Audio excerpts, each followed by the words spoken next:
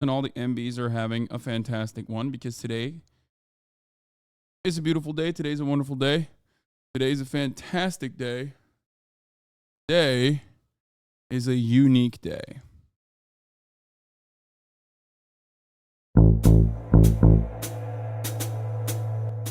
Today's a fucking Tuesday. Right. It's fucking Tuesday, lads. It's Tuesday. It's Tuesday. It's Tuesday. It's fucking Tuesday, May 23rd, 2023. 11:32 a.m. I'm a bit late. But don't be fucking pissed in it. Don't be a Sally. It's fucking Tuesday and we're still live and alive, right? We're still fucking live and we're still fucking alive, lads. And of course, for the day's news, we got big ones. We're going over the fucking border. Over the Russian border, directly to the fucking heart of the Kremlin, yeah? Moscow. That's where we're going, lads. And if you ask me what the fuck we're gonna do, well, let me tell you. We're gonna be fucking stealing Vladimir Putin! That's right, we're fucking stealing Vladimir Putin, right? It's a fucking eyes, what you thinking? It's a Tuesday, it's time for fucking heists always. We're doing fucking heists, lad. Putin! We're coming for you. We're gonna fucking steal you. Kaya's in. She's in the background. She's barking. The dogs are fucking barking, yeah? She's ready to go. Tony Two Toes ready to go. We got Mac. I'm the wheelman. You already fucking knowing it. That's right. It's fucking Tuesday, lads.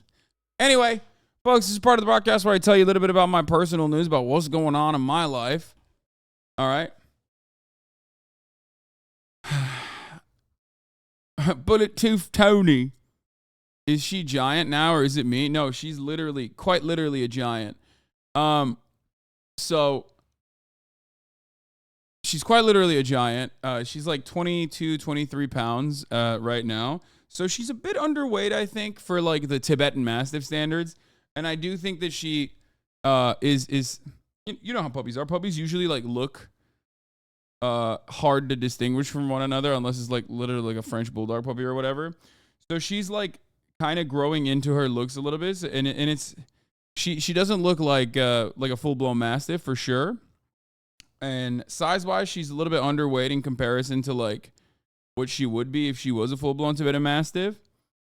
You giving her doggy growth hormones? Yeah, I'm putting her on a steady diet of HGH. Well, I'm putting her on a DGH, doggy growth hormone, not human growth hormone. That would be gross. Does she still have the puppy floppy walk? Yeah, of course. DGH. But yeah. What was I going to say? Oh, so this is part of the broadcast where I tell you a little bit about my personal news, about what's going on in my life. Okay? About what's happening. What's fucking happening, yeah? And you know, in between the part where I hit the stop streaming button and hit the start streaming button. And let me tell you, there's a lot going on. Okay? There's a lot happening in the universe. Last night, we raised $52,000 for a wonderful cause, releasing aging people from prison campaign. And it was pretty awesome. Very happy with it. I obviously shaved this wonderful public defender, Alex Peters' head for 50 grand. He was the one who suggested it, by the way. I would have never suggested such a cruel and unusual punishment, but I think Alex has made it into the ranks of probably one of this community's like favorite guests of all time, like very quickly.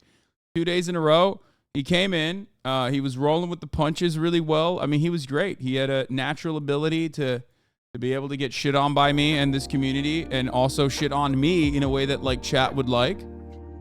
So I think that it was very productive. It was wonderful. It was great. Like 50 grand for us, like it feels like it's not that big of a deal because we do so much of it. And then I am reminded, it's like, especially for a charity like the RAPP, which, you know, is a charity focused on prisoners who are historically in the United States, like routinely dehumanized and not cared for. This is not like you know, Susan G. Komen, right? Like this is not like, unfortunately, this is not as popular of a cause for many people. So $50,000 for a charity like that is amazing. It's actually amazing. So I think that you know, I mean, I'm very happy. I'm very proud of this community, and I'm very fortunate that I've able to get to a place in my career where I can basically have these wonderful, unique, kind, considerate individuals on the broadcast. You know what I mean? Pretty sick. Very cool. However, the rest of the leftist community will find something wrong about it. Yeah, who cares? Who gives a shit? I mean, seriously, who cares? Fuck them. They're like, at a certain point, you got to realize, like, a lot of people that shit on this community and shit on me in particular are just doing it because they want the same for themselves and they can't get it, so they're upset. And it's not out of a place of like legitimate moral disagreements. It's just envy. It's pure envy. Anyway, it is what it is. But hold on, let me fix the Kaya cam up a little bit because Kaya is behind me. Moment. And she's in rug mode, as my mom calls it. What does this Hasi explain right now? Wait, no, I didn't follow her. This is fake.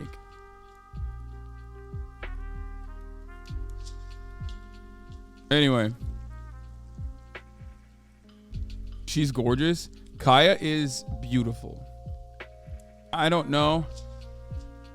I don't know if it's because like she's my daughter, but like I do feel like she's just exceptionally, just so smart, so fucking cute, so incredible. I don't know how to describe it. Like, oh, by the way, Florida Governor Ron DeSantis is going to announce his 2024 presidential campaign Wednesday night in a conversation with Twitter owner Elon Musk.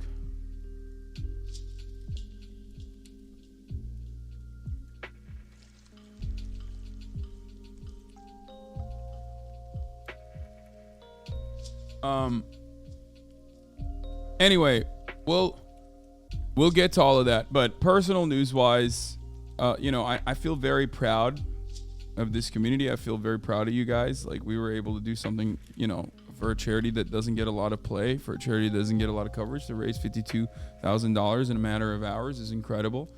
But also, I'm completely fucking cooked. I'm completely fried. I realize I'm completely fried because, like, on Saturday or on Tuesdays, I go and I work out, right? Tuesday mornings, I work out. My trainer texts me at like 9 a.m. He goes, "Fuck are you doing? Where are you at?" And I was like, wait, what? Why is he texting me? In my mind, I was thinking, why the fuck's this guy texting me? It's Wednesday morning. Why would he fucking text me on Wednesday morning? I don't work out on Wednesday mornings. And that's when it hit me. I don't know if you've ever been in a situation like that where you just feel so sure of something that you don't even check it. I don't know why this Tuesday had like Wednesday vibes for me, but I was so certain of the certainty of Wednesday that like I just didn't even like, I don't know, I just did my Wednesday routine. Like on Wednesday mornings, I don't drink an espresso shot. I drink a regular coffee because I have more time to enjoy it. You know what I mean? I have more time to consume it, because I'm not like going to the gym immediately. I'm not rushing over there. I'm taking care of my like chores, you know, parking tickets, things of that nature. That's like what I do on Wednesday mornings, right? So I started doing all that. I'm like sitting around.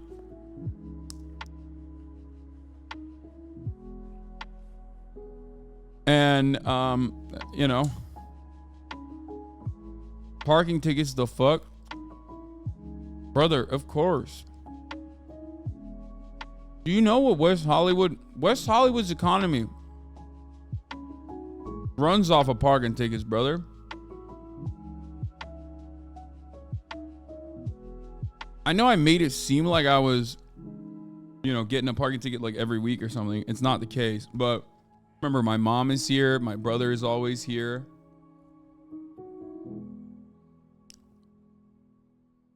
So when that's the case, like, he has to take the drivers. He has to take the fucking garage. He has to take the driveway. You know how it is. My dad's rich friends always talk about how parking tickets are just VIP parking passes. Yeah, I mean, kind of.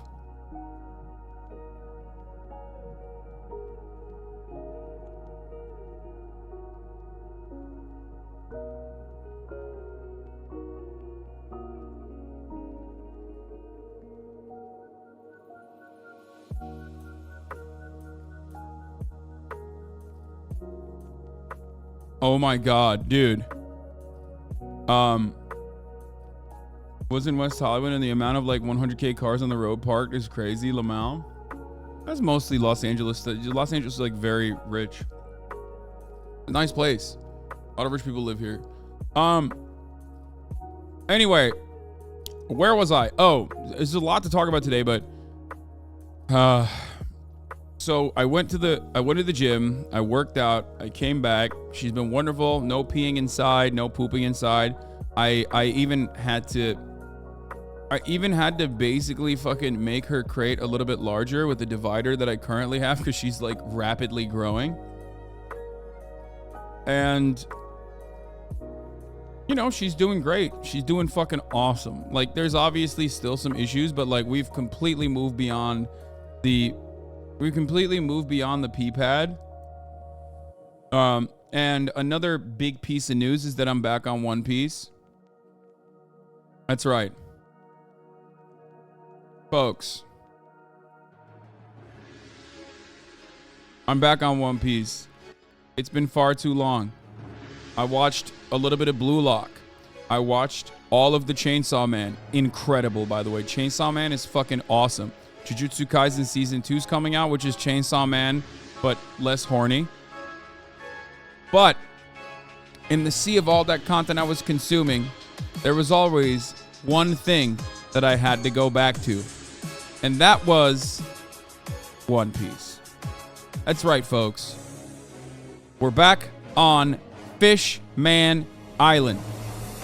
Now, unfortunately, I will admit that post-time skip, the pacing of the show is all over the place. It's a little bit out of whack. I don't know what the fuck's going on. It's a bit of a hard watch. Even though this is supposed to be my favorite arc. Because it's an arc that revolves around racism. And I fucking love watching content with racism in it. And yet, for some reason, the pacing is so fucking off, dude. Oh my lord. I really do hope that, like, One Piece's entire time skip, like, post-time skip concepts are not as paced as horribly. I really do hope. Because I'm a little bit terrified. It's a bit hard to watch. But anyway. Great. I hate the princess. The mermaid princess, the most annoying character. Again. Fucking constantly crying. Even though she's sexy. Jesus Christ, I hate that. I hate that fucking damsel in distress, like OP. Overboard, overpowered damsel in distress shit. And I will even say, I'll even go so far as to say something that maybe you guys are going to be upset at. Sanji's gimmick of of like being like really horny and almost dying, kind of annoying. Like, I got it the first time, I got it the second time, I got it the third time. Don't try to make it like a pivotal subplot. Don't make it a pivotal subplot. What the fuck's happening? Why is that literally so much? It's just a gimmick. Horny old guys are a staple in anime, right? They always have the nosebleed, fucking, you know, they have the explosive nosebleeds, and like, that's like crazy. They're usually overpowered. They're crazy strong. But then as soon as they see some titties, they're like, right? Oro, nani? You know, the hentai old guy is like classic. Sanji is just like overboard on it. Like, I mean, it's crazy to me that he's just like constantly fucking, like, they have to find him blood. And then all of a sudden, like, you know, if he gets one more nosebleed, he's going to die. Like, I'm not going to ever be invested in that. Okay, I'm never gonna be invested in that. Like, as a haha funny on the background once or twice, that's fine. But if it's like literally a subplot, what the fuck are we doing here? So I don't know. Like, post time skip One Piece has been interesting in the sense that like I'm noticing a lot more things that I am critical of. You know, I don't know what it is. Like it just stop being lazy and download One Piece now. I don't want to do that because it's just like so much easier to consume. You're going through one of the low points now. It gets better. Thriller Bark was a low point. This is like, but I still, you know, blasted through Thriller Bark. I don't know. It's just like, it's a bit frustrating to see. And, you know, when you're watching a lot of new anime as well, that like has been forced to cut out the fat, to trim the fat, and is like so fucking beautifully drawn and like so quick with the beats. All of a sudden, when you go back to like One Piece's slower beats, like the you know, post time skip Fishman Island shit, and you're like, oh, come on. Like, come on, move past it.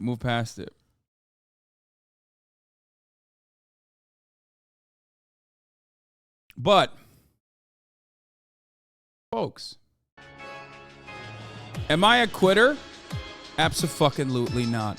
I will keep pushing forward because I believe that the One Piece is real. I believe in the power of friendship and adventure and a group of terrorists that will inevitably take down the one world government. That's what I believe in. Especially because in the back of my mind, I'm always thinking, what are the revolutionaries up to? What are the homosexual Marxists? The queer, transgender-led, Marxist, proletarian JD Pond. What are they doing? What the fuck are they doing? What are they up to in the periphery? I always think, one day, we will find out. So that's what keeps me going in many ways. And I also trust in Oda. I trust the process. Maybe I'm a bit of a cultist in that regard. I think it's over. Once you start watching One Piece and you go 500 episodes deep, you have sunk too much time into it. And then all of a sudden, you're still watching no matter what. Even if it's slow, you're like, fuck it, let Oda cook. You've been with him this far, and he's shown you some things, and you liked it. And that's precisely where I'm at now.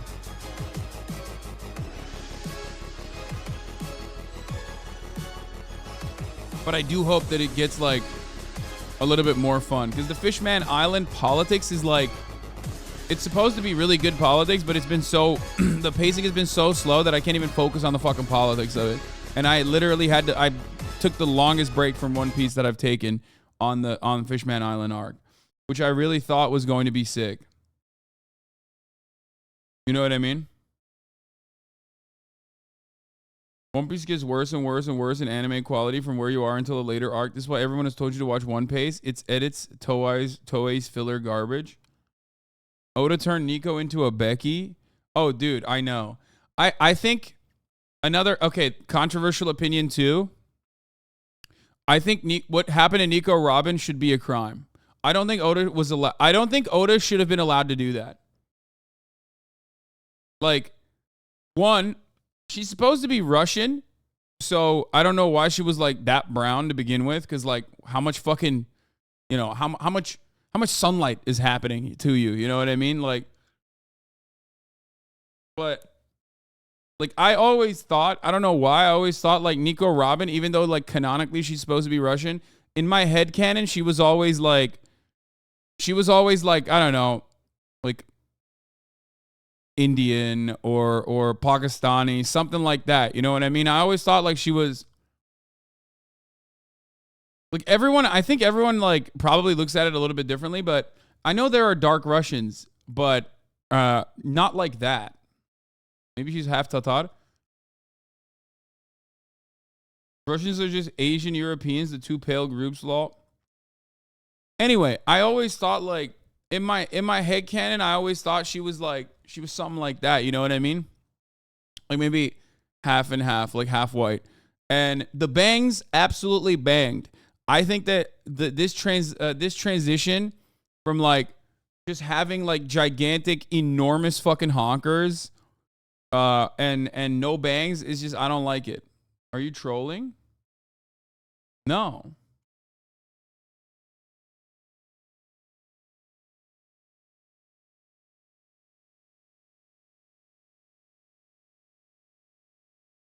Fun fact, the original cars were in error and they used the time skip as an opportunity to reset. Well, I don't like that.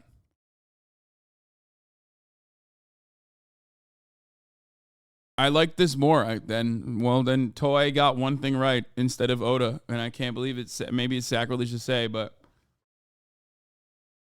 like, I mean, it's ridiculous. Like, dude, Nami's titties are fucking ridiculous. Like, what the fuck is happening? Like, why do they keep growing and growing and growing and growing, and they just never stop growing? It's grown to enormous fucking levels at this point. Someone needs to put an end to this. I feel like by episode 700, she's just going to be all titty.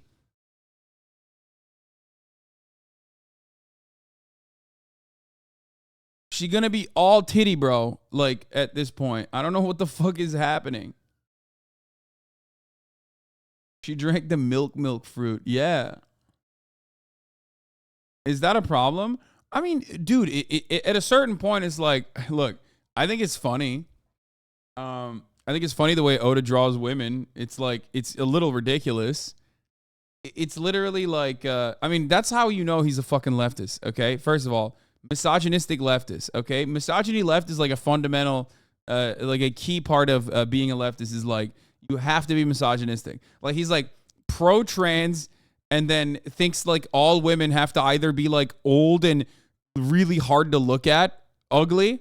Like the way he draws them is either like old women that are impossible to look at, and like every other character reacts to them like, ah, when they see them, or just like the most insane, like drawing women like a young Hasan who wanted to jerk off, but porn was banned in the country, so he had to jerk off to his own drawings of women with like gigantic knockers.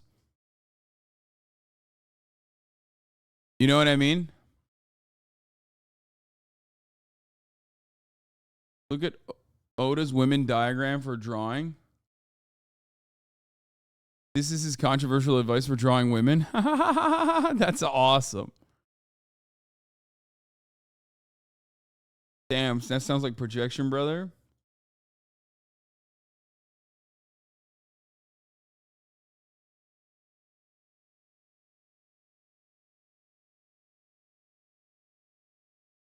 Anyway, I have not finished Fishman yet, but I'm excited to finally. I want to get a move on in this. I haven't felt this way since Skypiea, where I was like, come on, come on, come on.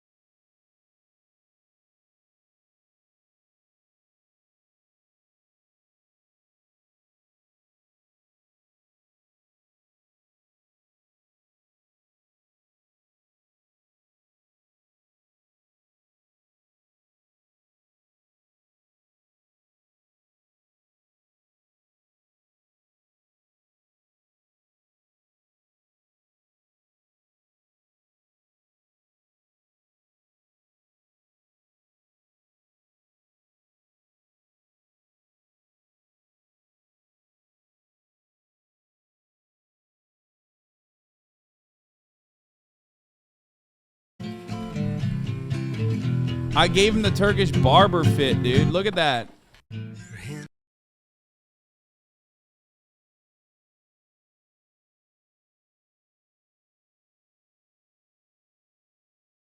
Woo!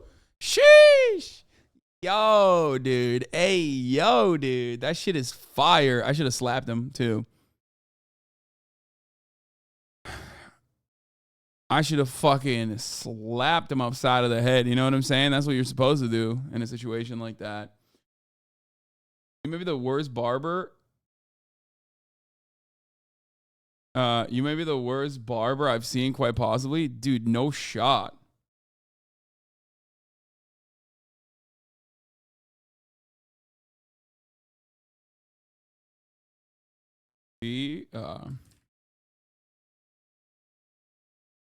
Announcing tomorrow night on Twitter alongside Elon Musk, Jeff Bezos cuck allegations,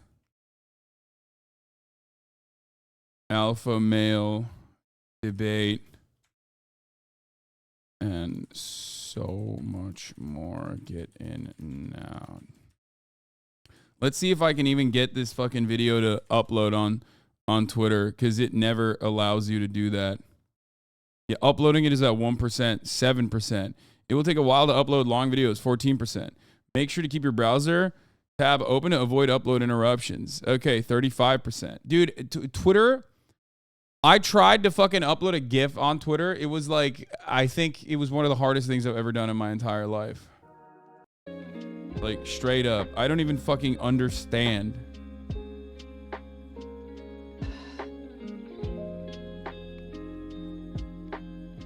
I guess it's better off desktop, though. Oh, yep. It's stuck at 86% processing. 86%. Oh, 100%. Does that mean it worked? Let's see.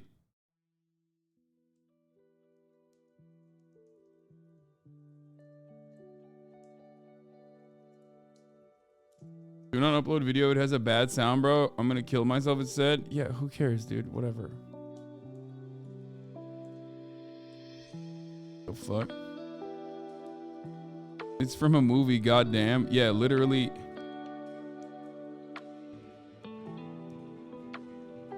I don't even know. Can we show this, dude? It says... You want to play some word games or do some experiments on me or anything? Can we show this, guys? Can we show this? Is this allowed, guys? I mean, it has a depiction of suicide. Like, dude, everyone is such a fucking baby. Like, what the fuck are we doing? I can't believe I'm so conservative now.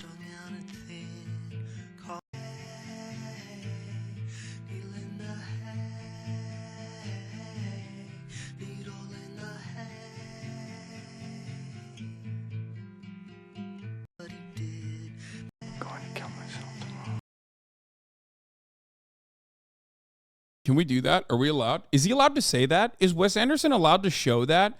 Blood shown? Brother, it's not real blood.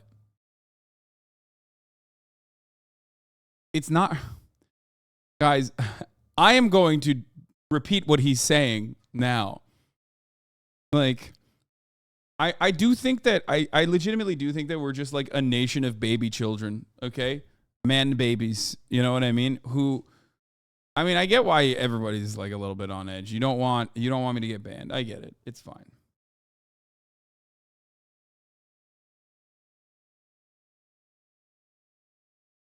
Hasan, I may step in. What is this?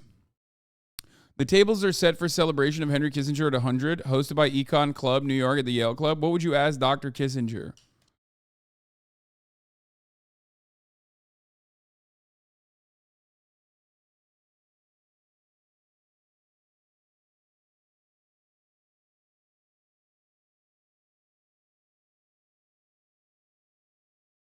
That's what I would do.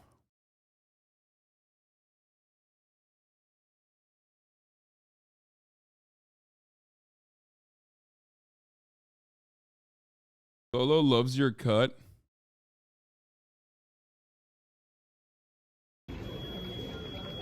Stunning and beautiful. People ask me where I got this cut. It's a small shop in town by appointment only. Bro, he got his shit tapered by a Turkish fucking barber, okay? PSA guy just asked me if I cut my hair myself. No, I get it cut professionally by my Turkish barber. Thank you. Dude, I really fucked him up. It's messed up, dude. Yeah, it cost $52,000. It cost $52,000.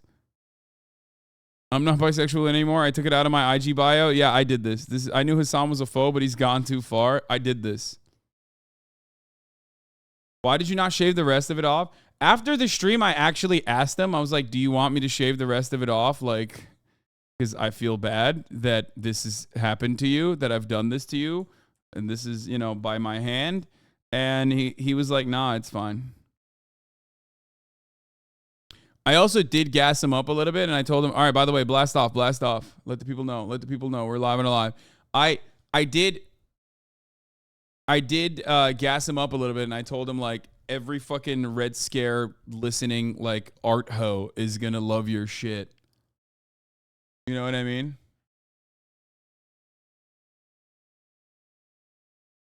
Which is true. Like, that cut is quite literally, like, if I had kept it even, like, longer at the top, that cut is basically like every art hoe that, you know, thinks that, like, it's, you can only be working class by, you know, being transphobic and saying the N-word, but they, like, live in fucking Brooklyn and their parents actually work at Price Waterhouse Cooper, and they just, who knows how they are able to pay the rent in their Brooklyn loft that they live inside of, and they went to fucking Juilliard. Those guys are all going to be, you know, wanting to try and have sexual intercourse with our boy here.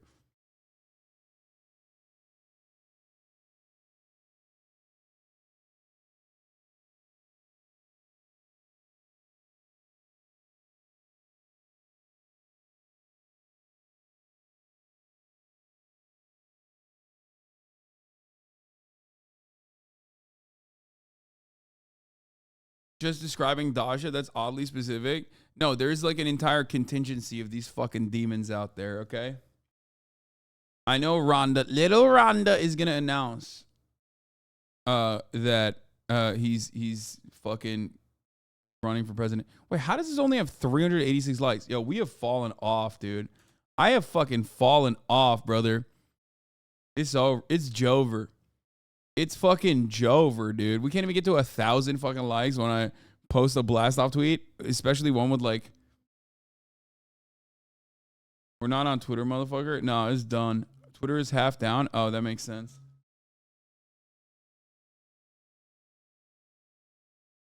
Why are you wearing that, lol?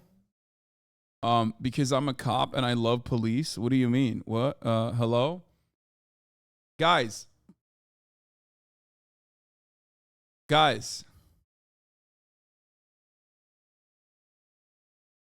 don't think you understand.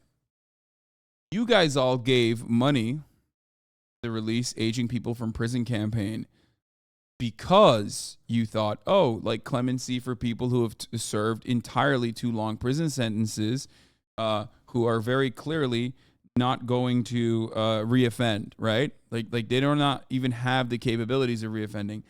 I gave money to it because I want more criminals out on the streets so that police have something to do.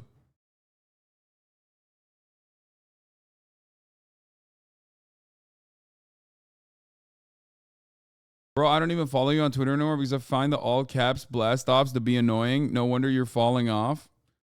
Well, first of all, if that's what you were, if that was in any way an indication, then, you know, I wouldn't be doing better on Twitter metrics wise. I am. So you might have fucking you might have stopped following me on Twitter, but plenty of people still do, it seems. Anyway, we do the blast offs not for you, okay? You're already in here. You're already in here. We do the blast offs for those who are unfamiliar, those who don't know.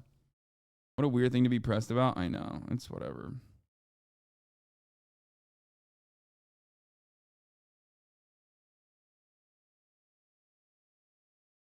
Use the praise and polish method, chatter. That's kind of mean.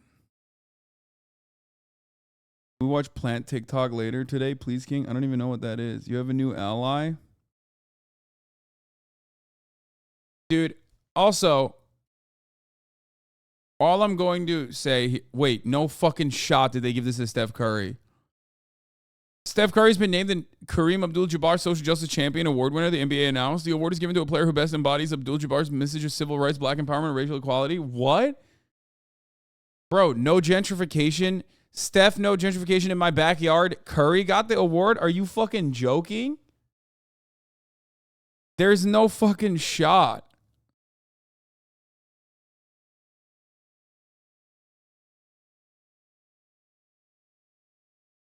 Homelessness is 0-4 against me. Yeah.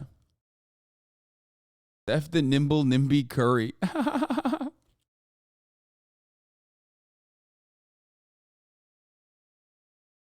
What's your take on the blue couch dilemma? The people deserve to know. I mean, I'll tell you what my take is. I am a big time fucking user of like for the longest time in my life, I used shit that I found on the streets. That I didn't even do like deep cleaning as the couch lady did. So I think that it's like the most reasonable thing to do. You're shadow banned, Lamau? I don't think so.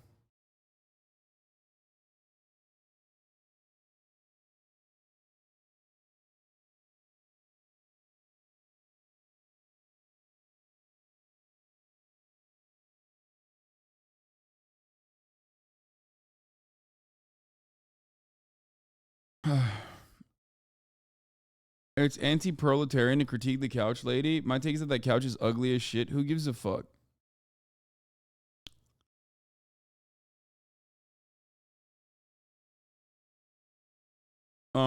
Steph does do a lot of stuff for communities in Oakland. Of course, he doesn't live there.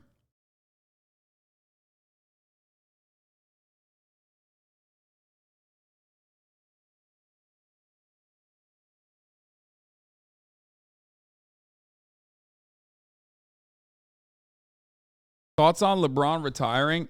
Dude, I don't want to talk about LeBron. Okay? I didn't watch the finals even. I don't really care that much. Ultimately, all I'm going to say is he's still the GOAT. I mean, he is also 38 years old, okay? And now swept by the Denver Nuggets, okay? And he's not going to retire, but he did his fucking best with a broken foot. What else do you expect of him? 25 in the first quarter, 30 in the first half. I didn't watch it. Okay, he's soon to be 40 years old. So what the fuck do you want? I mean, what do you want? What do you want from him?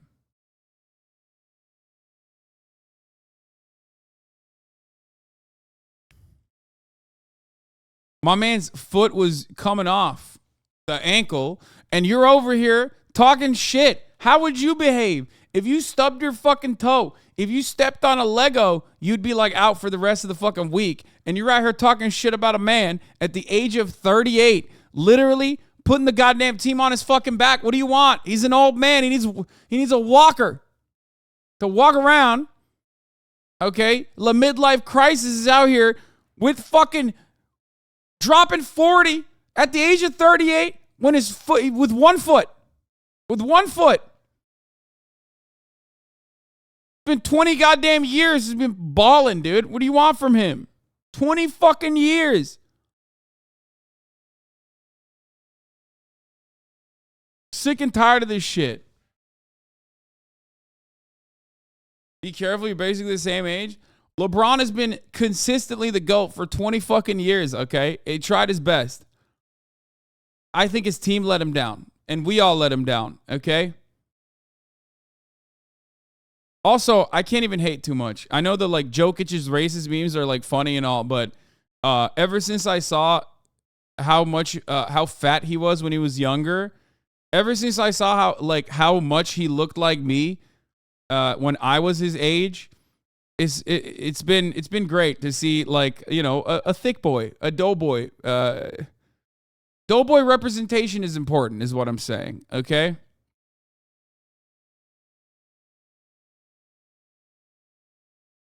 He was also a fellow horse boy. You just keep saying things that make me like him more. You switching sides now? Of course not. LeBron is dude. What are you, fucking crazy? Are you out of your mind, dude? No shot. Like, LeBron James is the fucking GOAT. 20 years later, maybe we'll talk about Jokic, but he will not have that. He will not have a 20-year reign that LeBron had, okay? I don't know why I'm talking like it's over, but... He's back in his native land now that the Nuggets season is over.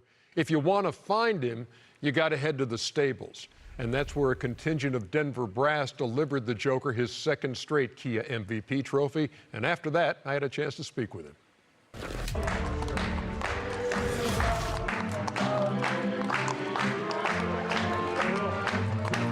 Okay, bro, that's not even a horseboy activity. That's like, I don't even know what the fuck he's doing, dude.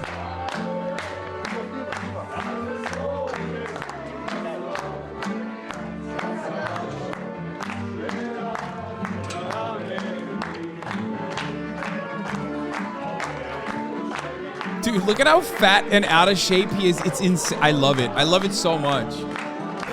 Dude, he is the most out of shape man in the NBA, I think.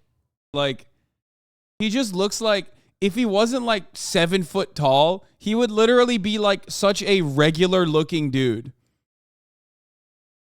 No, he's not. No, I'm just saying the way he looks, of course he's in remarkable shape. He's in the fucking NBA. Shut up. Shut the fuck up. Of course, like, of course he's in the best shape in comparison to like a normal person. But I'm saying, like, by NBA standards and just the way he fucking looks, he looks so ridiculous.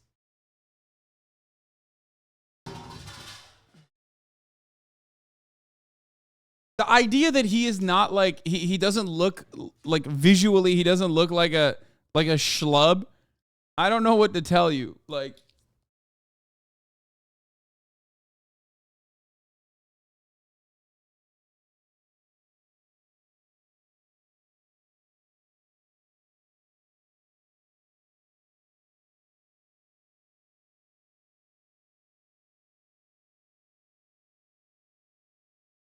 seeing how he looks and how he plays makes me feel like maybe we were too mean about like the plumbers that and the fucking math teachers that like Michael Jordan was playing against, because he looks like a basketball player from a different era. Like, when Michael Jordan was playing, this is what every fucking player build looked like. Every white guy in the league looked like this back then. Okay? He looks like just a player from the fucking 80s. Okay? Abi çok için vücut yapısı farklı, çok çabuk kilo alabilen yapıda. Amına koyayım, biliyorum, ben de öyleyim. No, he has the same build that I do. That's why I respect it.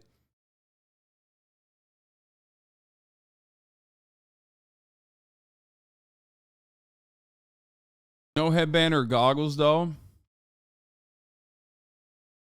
He's 7 foot there. There were no 7 foot white guys in the 80s, Hasan. Yeah, they didn't exist. Insane shot from him. I know exactly what shot this is. This is the shot where he shot from behind the head. Davis right? To help. Is that the one where it's a 3-pointer? Oh, no, maybe it's not. Jokic has to put it up. Yeah, it is that one. Look at that. Look at that fucking... Look at where he fucking throws it from, dude. Behind the back of his head. Behind the back of his head. He brought it back from there, dude. Off 1 foot. I mean, it's pretty good. Anyway.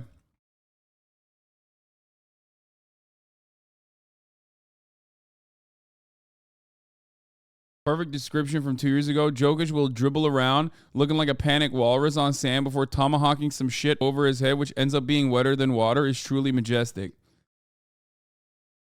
What do you mean, dude? That's some European ass shit right there. What are you talking about?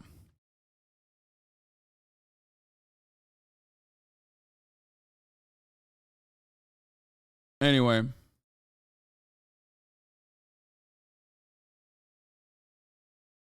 Why didn't you watch the entire video, you bitch? Whatever. I'm not gonna fucking glaze them up too hard. Whatever. Yeah, they fucking swept LeBron, which is illegal in my opinion. Like in a perfectly just world, I think it would be called out.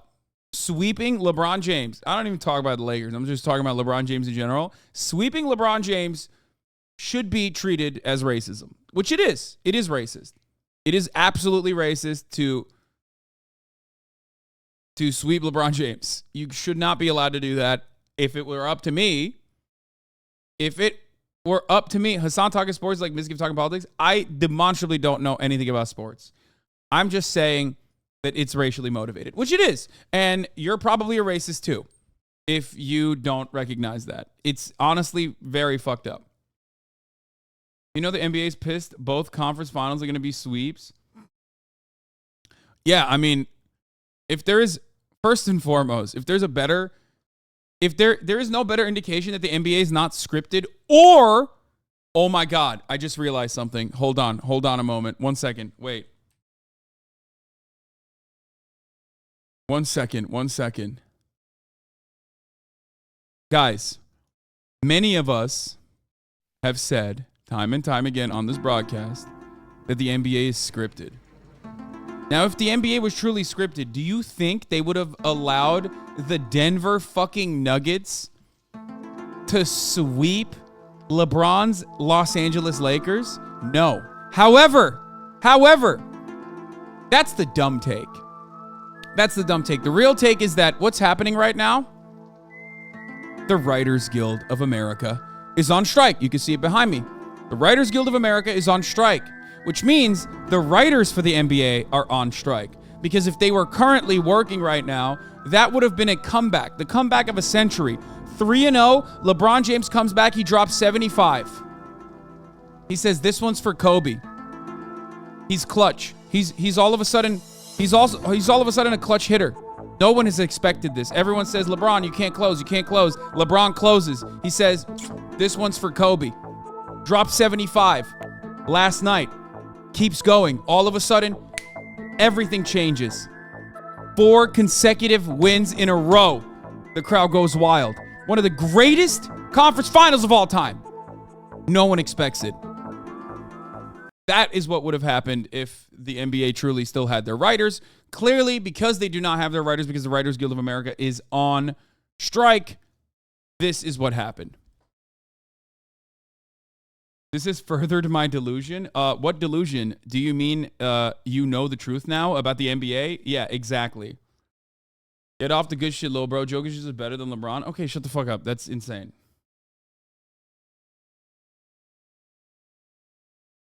Stealing NBA Twitter memes?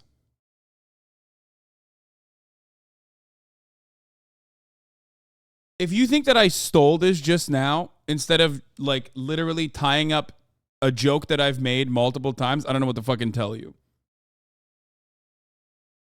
Not that crazy of a joke to come up with. They remade White Man Can't Jump with Lil Dicky, by the way. Wait, they did? Ew. What do you think of this guy's take? Okay, we're done. Enough of this nonsense. Hasan Piker and Austin show attend Henry Kissinger's 100th birthday party. Oh no, we got fucking caught.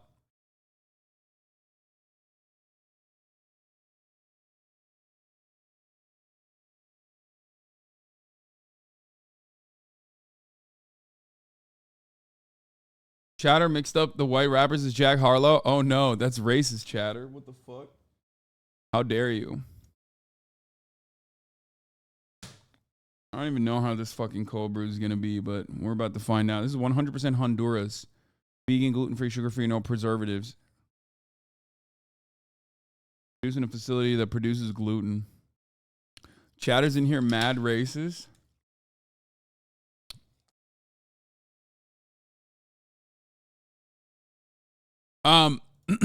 Okay, let's get to the news. Fuck it. Let's do it. YOLO. Also, let's get to the top of the hour ad break, which I forgot to run. And I'm running now at 12:23. One other lock of the week while I'm moving on to the news proportion of this broadcast is something that I've talked about quite frequently, especially during the Never Kever saga. As you guys know, I brought it up a million times over, and I was right. And of course, I'm going to revel in how right I was. If you want to know what I was correct on, and you're like, how do I participate in this broadcast without any sort of ad interruptions? Well, then all you need to do is subscribe for $5 or for free with the Twitch Prime. By connecting your Amazon Prime account to your Twitch account, you get one free Prime subscription a month. Use it on your favorite broadcaster. Hopefully that's me. You can also get gifted a sub if you're lucky. Here's a 3-minute ad break. Now, what am I right about? Now that we have run the ad break. I know it was a weak one. Shut up, okay? I fucking thought, Tamana, thank you for the 5 subs. I thought today was a fucking Wednesday. I was so certain of it, okay? Give me a goddamn break.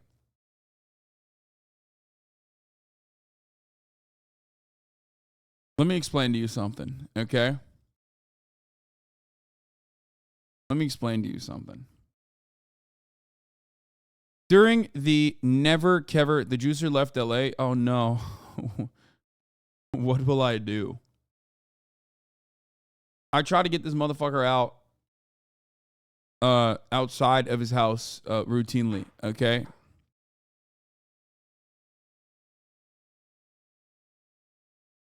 I tried to get him outside of the house. LA is not great for him. Hasan, would you date a sex worker? I have already done that. So the answer is yes.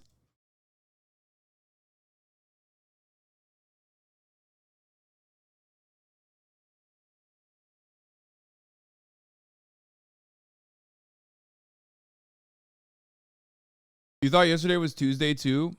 I mean, it makes sense. I don't know why I thought yesterday was Tuesday and why I think today is.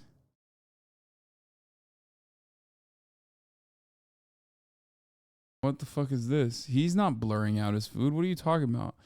Such a weirdo. Stop sending me everything that NS Content is doing. Okay. I don't usually stream on Sundays. Yeah. Is OnlyFans sex work? Yes, it is. Okay. Listen to me. Listen to me.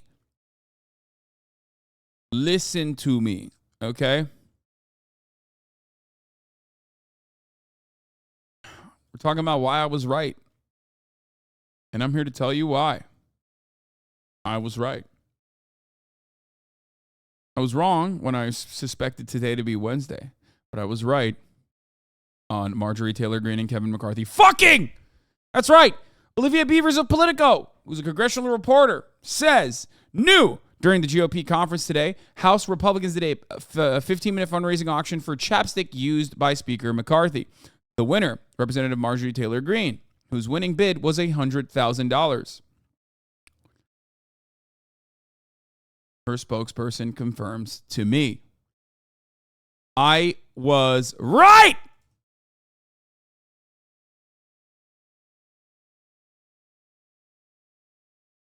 And I've been calling it for months. They are boning. They are boning. They're doing the dirty, okay? They're fucking. They're bumping uglies. Whatever you want to fucking call it. They're doing it, man. They're doing the nasty. All while Marjorie Taylor Greene is absolutely dating that Newsmax weirdo. Okay? She's doing it. She's fucking doing it. She's doing the damn thing, dude. She's doing the damn thing. I am telling you. Okay? She 100% has like a cuck fetish. Okay? She 100% has a cuck fetish. Don't call me parasocial Andy here. Okay? This is real political analysis. Do you understand me? Who tops? Oh, they're verse. They're verse. 100%. 100p. Others bid on it as well, but Marjorie Taylor Greene ultimately won. And as bidding went on, McCarthy would sweeten the deal, throwing in agreeing to attend a dinner with donors and / a supporters for whoever wins. The chapstick specifically was Representative Aaron Bean's campaign chapstick. Told the flavor is cherry. Marjorie Taylor Greene, warning, I'm sorry.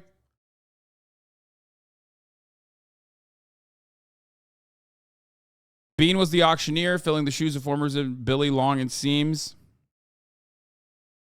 I was right. Kevin gives her a Kong full of peanut butter after they have CrossFit sex, and she goes crazy. Yeah, you know she's licking down to the core of that.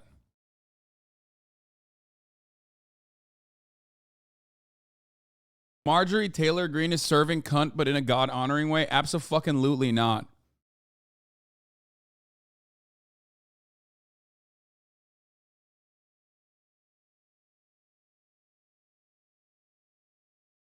Abso-fucking-lutely not.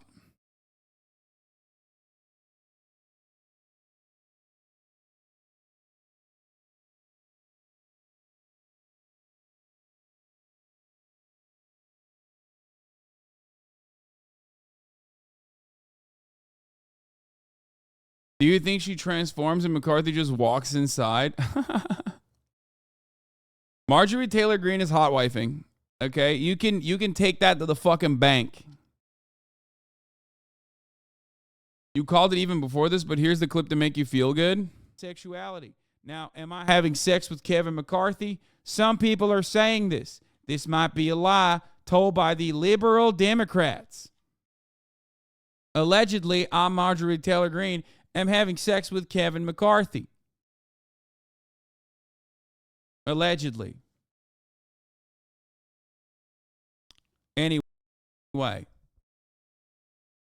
I've been saying this for like months, okay? Even before this, but this is the first one that Lil Bear could find, I assume.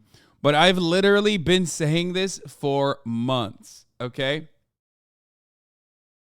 Hot wife, how can she be a hot wife? How can she hot wife? She's neither of those things currently. It doesn't matter, dude. Hot wifing is like a porn term. You don't have to be hot nor a wife, really. It's just like another form of cuckoldry. It's a state of mind. That's what it is, yeah.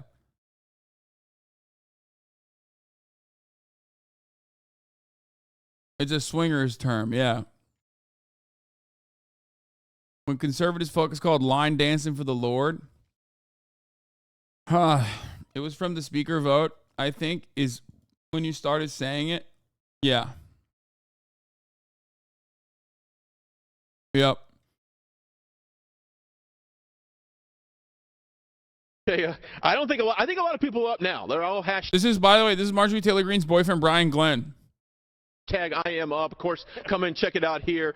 Starts on Saturday. I'm kicking these shoes off, but I may keep the pantyhose on. It does feel kind of good, actually. I'm not going to pee in them, I promise. I'm sitting back in the studio.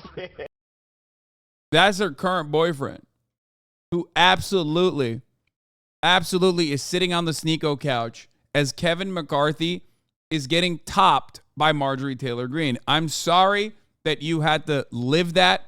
I'm sorry you had to think that. This is a very serious politics broadcast. And on this very serious politics broadcast, we talk about issues with the utmost sincerity. And unfortunately, this is one of those issues. You need to understand, Marjorie Taylor Greene puts the fucking bad dragon on, okay, and destroys Kevin McCarthy's back walls till the fucking walls are sweating, as this fucking goober is sitting in the Sneeko seat jerking off, okay? Yes. Understand this. Understand this, okay? That's what's happening, allegedly. Yes.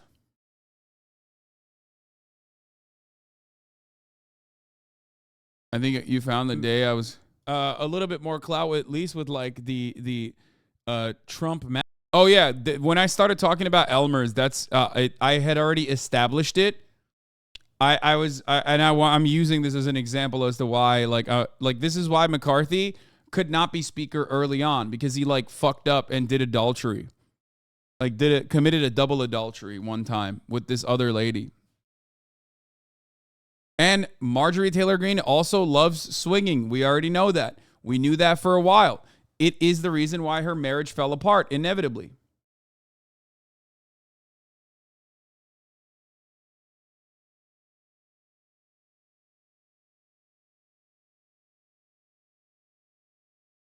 A woman topping doesn't mean pegging. Wait, what? What the fuck does it mean? Wait, why? Wait, really?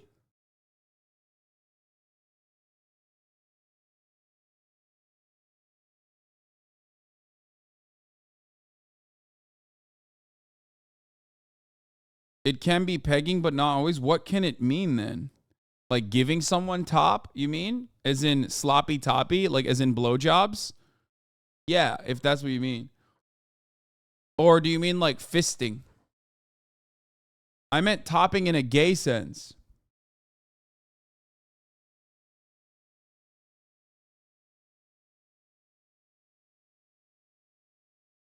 Like top bottom dynamic.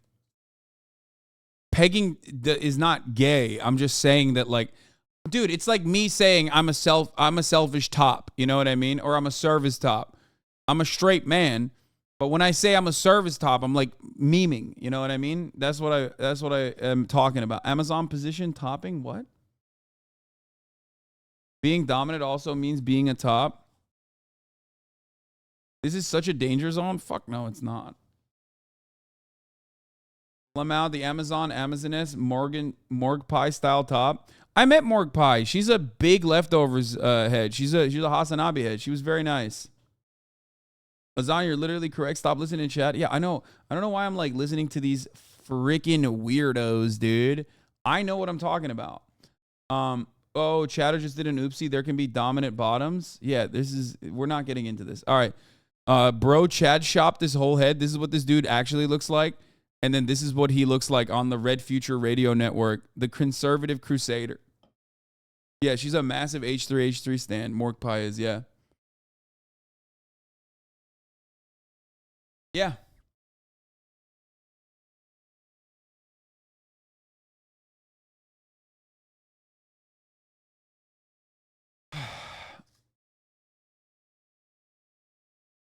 Anyway, that's funny. We covered that already. But yeah, I mean, like I said, I called it from a mile away. Is happening. And I need you all to know that, okay? Jujutsu Kaisen Season 3, we'll take a look at that in a little bit. But that's the Marjorie Taylor Greene update. Just wanted you guys to know that the Titan is doing that. And now we can get to some other shit, okay? Here it is. Ron DeSantis. Little Rhonda Stinky. He's so tiny, folks. He's so tiny. Oh, did you see the Felix tweet? Yes, dude. This is absolute fire. What do you mean? This is fucking fire. The DeSantis war room is popping off, dude. These guys deserve millions of dollars, okay? This is the memetics that's going to win. Not that like memes actually end up winning anything, obviously. Like the based Groiper memes are for just Twitter fucking losers who have never left their goddamn basement and would perish at the first sight of sunlight. But like the idea that like you still failed to make him look like a Chad is so funny. I love this. You have a healthy marriage? Yes. DeSantis, my wife and I really believe in the importance of a family. Some people even criticize me because my wife and I have a good relationship, that we actually get along and we actually confide in each other. Imagine that. Like, I don't know, they arguably help Fetterman. You are fucking so incredibly delusional. I'm sorry. I know the guy who made the fucking memes for Fetterman, okay? He's great. Love him. I would, if I were to ask him in all sincerity in private, like, do you think your memes genuinely got Fetterman elected? He'd probably say no. No, man. These kinds of fucking memes do not do anything. They just get you Twitter coverage, maybe. And if it's like really fire, journalists who are always on Twitter, permanently on Twitter, will cover you. John Fetterman did not win because of the fucking memes. He won because he had a great ground team and he had actually been there for Pennsylvanians throughout his entire career. Even though he had a fucking massive stroke in right before his campaign, he still ended up winning because of that, okay? Not because of the fucking memes. That's crazy.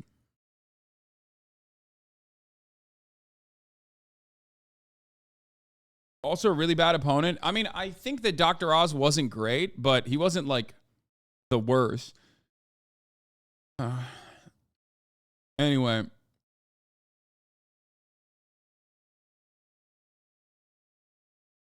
I think Dr. Oz legit threw because of the crudité gaff and Fetterman cooking him with the veggie tray. Yeah, that one was good too. They sound like 4chan users say Trump won because of their memes. Exactly.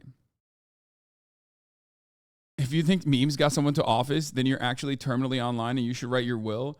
Dude, if you were to fucking print this out and ask the average like Republican voter if they've seen it, they would shoot you in the head. Okay? They would think you're like a satanic pedophile and probably shoot you. Okay? That's insane. The idea that like memes are what got, people memes get people elected is so fucking stupid, dude. Get the fuck out of here. Come on, guys. Come on. Grow up. If anything, like, the likelihood that you know what a soy jack is greatly reduces your chances of being like an actual fucking voter, okay? You know who votes? Motherfuckers who still own their houses. You know who votes? HVAC business owners. The only type of memes they're seeing are like despicable memes or those memes where it's like, Michael Obama is a man. That kind of shit. Like that's what they're seeing as memes. They don't even know they're called memes. They just think like these are funny pictures on my fucking Facebook timeline. You know what I mean? Yeah, they see like iFunny watermark memes. Okay, they don't see this shit. Come on, dog.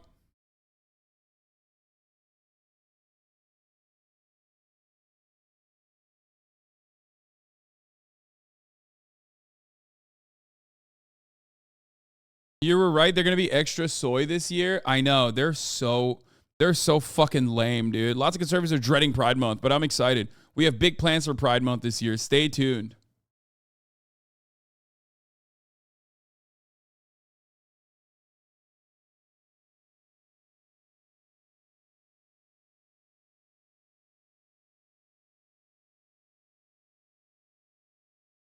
I shouldn't say that. I shouldn't say that. I'll get fucking no. Because like for Matt Walsh, it doesn't feel like he's coming out. It feels more like he's going to do a mass shooting. You know what I mean?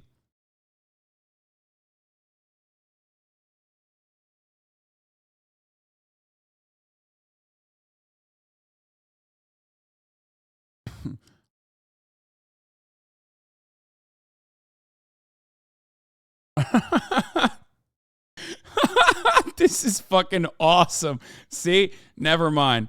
This is better than anything I could have come up with. Matt Walsh unveiling a new slur on June 1st. Matt Watson in line to order the new slur on June 15th. That's great. That's a banger tweet, dude. Yeah, he's got a new slur cooking, dude. I love that. That's a really good one. Hasan is a weak Turk. Yeah, dude, I know. That's not what your mom said last night, though. Your mom was saying, ooh, you're such a strong Turk. Tim Pool up, Matt Walsh. I can't believe American Greatness Month is only a week away. I love American Greatness Month because it's immediately followed by MAGA Month. 2 whole months of waving American flags and talk about how American is great. These guys are so fucking lame. Like, they're so lame that it loops back around and this like rainbow washing, all corporations are gay bullshit that they do during Pride Month, like all of a sudden becomes more tolerable.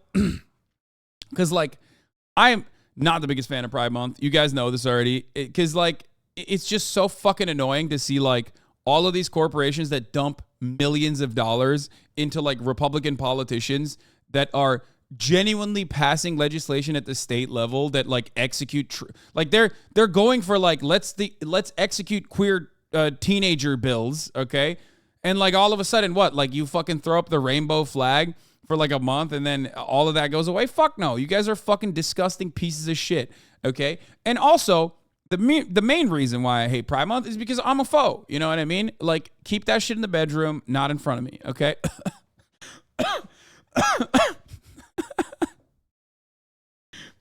But like fantasizing about Pride Month coming when we're like, when we're like halfway through the fucking month of May is so silly. Like gay people don't give a shit about Pride Month. it's another thing that like straight people care more about than fucking queer people do. It's so dumb.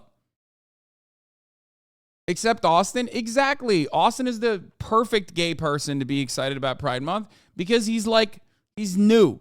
Okay? Give it 5 more years. Let's see what he thinks about Pride Month 5 years down the line. He's just being like, yeah, whatever. Who gives a shit? Okay? Like if you're a new gay, you get really excited. Or if you're like in the Midwest where like there's no other fucking avenues or whatever. Like it's fine. The parades are fine. I just hate the fucking corporate component of it. It's so stupid.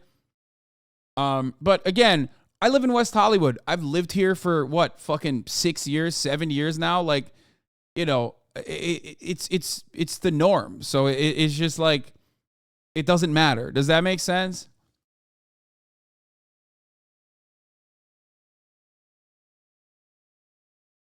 Damn, Midwest call out. I was about to be mad, but you're right. Yeah, it's just like it's for places where you don't actually have a lot of other avenues to celebrate and to show that you are open and proud, right? And that totally makes sense. But living in West Hollywood, for me, obviously, I'm just like, every day is fucking Pride Month. You know what I mean? Like, it doesn't really matter. It's not anything new. But I just hate like the corporations being like, oh, we actually do love gay people. You know what I mean? It's like, no, you don't. Shut the fuck up. Why do y'all talk about the Midwest like a desolate wasteland? No, I just mean like, dude, don't get so upset about it, okay? It's just a stand-in for every other American area that is not like, a bi-coastal city, okay? Where like there are a million different like gay areas that you can go to on a regular basis, have a sense of community, have a sense of support. There's like, most of these places that we're talking about have like one fucking gay bar. And even then it's like, kind of in a desolate place. People still look at it like it's like the fucking 70s or some shit.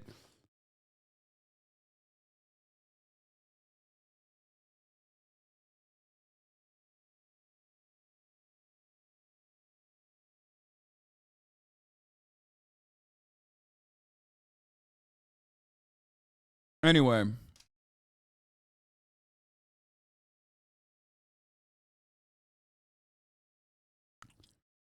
We have one gay bar in Indiana. It's 2 hours away from me. Yeah. See, that's what I mean.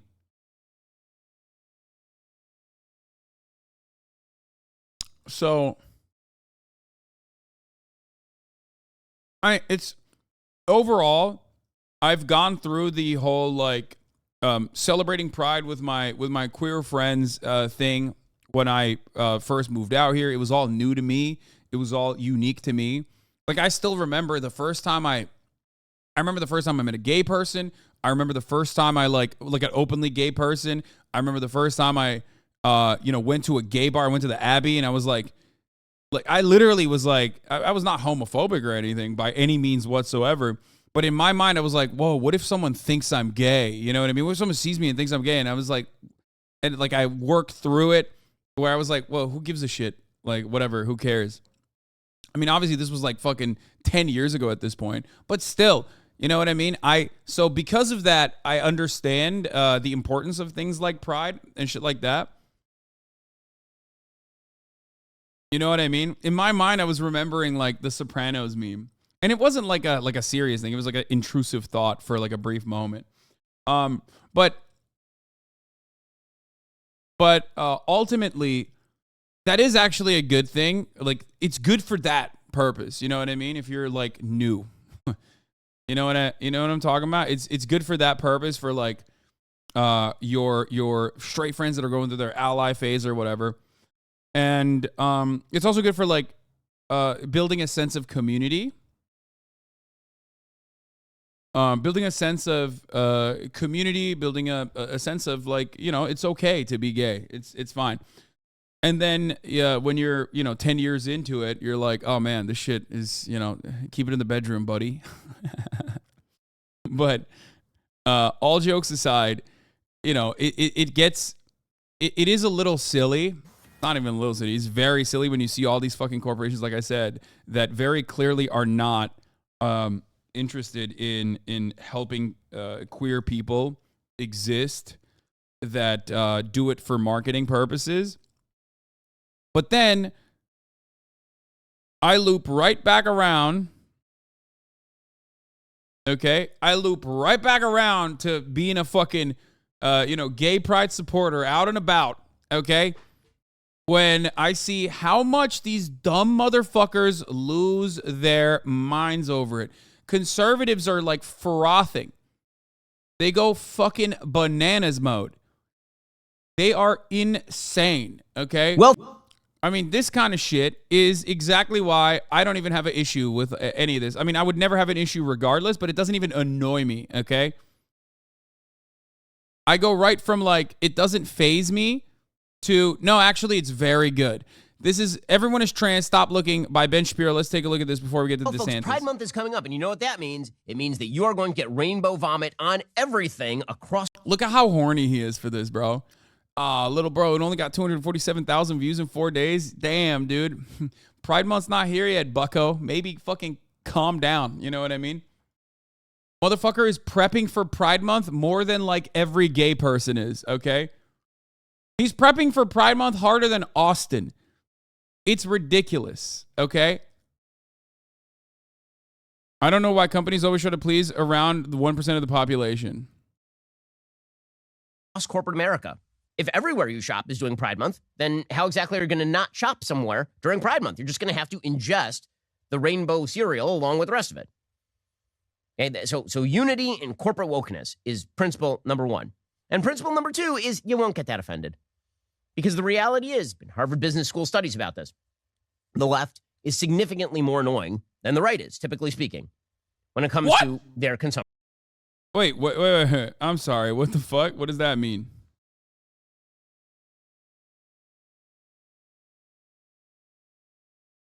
Of products, or this has been true at least heretofore. There's a study from Harvard Business School that I've talked about on the show before. This study found that if you take a neutral corporation, a corporation that has no politics, and you have a right-wing corporation, a left-wing corporation, that the left-wing corporation... He said, scientifically speaking, the left is more annoying than the right. What the fuck? ...is viewed somewhat positively by the left. The neutral corporation is also viewed somewhat positively by the left because they assume that it's just a left-wing corporation. A right-wing corporation loses 20 to 30 points in approval rating just for not being a left-wing corporation. For the right, however, the right doesn't have significant feelings about this one way or another. The right typically will just shop wherever it wants to shop. So corporate America has relied on this. What is he saying? Like, What is happening here? What is a right-wing corporation? First of all corporations are right-wing. They're corporations, okay? Right-wing from an economic sense, okay? Unless they're like a cooperative owned by exclusively septum-piercing wearing bisexuals, they are probably going to be right-wing, okay? Like, I don't know what you mean by this. Like Coca-Cola, because they fucking slap on the LGBT pride flag on their boxes for the duration of Pride Month. Does that make them a left-wing corporation? Do we just all of a sudden forget like the assassination of Colombian labor leaders at the behest of Coca-Cola Corporation? Like, are they now all of a sudden fucking left-wing? Is that how that works? Poof, boom. It's like you're basically giving it to these corporations because that's their purpose. Their goal is to quite literally make you forget about all the other shit that they do, how much funds they dump into like right-wing super PACs and shit like that. Colombia was United Fruit, not Coca-Cola. My bad.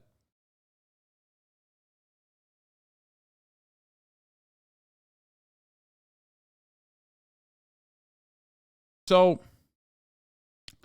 the idea that the right are not like regularly doing mass fucking boycotts. No, it was also Coke chatter. I'm pretty sure it was Coca-Cola, but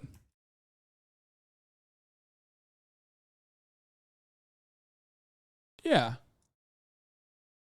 Here it is. In 1989, unionist Jose Avelino Chicano was killed in Coca-Cola's Pasto plant. This year, again, during negotiations, a union leader at the Bucaramanga plant, Oscar Dario Sotopolo, was murdered. When the union denounced the killings, the plant's chief of security charged its leaders with terrorism and rebellion.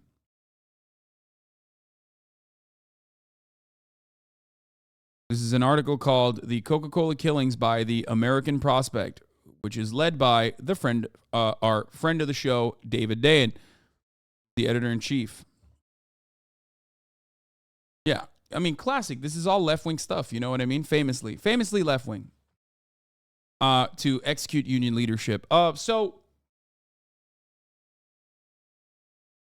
my point is, I think polling shows that liberals care more about if the corporations are buying from ethical, whereas the average Republican doesn't give a fuck either way, but it's probably changing as culture war stuff gets bigger. Yeah, if you look at the donation history of Coca-Cola or anyone, okay, for that matter, they're doing kind of a 50-50 split. They always do this shit. But they also, most importantly, go to like the American Beverage Association, which is then funding right-wing campaigns because they care about deregulation. Okay, that's the goal. I mean, they're greasing the National Republican Congressional Committee with like pennies, basically. Okay, organization gave $15,000, but most of what they're focusing on is like shit like the American Beverage Association, GoPac. Those are the guys who are fighting for deregulation. That's like the ALEC of beverage, okay? That specifically focuses on deregulation and like allowing monopolies to exist, things of that nature. That's the entire purpose of this, okay? These are industry lobbying firms that are heavily right-wing from an economic sense, okay? That's their goal. Their goal is never to be like, the American Beverage Association is not going to come out and be like, the American Beverage Association is not going to come out and be like, we're actually advocating for unionization. You know what I mean? It's very stupid. They advocate for deregulation. They advocate to put like actual fucking garbage inside of your beverages, things that are harmful for you, and for the government to turn the other cheek and look the other way as they poison us. And, you know, much like Donald Trump, as a big DC fan, I will keep drinking that garbage, right? Like, I'm not going to stop. I don't give a fuck. I personally love it.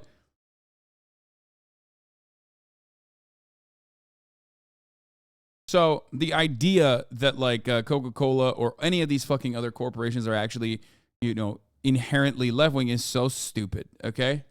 Corporate America has relied on your apathy and my apathy. And the fact that we're like, listen, man, I still got to go to Target. That's what they have relied on. But here's the thing. Alternatives are now available. The entire goal. Yeah, for the record,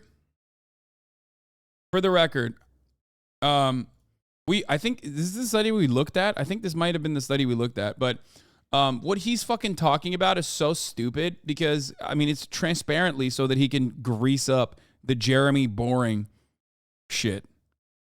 Okay? Like, that's it. Like, they are the ones who are trying to provide commodities as an alternative when, you know, the alternative is just the same exact garbage. They're made in the same plants. There's nothing else. It's just aesthetics, okay? It's the same shit, but with a different seasoning on it. And they are desperately trying to create a process where, like, there is a conservative alternative, and they want to be the monopoly of the conservative alternative. I don't think people give a shit. I don't think conservatives care. I don't think real conservatives, like the average American who will vote for a Republican reliably, is not going to be like, oh man, I can't believe this, like Bud Light had a trans person on like one random can. So that means I can't drink it anymore. Like, no, they're fucking alcoholics. Like, they don't give a shit. Okay. It's all just marketing. And, I don't think it actually works. Okay. I don't think it actually works, in the way that they think it works. And they put a nice little fucking tidy markup on the top of it because it's like, this is basically the pink tax, but for Republicans, okay? It's the stupid tax. He just said conservatives don't care, so why are they making products if they don't care? Exactly. Well, they're making the products because they want to make money, and they're trying to create a process. They're trying to create a structure where people should care about this, okay? And it's fucking dumb. Okay, ultimately, it doesn't matter what your political perspective is. At the top of the hour, there's a 3-minute ad break regardless. If you no longer want to see those ads, well, then all you need to do is subscribe, which you could do for $5 or you can do for free with a Twitch Prime. By connecting your Amazon Prime account to your Twitch account, you get one free Prime subscription a month. Use it on your favorite broadcaster. Hopefully, that's me. You can also get gifted a sub if you're lucky, you know. Conservative, Republican, liberal, leftist, commie, doesn't matter. The top of the hour ad break, which is 3 minutes long, comes for all. Here is the 3-minute ad break now.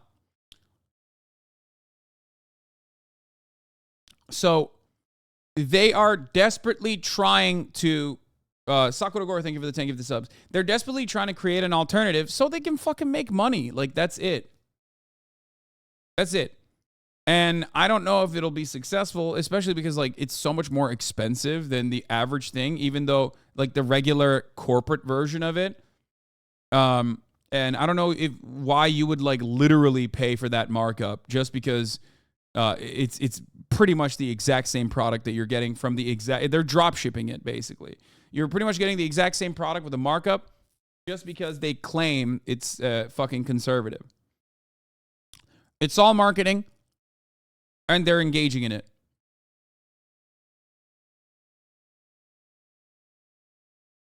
Very stupid. Very silly. But then again, so is, you know, American politics in general.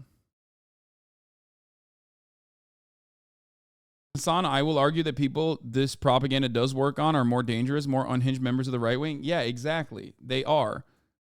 So yeah, if they want to fucking shell out 10 extra fucking dollars for a 6-pack of beer. Okay, 10 extra dollars for a fucking 6-pack of beer. Because that beer, even though it's being like made in the same exact facility as like as Budweiser and tastes exactly the same, then yeah, whatever. Steal their money. Who gives a shit? But understand that this is not like a genuinely held belief from Ben Shapiro. This is not like a real political move. This is simply another way for them to make more money. What's up, Lakari? Hope you're having a good day, brother. But that's the goal. Okay, that's the real reason why they're doing this. They're not doing this for some like real political fucking purpose. Okay, I just need you to understand. They're doing this because they want to make money. That's it. Of things like Pride Month, the entire goal of a wave of corporate propaganda on behalf of the Pride Progress flag, on behalf of propagandistic nonsense about the moral equivalence of all sexual activity and orientation, the beauty of all forms of sexual congress, the idea that boys can be girls, girls can be boys. This entire moral program that is being pushed by the woke relies on, 1, their unity, and 2, your apathy. But you don't actually have to do that. You don't actually have to do that. So what we are about to see during Pride, and we're already seeing it, is again, corporate woke unity in the assumption that you will remain apathetic no matter how woke and crazy they get. So, for example, Target, right, major corporation, relies on your shopping. They have decided that it's time to sell products that transes the kids. This is a TikTok video that's been going viral, showing that there are bathing suits in the kids section with tuck options. So, your little boy, you're trying to trans, you can get him a girl's bathing suit that allows him to take his penis and testicles and tuck them up under himself. Isn't that nice? Dude, that's so gross, man. Why are you fucking talking about people's penises and testicles and shit? What the fuck is wrong with you?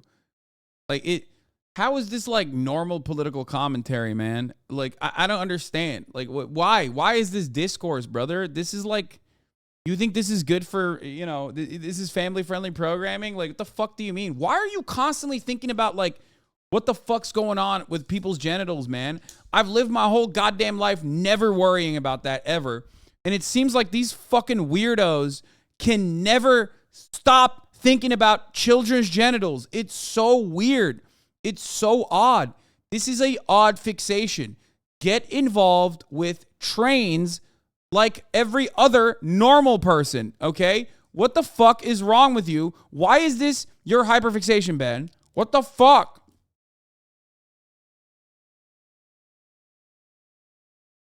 Really great job here, Target. I'm sorry I chose you again. I just needed to do the bathing suit the last bit. I found the tuck bathing suits, the tuck-friendly bathing suits. So if you need a women's bathing suit and you have a little extra meat down there that you got to hide, you have one option. That is the only bathing suit that I found in the entire store, and it's in the Pride section. It's not in the kids section, women's section, boys section, baby section. It is in the Pride. Of course, as always, here's the AP fact check. Target's Pride collection features tuck-friendly swimsuits for adults, not kids. Target's seasonal collection of clothes for Pride Month collections has been the subject of several misleading videos in recent weeks, with social media users claiming the retailer is selling tuck-friendly bathing suits designed for kids and in kids' sizes. Many of the posts criticizing Target have also urged people to boycott the company, made similar threats. Guess what? It was fucking wrong, and it was a lie, but these people don't care that it's a lie because that's their goal is to literally just whip up frenzy, dude. Their goal is to whip up frenzy, and now that, like, they have a direct form, they have a direct revenue stream as a counter, implies that they're going to do it way more frequently, okay? In the olden days, right, they would do this for the love of the game. They would constantly whip up people into a frenzy for the love of the game because it gave them clout. Now, and clout, of course, meant like more ad revenue, yada, yada, yada. But now they have a direct stream of revenue through their line of commodities that they're producing, which implies this shit's going to get way fucking worse, okay? People are more unhinged, and they're getting worse and worse overall, and Ben is a capitalist and decided this is a great opportunity. In many ways, what they're doing is exactly what Target is doing, but in the opposite direction. If Target is virtue signaling, which they are, right? They don't give a shit about trans people like that. You know what I mean? It's great. They're being accommodating. That's fine, right? Ultimately, do they care? No. They just want people to buy their fucking bathing suits. They recognize that, like, conservatives don't care. Liberals don't care. Ultimately, it doesn't, like, change people's consumer decisions. But there is a, you know, massive market that they can open up to and sell products to, which there's no problem with, okay? They see a market and they want to capitalize on it. Of course, they're going to do that. That's what capitalism is about. That's what they're doing. They're doing it and virtue signaling. Conservatives are doing the exact same thing and vice signaling. That's it. That's it. If Target is libbed up and is virtue signaling, then Ben Shapiro and the Daily Wire are vice signaling and trying to farm impressionable, dumb, baboon-brained idiots who are whipped up into a frenzy by the thought of trans people existing, by these fucking perverts whose hyperfixation is like children's genitals, who constantly think about children's genitals and are vice signaling about how fucking devastating trans people existing in society is so that they can sell you the same fucking products with a markup. The products are made in the same factories. The products are made by the same people. You're just paying for a markup. Okay? What's the difference between virtue signaling and vice signaling? Neither of which is indicative of like your genuine perspective, your genuinely held political beliefs. Virtue signaling is when you don't really give a shit, but you're like, oh man, I'm so pro queer, like, you know, queer lives matter, blah, blah, blah. But you don't actually give a shit ultimately because you're a company. Corporations don't care. They just care about the bottom line. And vice signaling is the exact opposite. You might not genuinely care about trans people existing, but you still say like, fucking, I can't stop thinking about trans people. I want to be mean to them. I want to fucking help them.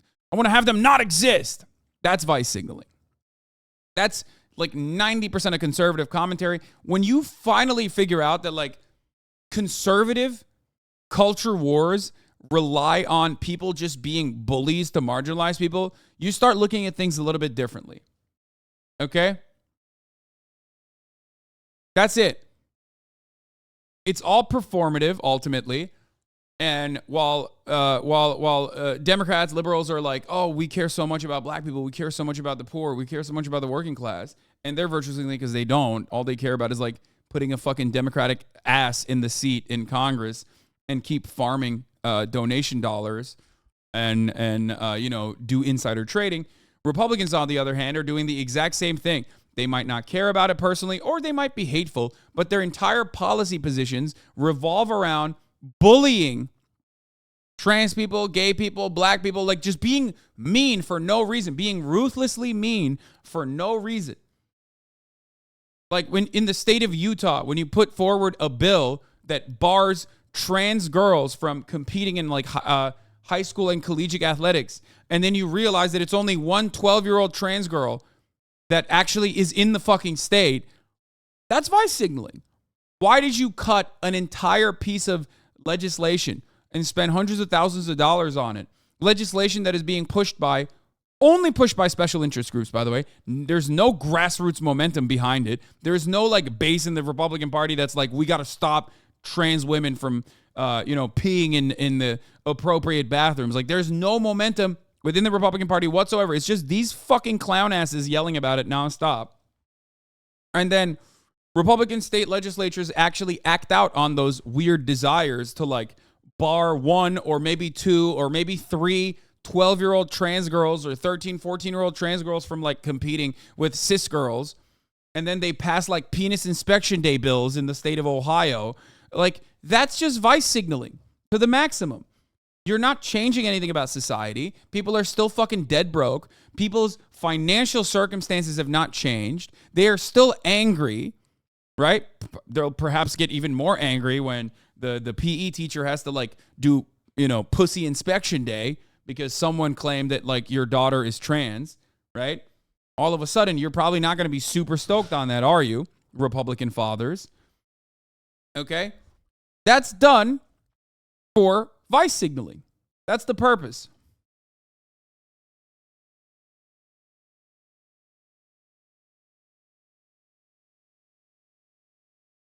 Pride section. It was the only Penis inspection days in Kansas? No, brother. The first one that came out was in Ohio. Kansas did it as well recently, but the first penis inspection day bill that was passed in Ohio. only one I could find. And I did have another adult with me checking all the tags so that I didn't have to stay in the store for 9 hours. It's the only one. What? Well, isn't that sad? It's the only one they could find. But Target is, in fact, stacked up with Pride Progress gear that is geared toward children. They have baby gear that is geared toward gay pride and trans pride. Like, for small babies. For, like, kids. Like, what's going to happen if the binky is, like, rainbow colored, bro? You think your baby... I'm not letting my baby suck on a binky. That's gay. What are you, sucking on a penis? That's disgusting. Like, that's what Ben's commentary has, like, reduced to, for the record. Like, that's how fucking insane this is. Just understand. Like, understand what Ben is talking about. He's talking about, like...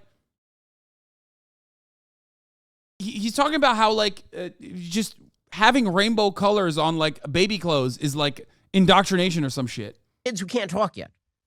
And Target believes that you won't do anything about it. That's why they're doing it. They believe that they will gain the upside of the left being super enthusiastic about them, and there is no downside because the right will just go silent. The right won't pay any attention to it. Memorial Day is coming up. Or maybe because, like, it's fucking insane to make a big stink about this. Like, you would have to be an absolute fucking psychopath to be bent out of shape over this, okay?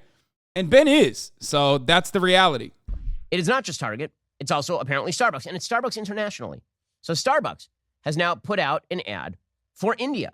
Now, India, as you may know, is a pretty socially conservative country. When I say that the chief expert... Oh, he loves that. He's like, India's great. They're so awesome. They hate Muslims over there. So do I. Word of the United States is now wokeness. I mean it. It is now wokeness because it's embedded in all of our corporate product. Starbucks is present nearly every place on the globe, and they feel the necessity to lecture people of India about why boys can be girls and girls can be boys, and parents need to be tolerant and accepting of their boy pretending that he's a girl. So here's an ad wait. from Starbucks directed at the Indian market. Wait. Hold up. This is really funny because, wait, brother, India, despite being victim to, colonial violence, I would suspect has like a different understanding of gender than the United States of America does. Right off the bat, one way that you can immediately recognize that is because, like, if you've ever been on Indian TikTok, okay, before they fucking banned it, because Modi's a cowardly piece of shit, like, dudes cry all the time. Like, that's a fundamental part of Indian TikTok that we used to watch. That right off the bat is like immediately toxic masculinity, or the way that it is like represented in society is very different. That doesn't mean that it doesn't exist in different ways. That doesn't mean that there's no violence against women or anything like that. I'm not saying that at all. But it is to get you to understand that like different cultures have very different perceptions of gender and gender roles, okay? Now, not only that, but if this fucking dumb bitch maybe opened a goddamn book for once, would recognize that, like, in India, there is already no matter how fucking fascist Modi's government is, India is massive, obviously. So there's obviously different areas with like very different attitudes, very different cultural norms. Okay.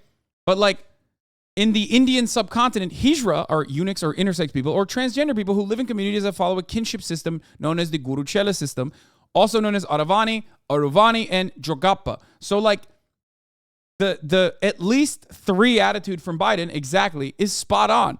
This already has been a thing. Not only has it been a thing, but it's also a thing that has been codified. In 2019, the Transgender Persons Protection Rights Act, the TPPRA, was passed with the associated rules published the following year. The act prohibits discrimination against transgender people when it comes to things like education and employment. It also includes the right to self-identification as a trans person. A national portal for transgender persons was introduced so that it could apply online for transgender ID. The idea that like the assumption that you think that every country that is not in the West is actually technically kind of barbaric, and that's why they would have like they would be like inherently and immediately transphobic is really fucking stupid. You can still be awful, brutal, fascist, and still be pro-trans if it's a part of your culture.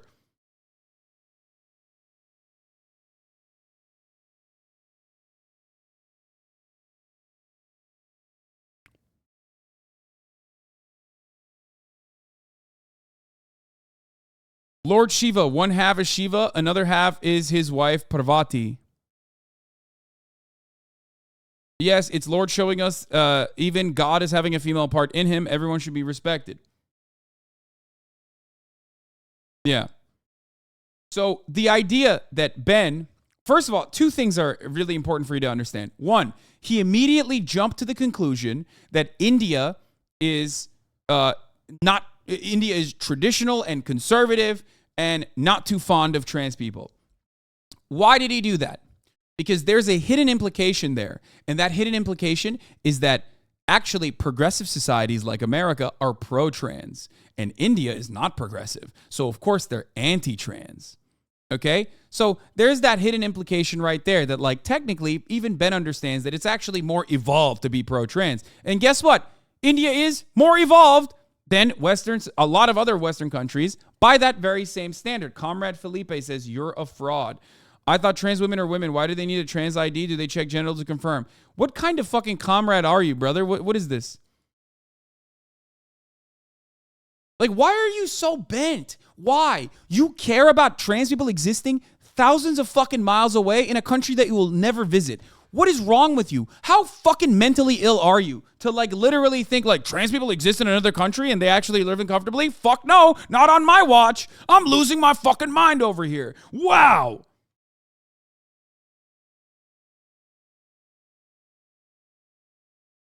It's so fucking stupid just pointing out you're wrong.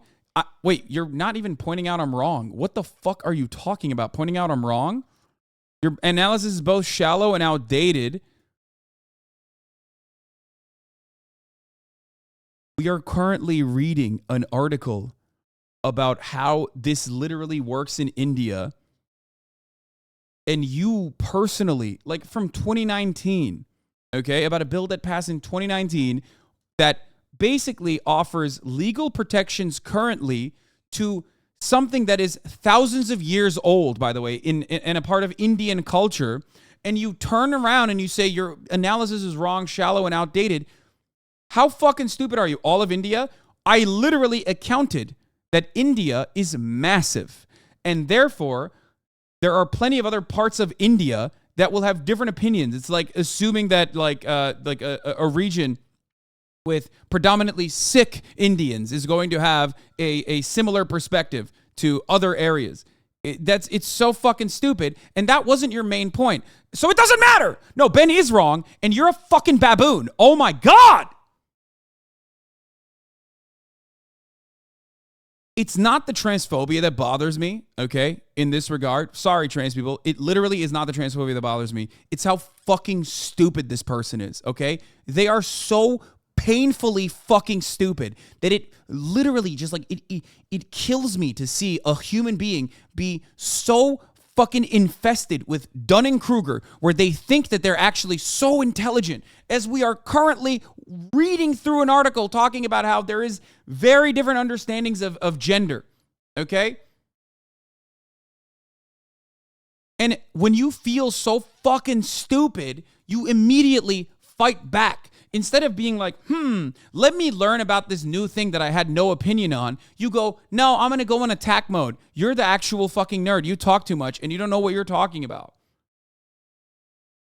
This is like, you're like an animal, dude. You're a fucking animal. You're reacting to shapes and colors that you see on screen. Be a fucking human, okay? Be a human being. We are supposed to be more sentient. We're supposed to be sentient beings that have like the capability of understanding, the capability of changing our fucking minds. What the fuck is wrong with you? You are currently shitting on multiple thousands of years old tradition in a country that you will never visit. Okay? You do not understand it. You've never been there. And you are literally just writing for transphobia in this regard. You're like, nah, man, I'm going to go to India and fix that shit up, actually. Is that what you're going to do? You guys are fucking nerds that just talk about shit and won't ever do shit is also kind of laughable because, like, if you literally look at the title currently, you'll see that we raised $52,000 for releasing aging people from prisons in New York City on a whim, okay? In a matter of 2 fucking hours. You are not doing anything. You are not putting your money where your fucking mouth is, okay? You have no goals. You have no viewpoints. You just want to fucking hate. And you're a pathetic little baby. Go out and, I don't know, protest trans people existing at Target then, if you want to do something about it. Be more productive about your worldview a little bit, okay? Go to India, fly out there, and change their mentality that's been 5,000 years, like, baked into society. This guy went from, man, fuck the cops, fuck the police, to like, you guys are fucking nerds who talk about shit and don't ever do shit. I just sit here and lurk sometimes, but you're on essentially all the things you just said, LARPing every day about politics on stream. I get it for your bag, respectable, but you are a nerd too, buddy, lol. I'm going to unban this person. I want to fucking see what else this worthless rat has to say. India also, yes, has the largest communist party on the planet, the largest active communist party on the planet, for the record. You're on Twitch, little boy. You're on Twitch. We're all fucking nerds. This is the nerd platform, okay? The quicker you understand, nothing, thanks for the content, as said, a jester. What? Okay. Yeah, I was just pretending to be a fucking idiot is what you always reduce yourself to.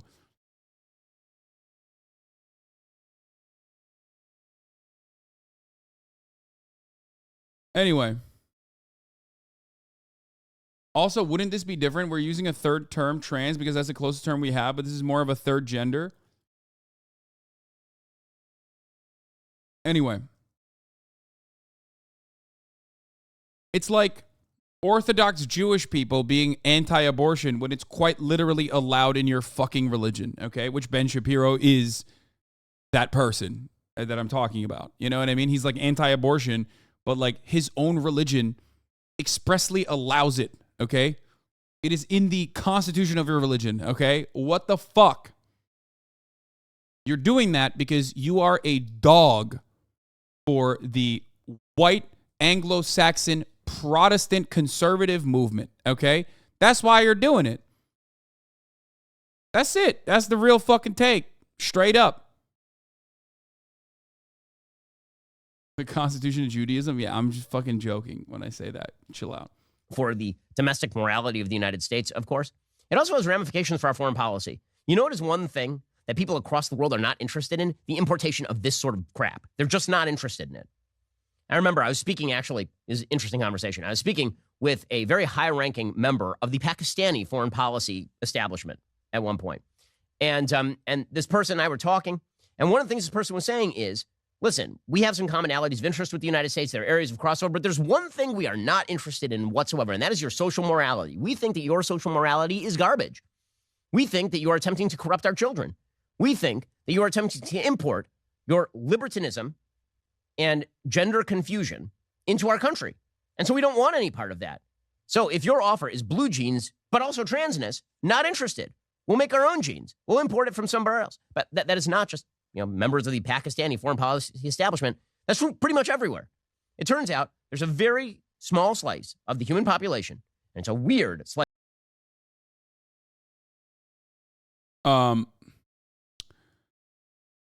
For Pakistan, the Transgender Persons Protection of Rights Act was passed by Parliament in 2018 to secure the fundamental rights of transgender Pakistanis. It ensures their access to legal gender recognition, among other rights. Once again, the federal Sharia court on Friday struck it down on several provisions of the landmark law, terming them un-Islamic. But once again, it's different. It's different.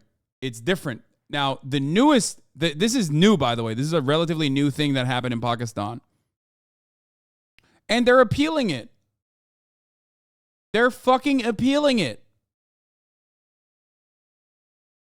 What is so stupid about what Ben is arguing here, he's arguing for stupidity, okay? He's arguing to dull the masses. He's arguing for his audience to be so fucking dumb.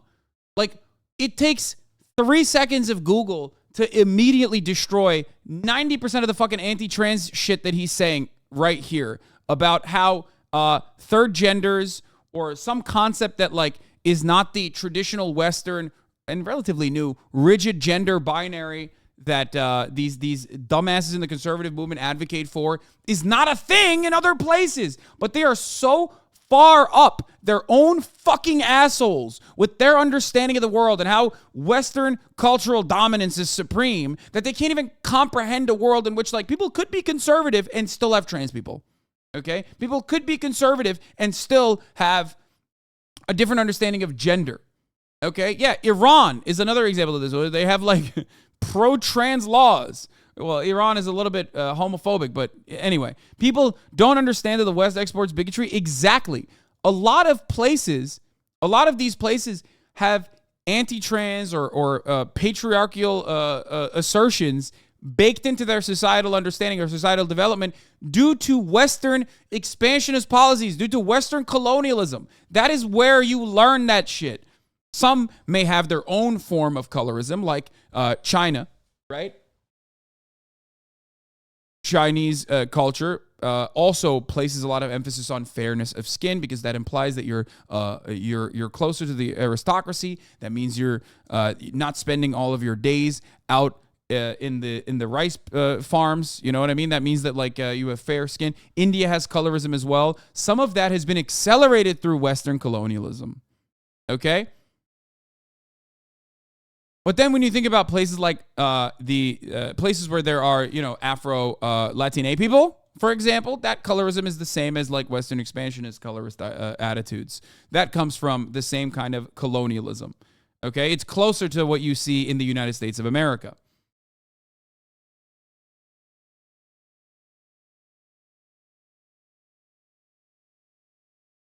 Heine Sarur, Lebanese Marxists, instead, Sarur hoped to depict the so-called primitive societies with greater nuance, showing how the so-called underdeveloped people were more mature in terms of feminism and democracy than the citizens of industrial nations. Yeah. Bangladesh is a Muslim country and the 8th largest population in the world, and they also recognize hijras, or trans people, as a separate gender or the third sex.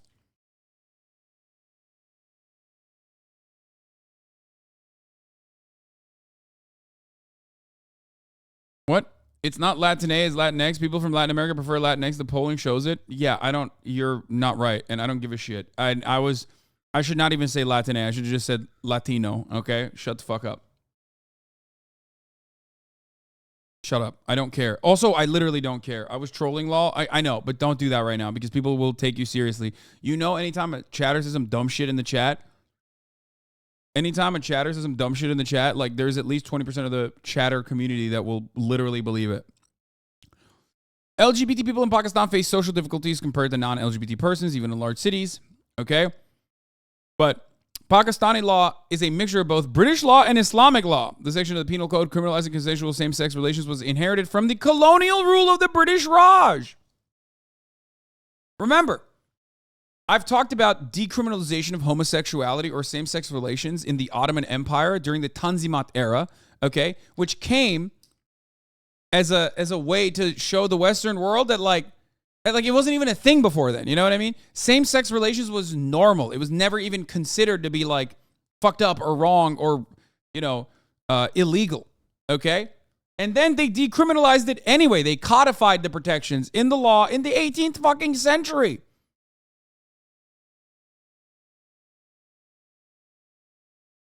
The world has been around. History is a lot longer than our really stupid, silly, Western-focused understanding of the last 200 fucking years, okay? 300 fucking years. It blows my mind that we are so trapped in this recognition that, like, no, the world is, like, literally led by the Catholic Church. Like, that's how the world is.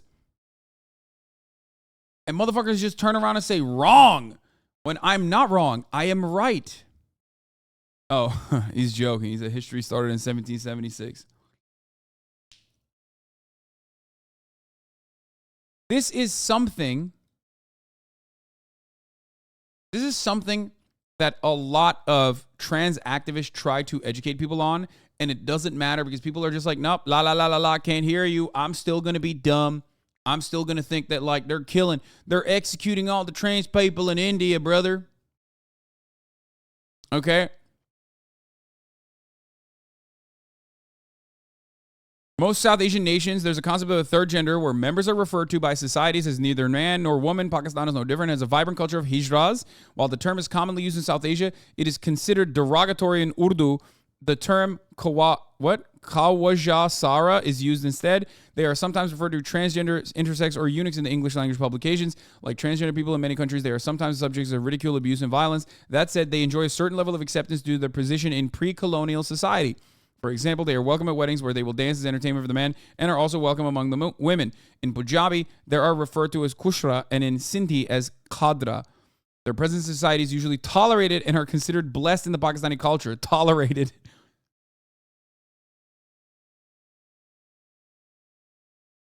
This is what happens. You come across like an absolute fucking idiot if you just think that every other culture is barbaric, only the Western culture is dominant, only the Western culture is superior, and your understanding of traditional values or even fascism, like the form expressed in fucking India, okay, is actually similar to like Ben Shapir's understanding of the world. You come across like a fucking dumbass. You're like, Starbucks is doing like trans acceptance in India. Lol, they're traditional. They must hate trans people just like we do because that's what traditional culture means in the Western world. Guess what? You're fucking wrong. You're so wrong. But it doesn't matter, and that's what's really frustrating about it. It doesn't matter that you're wrong and you're oblivious and no one will correct you on it, okay? It doesn't matter.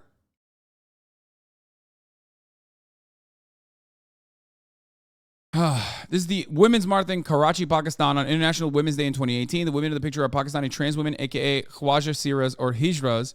One is a friend and a close friend of mine. In the eyes of the Pakistani government and anthropologists, they're a third gender. They're denied access to many resources that are available to cis women. Trans women in Pakistan didn't decide to be third gender. Cis people force it on them, whether they like it or not. Western anthropologists are keen on seeing non-Western trans women as culturally constructed third genders, neither male nor female, and often contrast them. Illegitimate third gender is accepted in his culture with Western trans women, horrific parodies of female stereotypes. What? I don't even know what this person is saying. Are they saying that Western trans women are horrific parodies of female stereotypes? The fuck?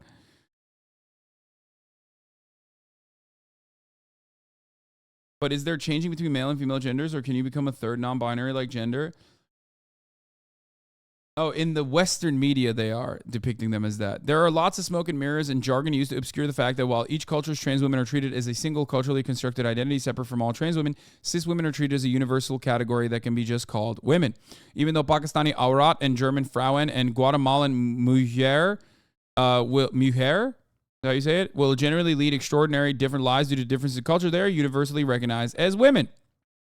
The trans misogynist will say, yes, but we can't ignore the way gender is culturally constructed, and Hijras aren't trans women, they're a third gender. Now let's worry less about trans people and more about the rights of women in Burkina Faso. In other words, the trans misogynist, all cis women are women, and all trans women are something else. But Kat, you're not Indian or Pakistani. You're not Hijra or Kwahasira. Why is this so important to you? Have you ever heard the Neapolitan third gender, femminile? It's the term moniker, the femme in yellow, is derived from yes, I am Neapolitan. Shut up. I'm going to tell you a little bit of, okay, this is like, it devolves into something else. So, why am I mentioning this? Is it because I just want to get a fucking dunk off on Ben Shabibo? Okay. No. It's not just that. Although that does feel good because he's a fucking idiot and so is his audience. Why am I bringing this up? Because the concept of gender is culturally defined and the proof is in the fucking pudding. There are obviously biological considerations for gender that have existed, like intersex people, okay? And they have existed since like ancient fucking Mesopotamia or other ancient cultures, tribal cultures, for example, indigenous cultures with the third gender or two-spirit, sorry. But gender, which is an expression, an identity that is clearly socially constructed, is absolutely proven by the reality that you are seeing in front of you. Here is a Pakistani chatter.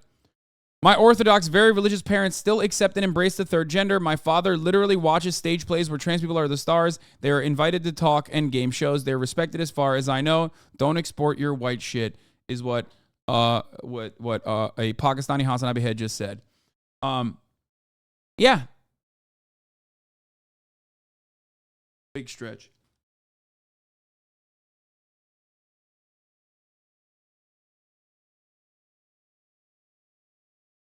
It's so easy to understand if you read literally any book about it.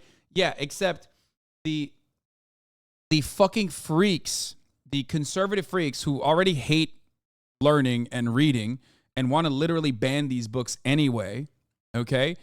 They also will look to cultures and countries like this and say, well, they're barbaric anyway. Like, there is this Western chauvinist, colonialist mentality that is so deeply ingrained in the minds of every American, whether they recognize it or not, when they talk about indigenous people, okay? Like, whenever someone goes around and says, like, well, there's a third, there's a two-spirit concept in indigenous society, and it's been around for thousands of fucking years, and they go like, oh, who cares? They're fucking cannibal barbarians that we eviscerated. And it's like, it's so disgusting. The disdain you have for anthropology, the attitude you have towards other cultures, like, that is, and I'll draw an analogy here to, like, the Jordan Neely murder on the subway train. That is true barbarism, okay? You are not an evolved citizen of the world if you treat other cultures with so much disdain by putting them down because they're different than yours, okay? You are the real barbarian, not the indigenous societies that we are looking at.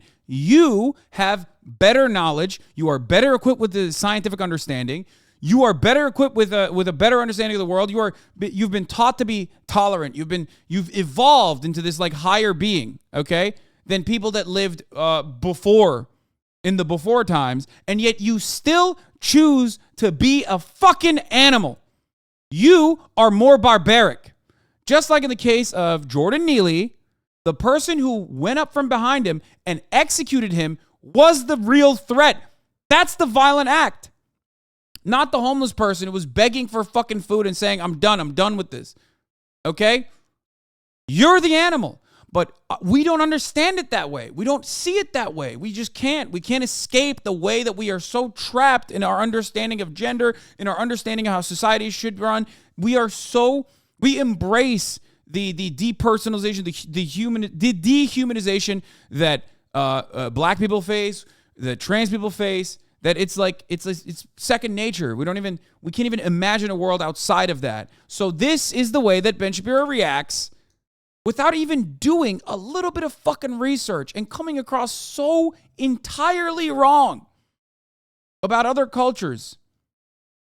Because he's a Western white ethnocentric chauvinist, imperialist pervert, okay? That's why. It's disgusting.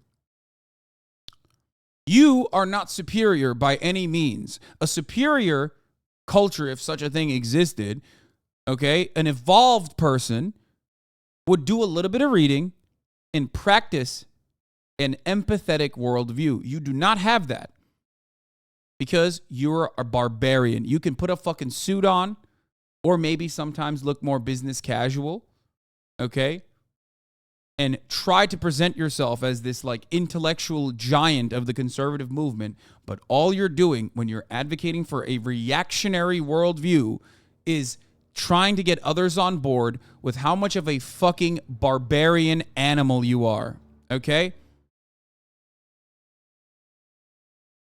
Whew. Nasty.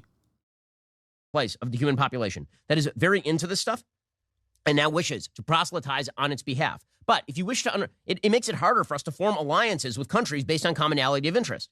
Because what they say is, if we let you in the front door, we're very concerned with what you are going to bring in with you. Again, the export in 1950s America, 1940s America, 1930s America, the export was, we're going to bring American military power, we're going to establish your freedom, and we are not going to threaten your baseline level of morality. Because you know what we still believe in? We still believe in like monogamous, nuclear families. Like the things that are the most threatening are like rock and roll. That was like the big threat in the 1950s and 60s. We might bring rock and roll to your shores, and that was going to corrupt the youth. Now, the big threat is we might come in and tell your son that he should cut off his penis.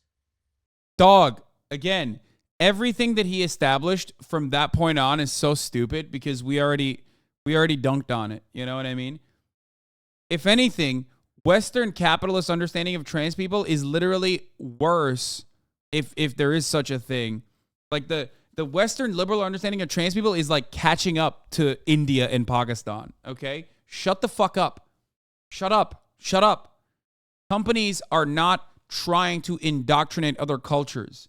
It doesn't work that way. If a company is doing pro-trans marketing, that means there's a lot of fucking trans people and people are not upset at that, okay? So why the fuck are you getting mad at that from Nashville, motherfucking Tennessee? They already made their minds. Starbucks decided. They recognize the market in Pakistan. They recognize the market in India. That's why they're doing the pro-trans cups in India, okay? They recognize the consumer base has, it doesn't have the same feelings that you do. Well, that's a pretty big threat, as it turns out. So it actually has ramifications for how we do foreign policy, because who wants to ally with a country that says the condition of us allying with you, Saudi Arabia, the condition of us making an alliance with you, Hungary, the condition of us forming a more solid relationship with you, India, is that you fly the Pride Progress flag and also pretend that your son is a daughter. Here's the Starbucks India commercial. It says calling Arpit. It's an older gentleman calling his son on his phone. And the mom is looking at him skeptically. Suno, is baar gussa mat hona. And she says, listen, don't get angry this time, please. They're in a Starbucks. And he's starting to get upset. Bro, I'm such a fucking chatter. Immediately, I want to be like, we can read, Ben, which is what you guys tell me all the time when I read the subtitles, to be accommodating for those who are just like simply listening on audio only. Immediately. And here comes oh, look, Arpit's a girl. But Arpit isn't a girl. I know, but thanks for meeting me, Dad. I know it's been years. Bro, this is awesome. Dude, okay. Ben Shapiro is so transphobic. It's not enough that, like, you know, pro-trans shit's happening in America. He had to literally go to India, a culture that he doesn't fucking understand, that he completely misrepresented, and is getting mad at a fucking Indian pro-trans ad. Dude, at a certain point, someone needs to shake some sense into you, dog. Someone's got to be like, dude, what are you doing? What are you doing? Like, why are you crying about some fucking ad in India? What the fuck is wrong with you, dude?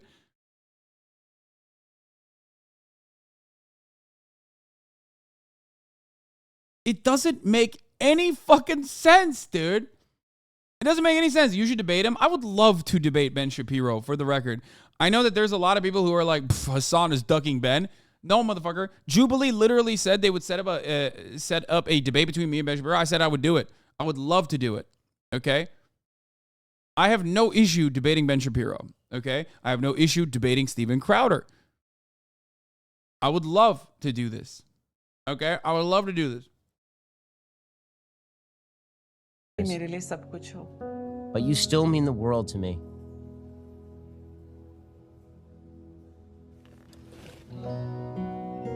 Oh, Dad's gonna give a warm hug to his coffee. Oh, they're gonna get coffee together. And then Mom is so accepting. Now Dad's accepting, all because of Starbucks' shitty coffee. First of all, dude, okay. Okay, listen. No, put some respect on that. Globally, not every country has great coffee, okay? I can't speak for India. I've never been there. But no. Wherever you fucking go, man, no matter where you go on the planet, I can't believe I'm riding for Starbucks like that. But no fucking shot, dude. Starbucks actually has some solid fucking coffee globally. Everywhere I've fucking been to, if I go to a Starbucks, I know what I'm going to get. It's overpriced, certainly. It's overpriced, but nope, it's not shit. I'm sorry. It's consistent. It's good. You get exactly what you get. I'm in Seattle and you're wrong. Actual worst Hasan take.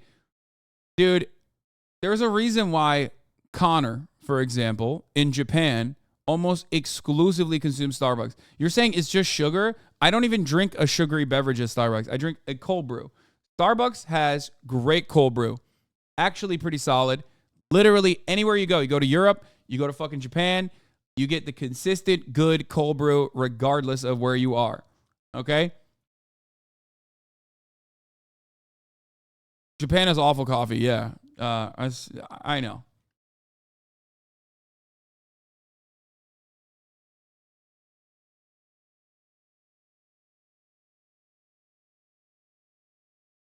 Little burn coffee makes you... Your habits haven't changed. Oh, to be fair, I've never had... by the way, I've never had a regular Starbucks coffee. I've only had cold brew, so I can't speak on anything else. I will admit that. I'll be the first to admit that. So maybe I might be grossly wrong about their regular hot coffee. I rarely ever drink regular hot coffee unless I'm drinking Nespressos.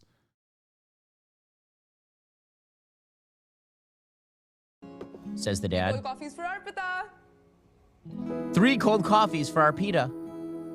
And it's for Arpita, not Arpit. Coffees for Arpita. And he ordered it because he's accepting her name, guys.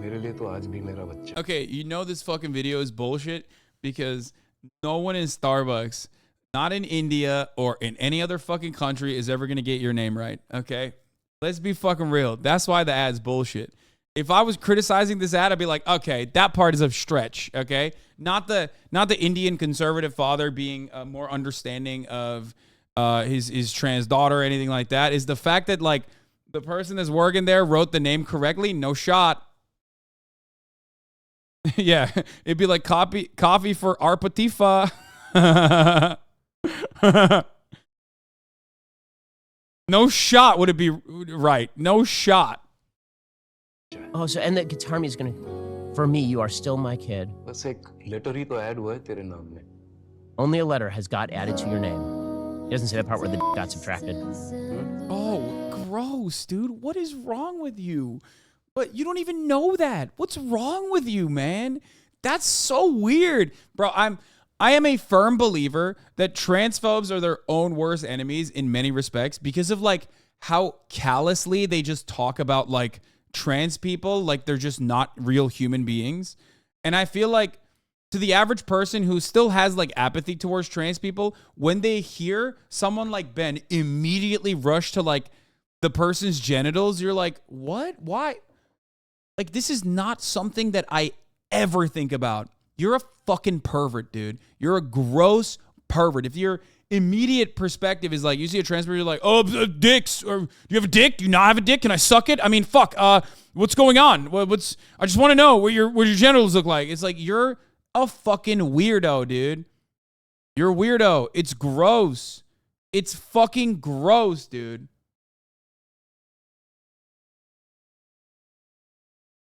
Every fucking transphobic person just ultimately wants to see some trans penis, okay? They want to check the genitals of every trans person. They want to know what they're working with. It's fucking gross. It's disgusting. You're a fucking little freak, dude. You are first of all, in a normal world, you talk like this about any other circumstance, people would look at you and go, you are a gross pedophile, okay? What the fuck is wrong with you? You are a gross pedophile for constantly talking about children's genitals, okay? Calm the fuck down, tiny man. You are not fooling anyone. Just because you have the stature of a child doesn't mean that you are one. You are a gross pedophile. You need to leave the vicinity. This is a fucking Wendy's or a Starbucks, okay? It's fucked up. And the singing. Like Sarah McLaughlin, Indian style over here. It starts with Arpita. Hashtag it starts with your name. So Starbucks is now exporting the transness to India. It's not. It existed. No company goes out of their way to do cultural exports unless it's Hollywood and they're doing cultural imperialism to make it seem like America is the hoorah military savior of the planet. Okay? That's it. And even then, it's not the hoorah military shit that actually works really well in other countries. It's the fact that it's cool to watch shit explode. Okay? It's very fucking stupid. It doesn't go in the way that Ben is talking about. It doesn't work that way, man. It doesn't fucking work that way. The American State Department might be interested in it to do like DEI initiatives or whatever. You know what I mean? DIE initiatives, whatever the fuck it's called. Diversity, inclusion, equity initiatives or whatever. Like the State Department might put that in there as a line item for a couple $1 million so they can like justify it to like liberal, democratic, bloodthirsty monsters, right? It's diversity, equity, and inclusion. So, you know, they do that. That's symbolic. It's bullshit. It's whatever. But a corporation doesn't operate that way. A corporation just wants to make money. Everybody understands this. It's so fucking stupid. It is so incredibly stupid to think that like Starbucks is just trying to trans the Indian nation. All of this relies, as I said before, on two things: unity of corporate wokeness and your apathy. All right, again, another example, unity of corporate wokeness. Adidas has now decided that the best way to sell female swimsuits is to put a dude in them. Yes, ladies. But I will never understand how women are not more insulted by this than men are. Men are insulted by this because we just think it's ridiculous. It's absolutely absurd. Men are not women. Women are not men. We all get it. Women are like, I will never understand how a woman is not insulted by a man wearing a woman's bathing suit and pretending to be female. It will never cease to amaze me.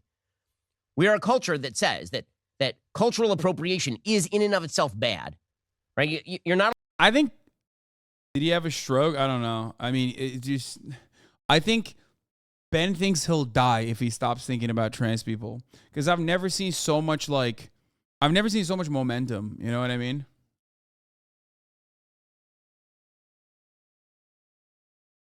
Like, it's just so crazy. Like, you're so obsessive, dude. Like, he probably thinks, like, this is his only method of survival. Like, if he doesn't fucking talk about trans people every day, he will die. Someone will come to his house and kill him. Not allowed to wear a garment that is another culture's garment. We're not allowed to do that. But you're allowed to literally appropriate another sex. And everybody goes, oh, yeah. So here is Adidas. Adidas. Now, I have a question. How much of their market is this? How much of the Adidas market for bathing suits is men who want to wear one-piece swimsuits that show off the crotch bulge? How many? I'm going to go like, there are 7 people. I want to just see what the fuck he's talking about. I've already checked out. I don't even understand. Why are you so bent? My question always, and your question to transphobes should be, why do you care? Why? You have to get them to explain why they give a shit. And make fun of them, belittle them. Because they're going to tell you, like, why are you cock watching? Exactly. Like, why? Why do you care? What does this indicate in your mind? oh, it's about societal constructs. Like they're trying to translate children. No, that's not how this works. That's not how that works. You are not capable of transing your child. You are not capable of queerifying your children. You are only capable of making it a more open-minded space for your child to come to terms with their gender identity or to come to terms with their sexuality. That's it. Okay? Why are you constantly fucking penis watching, dude? What the fuck? That's not a huge population. But again, they're relying on the idea that if they virtue signal to the left will be super enthusiastic about Adidas. And they're relying on you not to stop shopping at Adidas. Because, hey, you got to buy a bathing suit somewhere.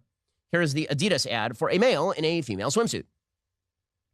And it says, love unity on the swimsuit. And this is a man. And you can tell this is a man by literally all available evidence.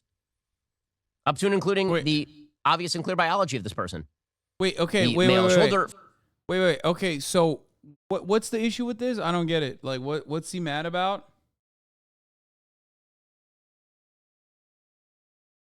What's the problem? I don't get it. Are you gonna wear it?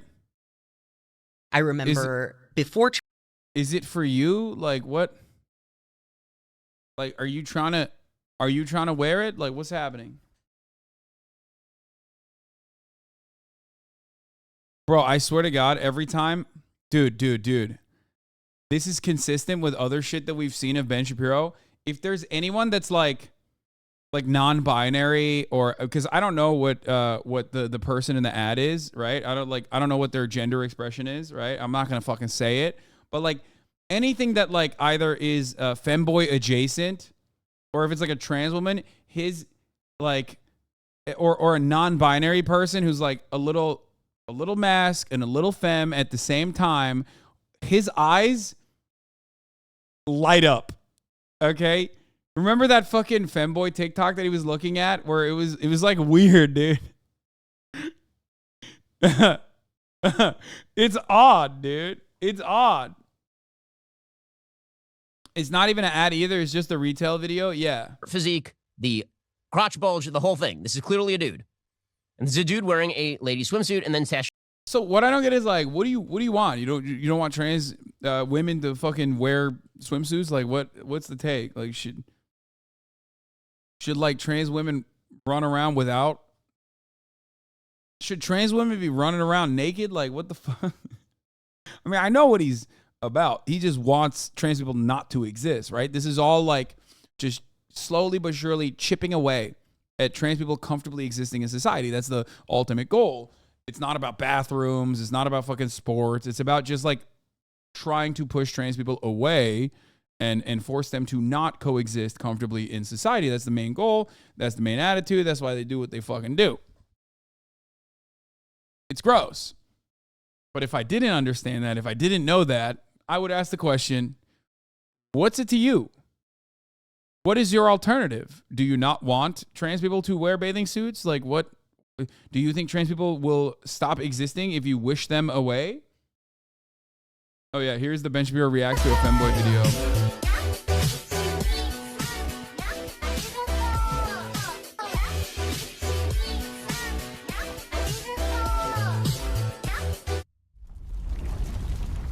He's horny.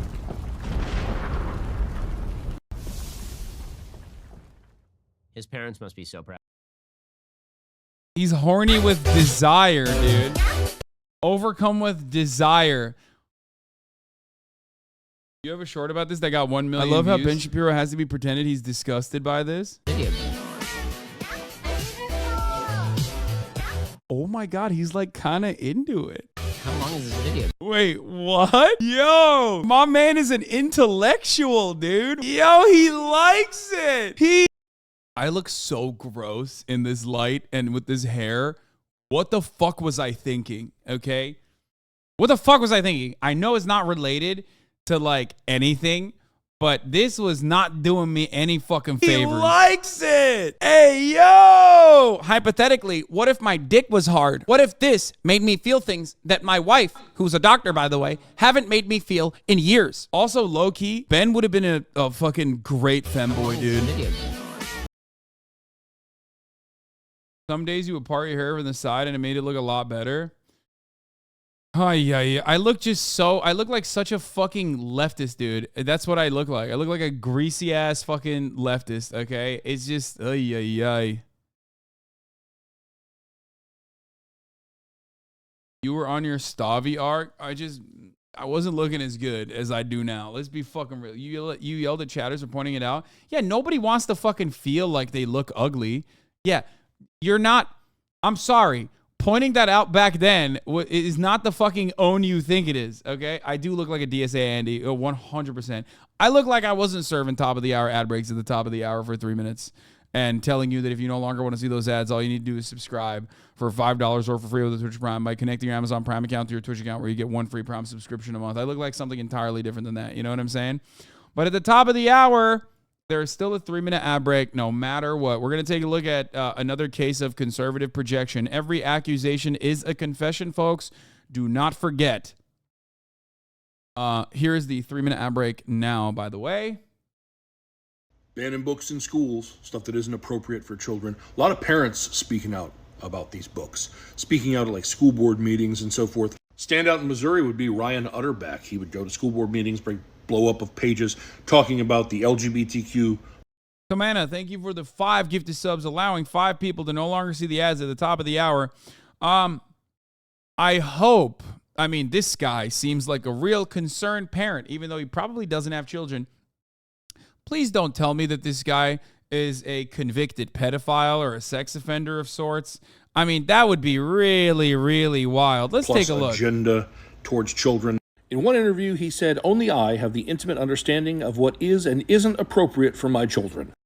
I'm going to repeat that for you. He said, "Only I have an intimate understanding about what is and isn't appropriate for my children." That is a horrifically interesting choice of words. And while we're at it, let's go ahead and talk about what Ryan isn't. That's right. Real quick warning, we're going to talk about what Ryan is accused of. So if that could be triggering for you, you may want to... He is facing a felony charge of second-degree child, and he is also facing misdemeanor charges of fourth-degree domestic assault. No. And a separate case, a misdemeanor of furnishing or attempting to furnish pornographic material to a minor. No! What? Dude, color me surprised. What? Stop. What? That seems so strange and so out of character for the average conservative parent teachers association meeting attendee that fucking constantly screeches about protecting our children. What? No.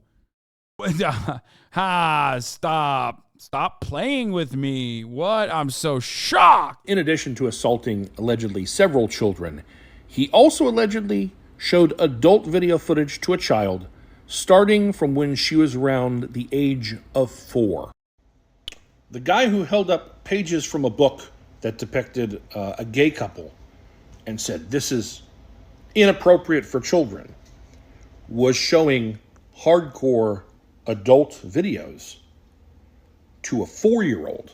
His children and the children around him were never at risk of being harmed by a drag queen or a book. The call was always coming from inside the house. Yeah, he was like, "Yo, you can't do sex ed for my children. I got to show them porn myself." That's what he thought teachers were doing in school. Why would he even do that? Dude, because they're fucking psychotic freaks. The thing is, MHUD had a really good, really solid take on this. MHUD is, I would say, a professional at finding fucking freaks like this. And he brought up a really good point a while back. I've talked about it before, but he says, what's the worst thing, like objectively the worst thing in any community, right? A child molester. They're so the worst thing that like even in prison, they're the worst person, right? So a lot of these human beings that are barely human, who are child molesters themselves or who are just like all around awful individuals, they point to like something worse than them, right?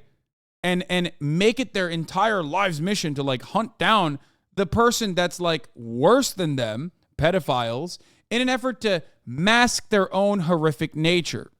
Okay? That's it. That's it. Because they're like, it makes them feel, or it makes them feel like others are not recognizing how fucking sweaty and gross and crusty and oftentimes abusive they are. Okay? That's it.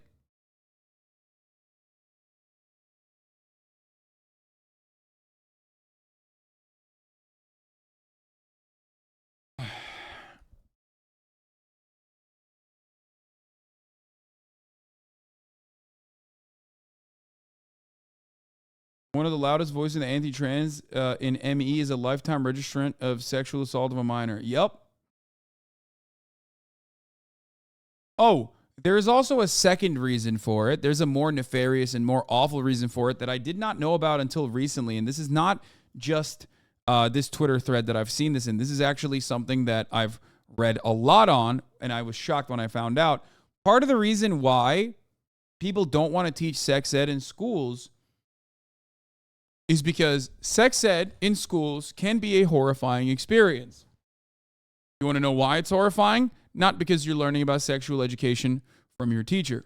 It's a horrifying experience because sex ed could be the first time minors find out that their immediate family members are raping them.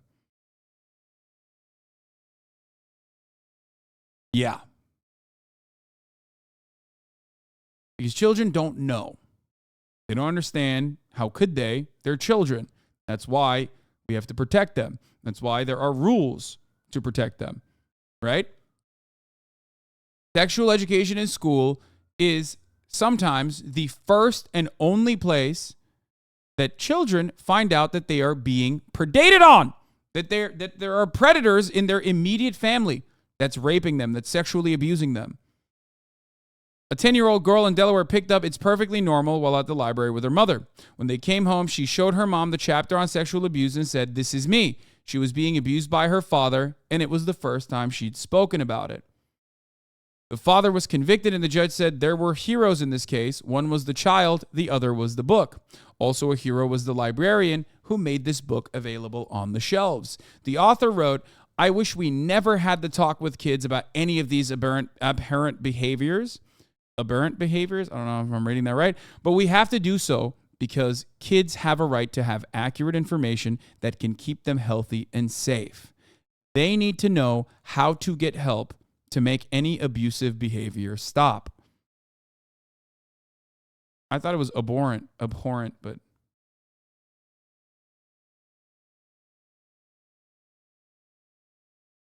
so a lot of fucking freaks want to stop sex ed because they're just like regular old freaks. Some of them are pedo hunters because they are pedophiles themselves and they want to shift your attention away to whoever they're pointing at. And then there is this part of the conversation. People that don't want sex ed to be taught in schools because they don't want their victims to learn. They don't want their child victims to learn that they're being sexually assaulted or abused or groomed by their immediate family members. It is fucking disgusting. It is sick. It really reminds me why I'm not like a full-blown abolitionist, even though I don't think that these people deserve capital punishment. We won't even get into that, but also it is very fucked up.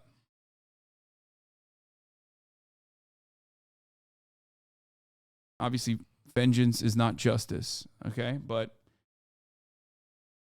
just remember that. Remind yourself of that, okay? When you see stuff like this, remind yourself why this is happening. Around. And Adidas is pushing that. Well, here's the thing that people ought to remember. One, the corporate woke unity monolith is fake. It's not real. It's not real. They have this tenuous agreement that they will all go woke in order so that you will just give in and acquiesce. You'll have a feeling there's a tsunami, that every place you go during June is going to be covered with Pride Progress flags and gay. Bro, this is something I will never fucking understand.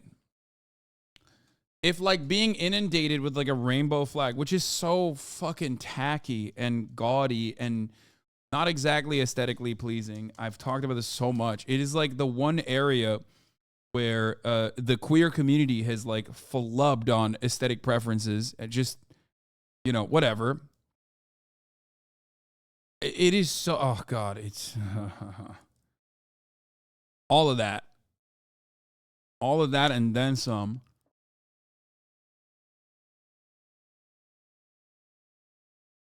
If seeing the rainbow colored flag or being inundated with it is queering your child, then your child is queer, you fucking idiot.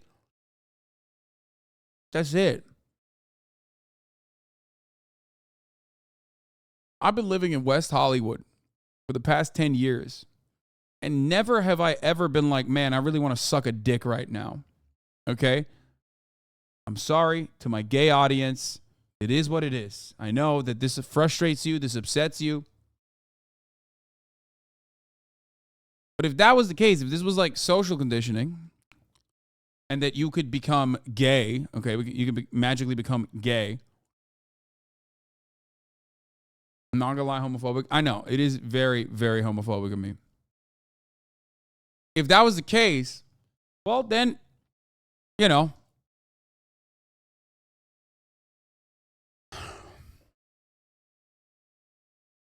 all of the straight propaganda that you see would then fix them. Okay? If that's what you think.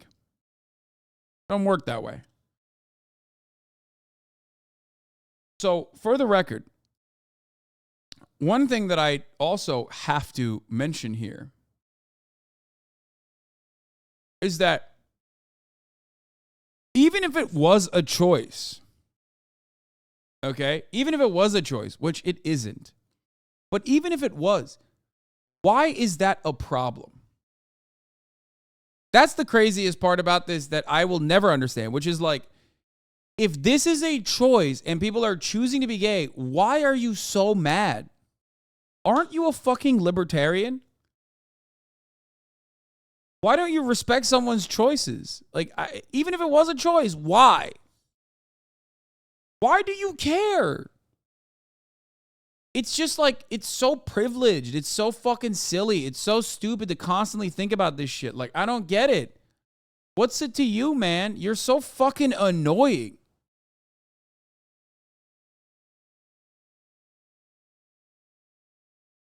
Pride flags and trans the kids onesies and all the rest of it. And so you go, oh God, I can't even deal with this. Fine, I'll just buy whatever. Because listen, I got to go shopping. This is what they are counting on. But here's the thing. It's way weaker than it looks. Way weaker than it looks. And so the right has to make a point of picking a few targets. You can't do it to everybody. Picking a few targets and then destroying their stock. Picking a few targets and then actively not buying from those targets and making clear why you are not buying from those targets. You can't be I love this shit. I want to see what happens. I actually do want to see if this will be like even remotely successful. I think here's my assessment. This upcoming Pride Month, they're going to try some boycotts, okay? And unlike, I don't know, trans Twitter posters that are trying to boycott Hogwarts, which is like something that everybody wants to consume, a lot of people do, they might actually get a little bit, they might actually have a more tangible goal. They're gearing up for it. They have a lot more institutional advocacy coming from the highest rungs of society. Let's see what they do. I want to see if they can actually get a boycott working. Do I think that it will work? No, I do not. I do not think that it'll work. I think that they will do the same thing that they did with Bud Light, where they live in their own fucking la-la land, so it doesn't even matter, where they turned around and they were like, oh no, it actually did work. We actually hit Bud Light by billions of dollars. Bud Light lost $1 trillion in market share. Like, they were just, I saw the most unhinged shit about Bud Light. Like, they were talking about how, like, no, it's over. Like, Bud Light is actually shutting the doors. They're done. No more beer in America. It's over. It's Jover for Bud Light. Like, it didn't even fucking happen, but in their minds it did. So I guess it worked for them. You know what I mean? So let's see what happens. Hasan, you got to let that one go. No, this is more a matter of principle about decentralized boycott movements that do not have a tangible goal and is simply asking people to not consume something in a country like the United States of America, where the only thing people have, the only shred of power that they feel, is if they're lording over a fucking low-wage service worker person that they are basically treating like a fucking slave to make themselves forget their position, their class position in society, or to consume treats. So when you tell motherfuckers to not consume treats without a viable substitution, without a viable alternative, which they are not going to be able to deliver, let's be real, they're not going to be able to give you a viable target alternative. It's just not going to fucking happen.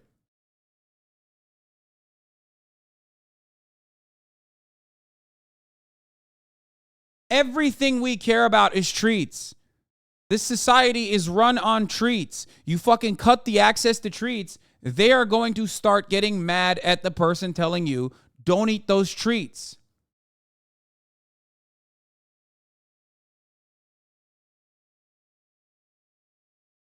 Okay?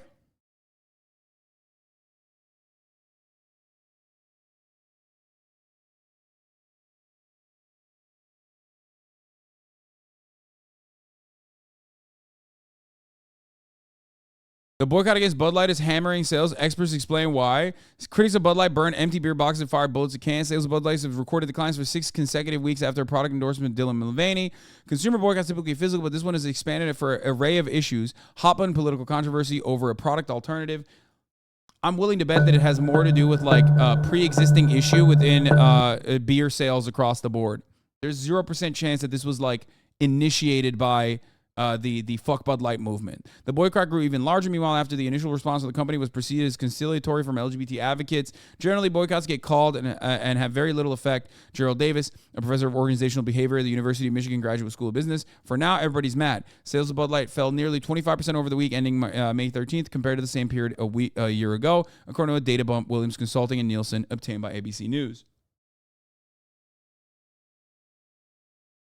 They would also have to shut down Budweiser, Corona, and Stella, and many more under the Anheuser-Busch label. Yeah.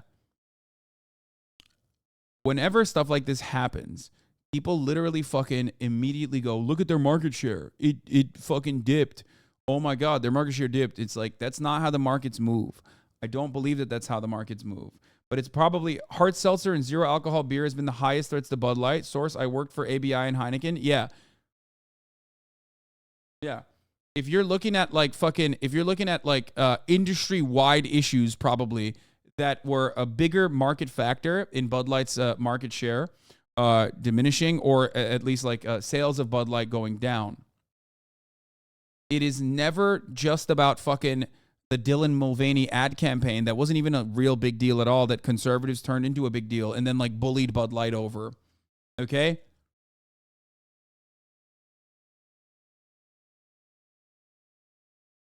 Meanwhile, sales of rival beers have surged. Sales of Coors Light jumped almost 23% on the week ending on May 13th compared to a year ago, while sales of Miller Lite climbed 21% over the period data showed. In the beer world, there are 1,000 other options readily available at similar price points.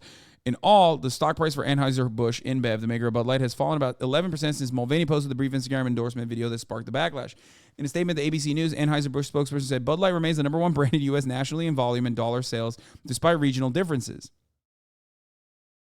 We never intended to be a part of the discussion that divides people. The company also placed 2 executives who oversaw the endorsement of Mulvaney's Instagram post on leave. The response drew sharp criticism from some LGBTQ advocates who considered a capitulation to the backlash. LA Dodgers reinvited the Sisters of Perpetual Indulgence to their Pride event after initially giving in the conservatives. Yeah. It's so fucking, it's insane. Just push back on it. Like, you're crazy.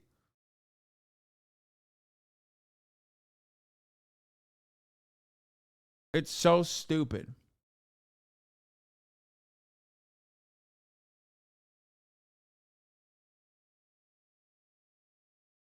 It's so fucking stupid. Nobody cares. We have looked at the data over and over again. Looked at the data. Conservatives don't even care that much. Okay? Conservatives don't care that much. Liberals don't care that much one way or the other. I'm telling you, it does not matter. Okay? It does not matter.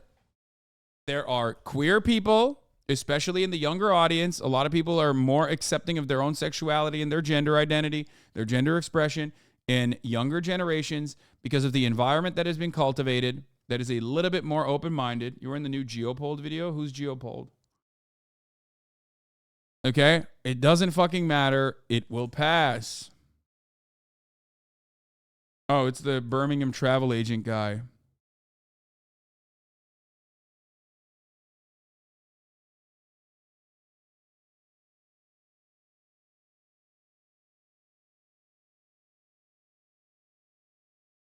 Scary thing is not overall public sentiment. Most people support or are ambivalent to trans people. It's the mobilization of conservative monsters across the political spectrum.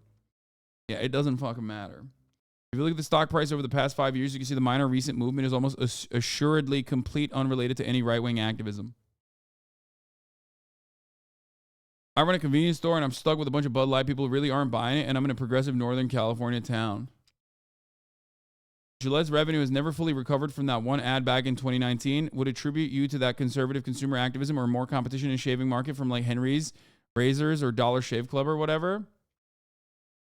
Would you attribute that to the conservative consumer activism or more competition? Wait, you're using that as an example of like why it's not about conservative consumer activism, right? Exactly. Yeah, it's more competition. Exactly.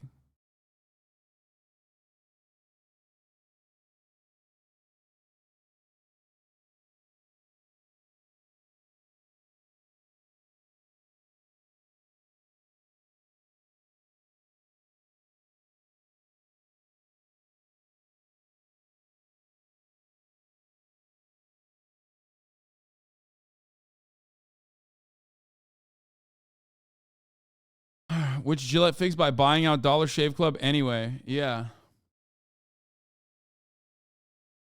Progressive Northern California towns do not exist. I mean, it's whatever.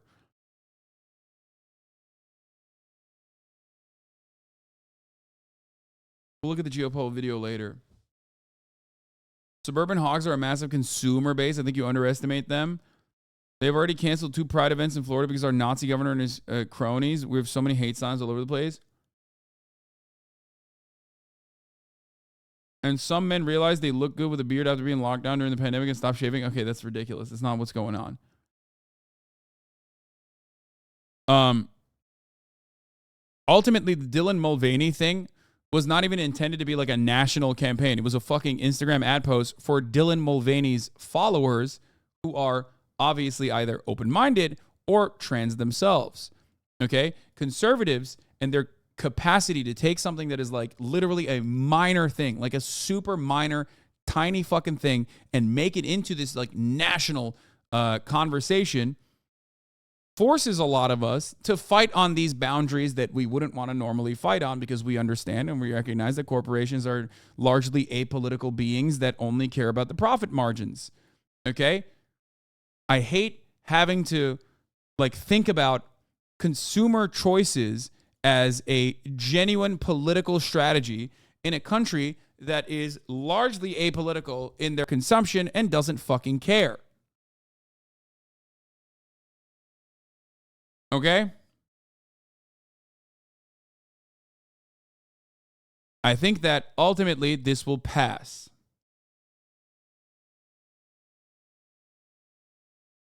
And for people saying, I live in Forsyth County, GA, the Oprah one, and not a single Bud Light sold here, always stock 100%. I don't think you guys understand how the stocking of beers works in a grocery store. Okay? Of course it always looks like it's 100%. That's the whole point of a grocery store. What the fuck are you talking about? You go to a grocery store, everything is lined up. That's just how it works. Have you never fucking went to an aisle? Like there's a stocker that's like very purposely making it seem like every single item, no matter what it is still like filled to the fucking brim. They do it on purpose. It's called facing the aisles. Yeah.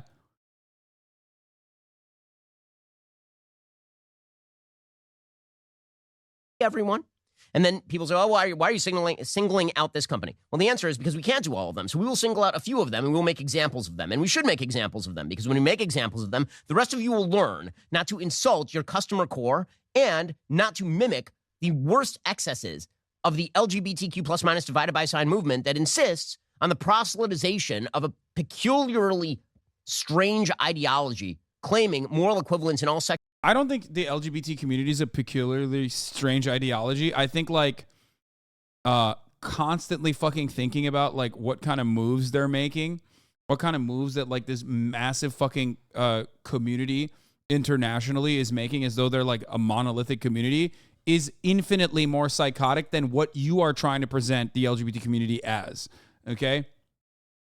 And unfortunately, for some fucking weird reason, we cannot move away from that mentality. We just can't like flip the narrative, flip the script, and look at these fucking psychotic freaks as what they actually are. Obsessive fucking anti-trans weirdo perverts that are regularly talking about children's genitals. Just stop. Stop with this madness. Stop with this fucking nonsense. And let's get to Little Rhonda, my king, my goat.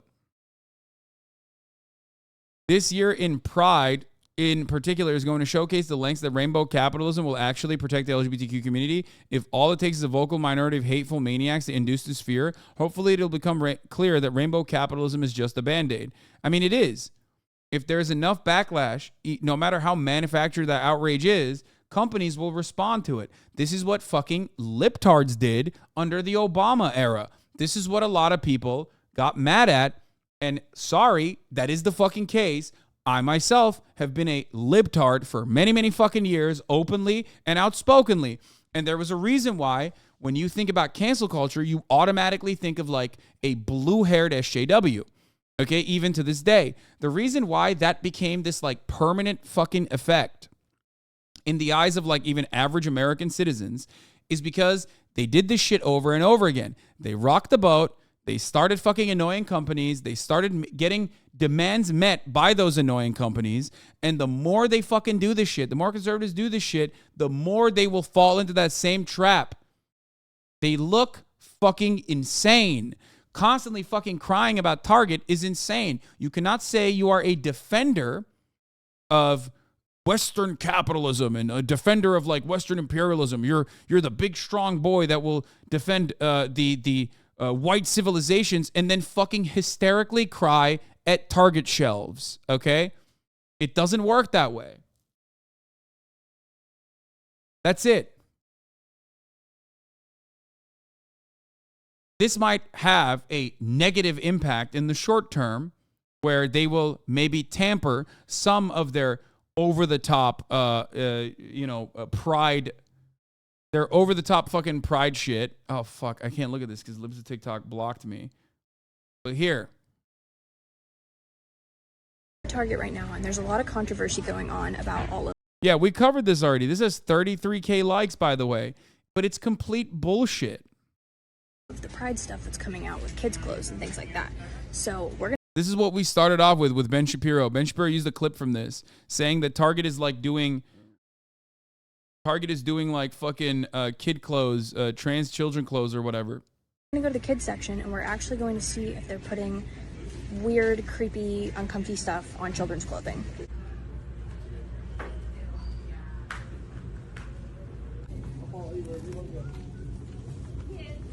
Wow. Wait, whoa. That's terrifying. Folks, that's terrifying. Dude, what are they putting on these children? What are they putting on these babies? I've never seen something so fearful. Trigger warning, everybody. This is really fucked up. A onesie with yellow frogs and is that, what is that? Is that like a shark? That's the same. Wait, the shark with a, is that a tutu on the shark with it? What is that? That's really fucked up. Rabbits. Counterpoint, who fucking cares / she's a weirdo? I know. Who fucking cares / she's a weirdo is a pretty good way to advocate against this kind of fucking endless hysterics demonstrated by the right wing. But you just also have to remember like that this got 33,000 likes. So, you know, obviously there's a lot of fucking very outspoken weirdos in society. It's just that they are not nationally prominent. They're you know, they do not make up a large enough constituency. Okay, this is the child section. This is literally the kids section. I'm next to a literal onesie that says whatever the hell that means. We have glad you came out, and I'm so happy that you're queer in the kids section. Are you kidding me? I mean, this is some fucking, this is Karen Hood.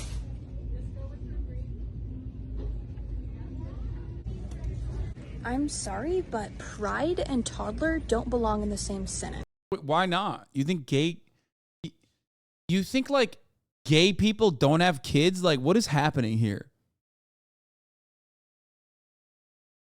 Why do conservatives look bi now? Dude, that's what I've been saying. I've been saying this for a while. Like, they literally even adopted the fucking aesthetics of the SJWs, dude. Like, there are literally weird colored haired conservatives now. They wear like septum piercings. They wear fucking gauges. Like, you can't, back in the day, even 10 years ago, when you saw someone with blue hair, you were like, oh, that's an SJW. No, man. Blue hair, green hair, weird hair colors, all this shit, gauges. Like, I'm telling you, there are conservatives that look like SJWs now. It's just not like the aesthetics have been adopted. They've been mass adopted. It doesn't indicate that you are absolutely going to be a left-wing person. You know what I mean? So I found an extra small swimsuit in the child section. It says light binding effect on it. And then the bottoms in the kids section, keep in mind, say tuck-friendly construction. Yeah, that's not for children. Shut the fuck up. It doesn't matter. We already addressed this. They have a pride section, which has children's clothing as well as clothing for adults. That is fucking stupid. That's the QAnon shift, brother. Conservatives co-opted the Crystal Mommies. That too. They're giving it to your kids. If that doesn't give you a reason to boycott Target, I don't know what does. But yeah, good luck, dude. Yeah, boycott Target, boycott Walmart. Have fun with that. You know what I mean? Like, that's definitely going to go well for you. What are you going to do? You're going to fucking buy like Daily Wire products only, which are coming from the exact same fucking factories. It's just like they're telling you that it's not gay. Is that what it is? Oh, it's so frustrating. this shit's getting out of hand. They're targeting children, whether you like it or not, and it's time that people actually do something about it. Because if they don't, then guess what? That shit won't just be in Target, it'll be in every store ever. Target is every store ever, you fucking idiot. Oh my God. Call Target, they're crying. It's not Target, it's the seasonal display section. I don't even give a shit. I don't care. I don't even care if they have like fucking tuck-friendly children's bathing suits. Like, I don't even give a fuck about that. You know what I mean? Who cares? It's clothing. Shut the fuck up. Like, even if they were making like tuck-friendly children's clothing, like, you know what? I'm not a fucking freak, dude, okay? I don't care. I do not care. This does not indicate anything about society because I'm not some fucking weirdo, loser, gross pervert, okay? Holy fuck.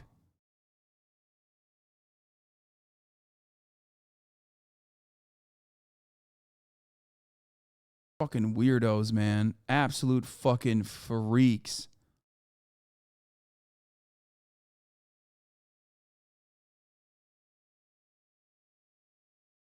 I left a prescription at a pharmacy once. I went to get birth control, and I was there at the counter and went to pay for it, and the price was very, very high. I said, wow, is this a 3-6-month prescription? No, ma'am, this is 1 month. And I said, it's cheaper to have a kid. And I left it there, and now I have so first of all, it's not. My third son, Caden Bobert. And so I'm actually, it was turned out to be a really great thing.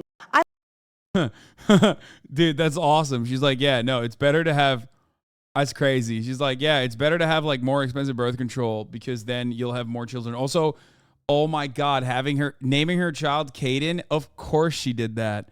Of course she did that. There is not a Braden, and Caden and Eileen are happy to be my child. Braden, Caden, okay then.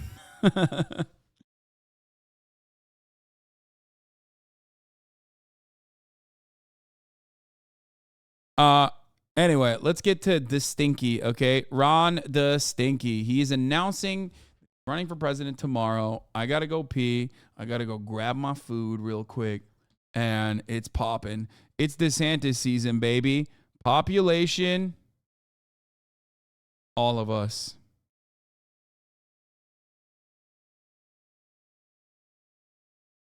All right, big fanfare here now. This is a Fox News alert, and Fox News has confirmed that Florida Governor Ron DeSantis will announce his candidacy for president tomorrow. Let's bring in Brett Baer, anchor and executive editor of Special Report. Brett, we hear that the announcement is going to take place 6 p.m. tomorrow night in a Twitter Space conversation that Ron DeSantis will have with Elon Musk. Wow.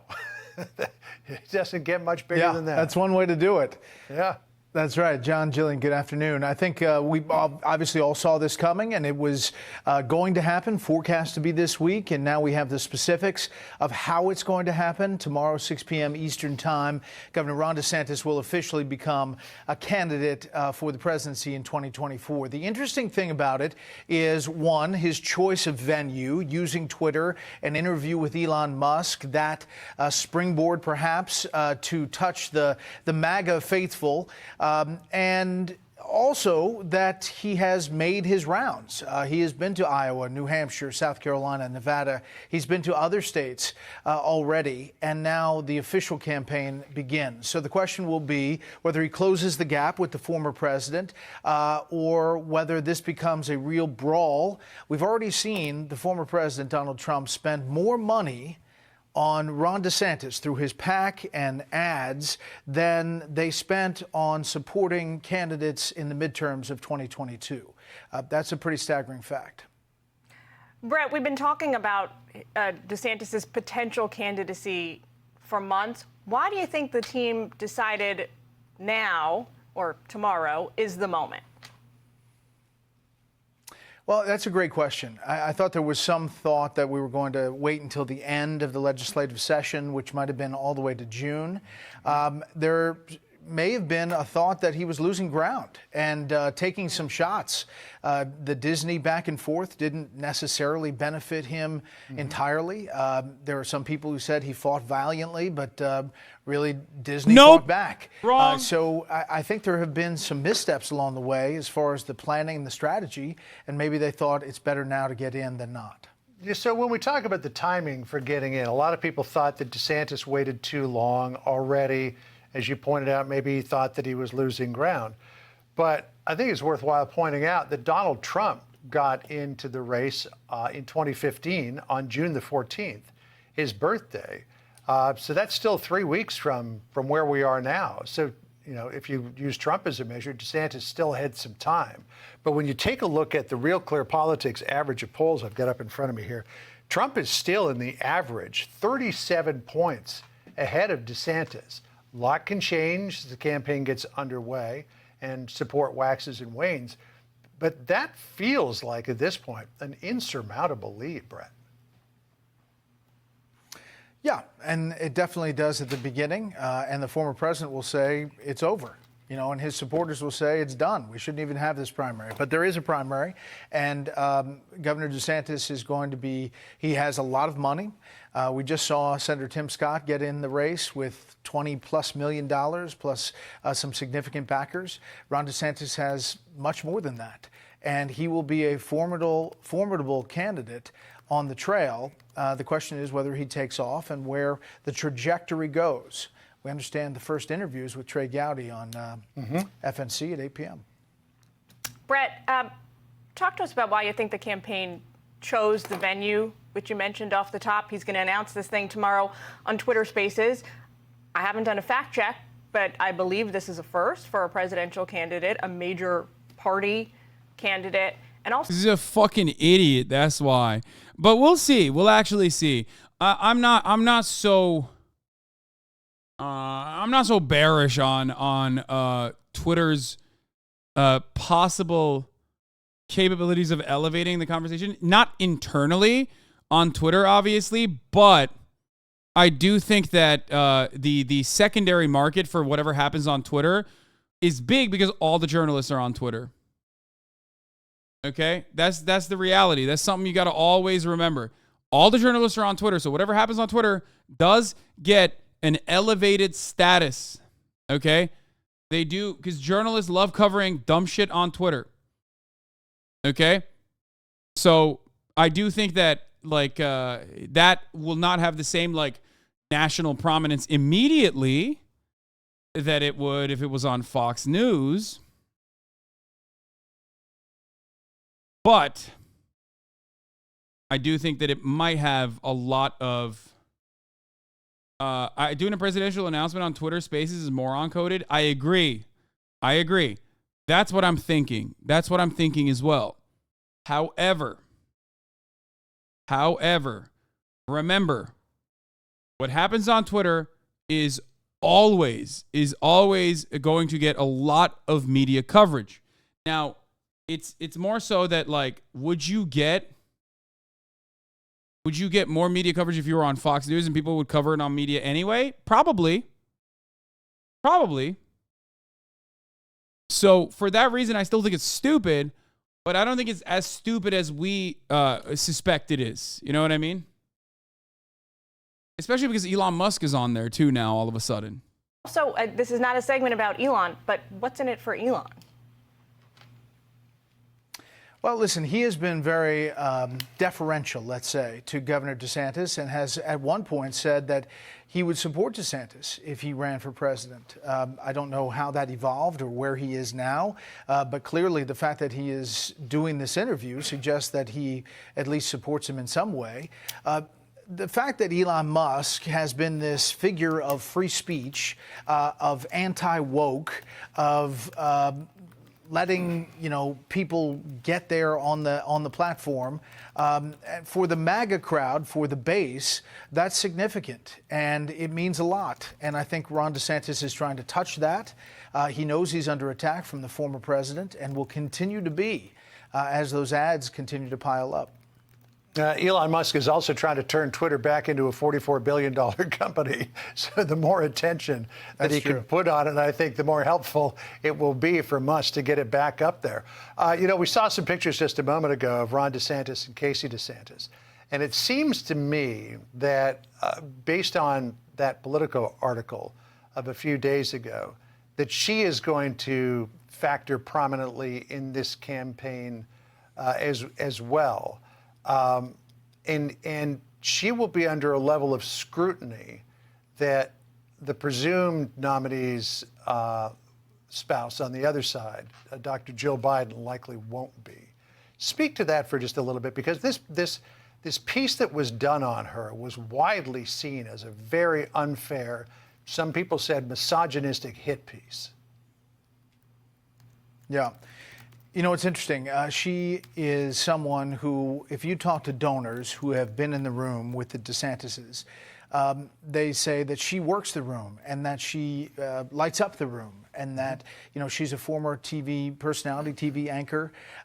She has a big personality and she can identify with folks. She's really good, especially with wives of business leaders, or with business leaders who are women.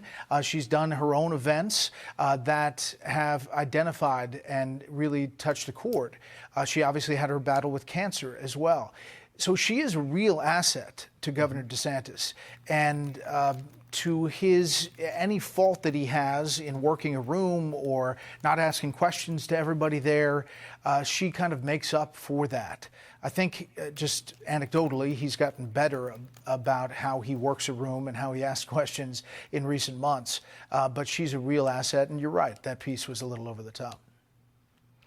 Brett, DeSantis' whole platform, for lack of a better word, because he wasn't a candidate until now, has been taking what he has done in Florida, the legislation, the policies he's implemented, and taking that national. Is there evidence, you think, that this is going to work for his candidacy?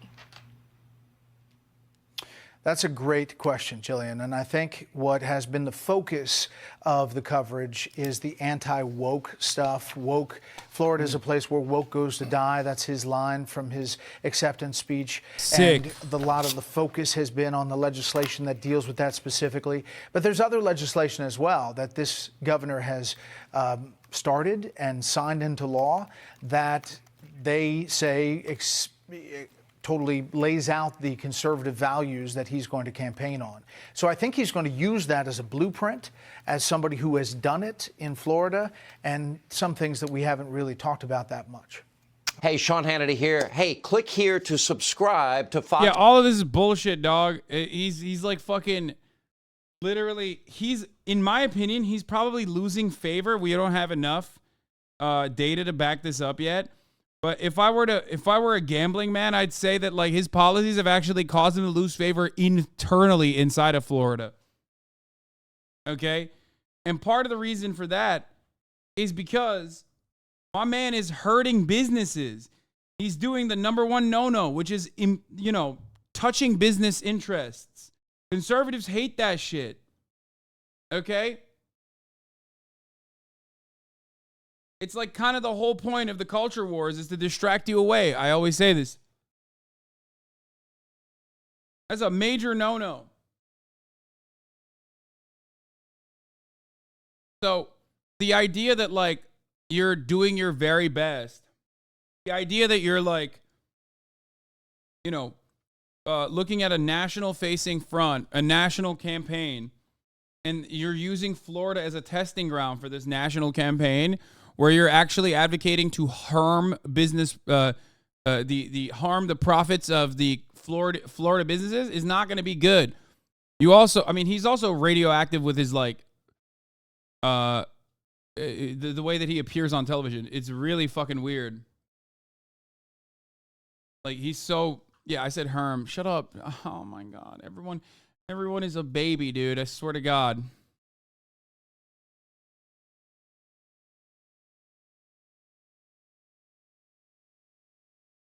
Okay, DeSantis, Twitter. Let's see what the fuck is good on Bloomberg Television's take. I want to hear like we heard the analysis from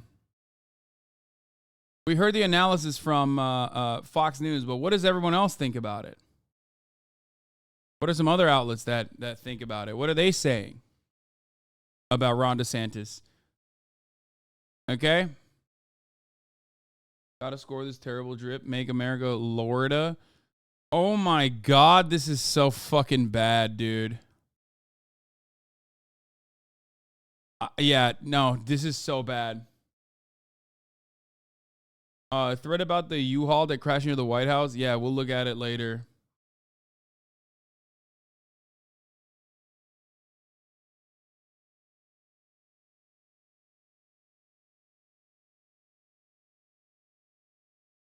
So there's a lot to talk about. I've covered Ron DeSantis' like bad policy ideas and whether or not they will be popular with the Republican base many times over. But what I do want to focus on now is the Twitter Space like announcement. Doing it on Twitter Spaces. Like, is this a good thing? Is this an L? Is there a W?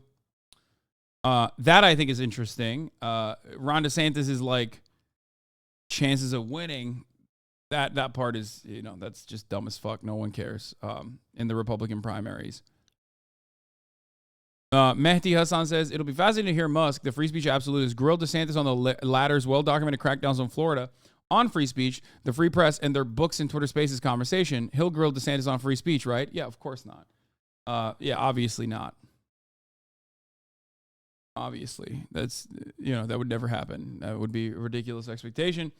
I think DeSantis probably calculates that he needs to win the internet primary at this early stage before actual ballot campaigning starts. Yeah, I still think it's stupid because there is no such thing. Like, I think people greatly overemphasize like the importance of internet, and the internet is very important. The internet is very good at like targeting hyper niche places. The internet is very good at targeting hyper niche communities in a way that you never could, but the internet is so vast. There is no way of consolidating every single person to one fucking area. Even on Twitter, you can't get everyone to hyper focus on one specific area. Okay? So it's just not going to happen. The internet is so incredibly fucking vast. the internet is so incredibly vast that it's very difficult to like consolidate eyeballs into one specific area and get all of them to pay attention to it in the same way that television still can. They can do it in a little bit better, in ways that are a little bit better than the internet. That is, of course, talking about, Rhonda Stinky choosing Twitter as his first place. I don't think he made an error in taking on Disney. I think that was a shrewd move. And I think most people support that. I think he may be carrying it a little far, but I think people are with him on this. No, they don't. I think that the fundamental fact of the DeSantis candidacy, though, is unfortunate, which is that I don't think he can win. Trump is still way, way, way ahead. But what he can do is, because he's chosen to run a campaign that is entirely on the right, way over hard right on abortion, hard right on guns, hard right on all of that. In a way, he's forcing Trump to move to the right, which would make him less acceptable to the moderates in the general election. For example, DeSantis passed a law saying that you can only have an abortion within 6 weeks of pregnancy. Most women don't know they're pregnant after 6 weeks. The other view, which Trump hasn't embraced, but was out there, is 15, where there's kind of a consensus about that. And the problem is that if the right-to-lifers and the strong anti-abortion people try to force Trump to match DeSantis bit for bit in these positions, DeSantis could move the dialogue to a point where no candidate that can win the nomination would win the election.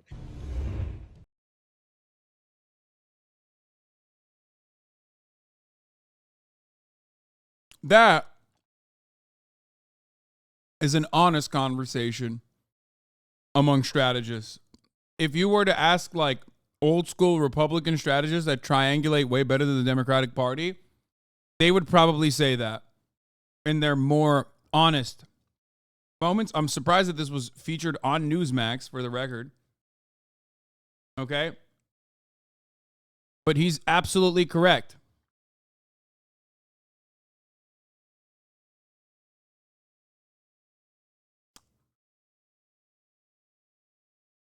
We'll see what happens, though. I think that Ron DeSantis is greatly overestimating how popular, like, Make America Florida, even if it's not his, like, actual campaign, even if it's not, like, his official campaign announcement,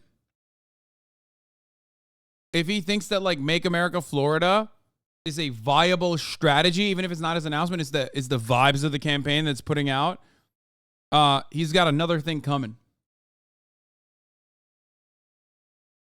Okay? No shop. Banning abortion at 6 weeks is also psychotic in general, cruel, unusual, but also, it's just not good. It's just not, it's not successful national politics. It's not even successful in fucking Floridian politics. They're giving our children medication, brother. Dexcom G7. What the fuck?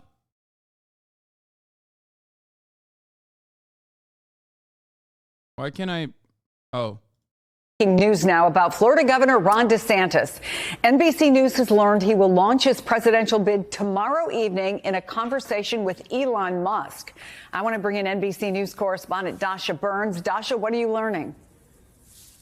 Hey, Chris. Yeah, we are first to report that Florida Governor Ron DeSantis will officially step into the national spotlight, launching his bid for the White House tomorrow night on an event on Twitter Spaces with the tech billionaire mogul Elon Musk. They will be in a discussion moderated by David Sachs, who has been a supporter of Governor DeSantis. Now, this is an unconventional way to step into this presidential announcement, but it is what the campaign is looking to do, is use the reach of Elon Musk's more than 140 million Twitter followers step by traditional media and get directly at conservative voters. Look, the staff, the campaign, the now official campaign almost, has watched Twitter become an increasingly friendly space for conservative firebrands. They've watched as Tucker Carlson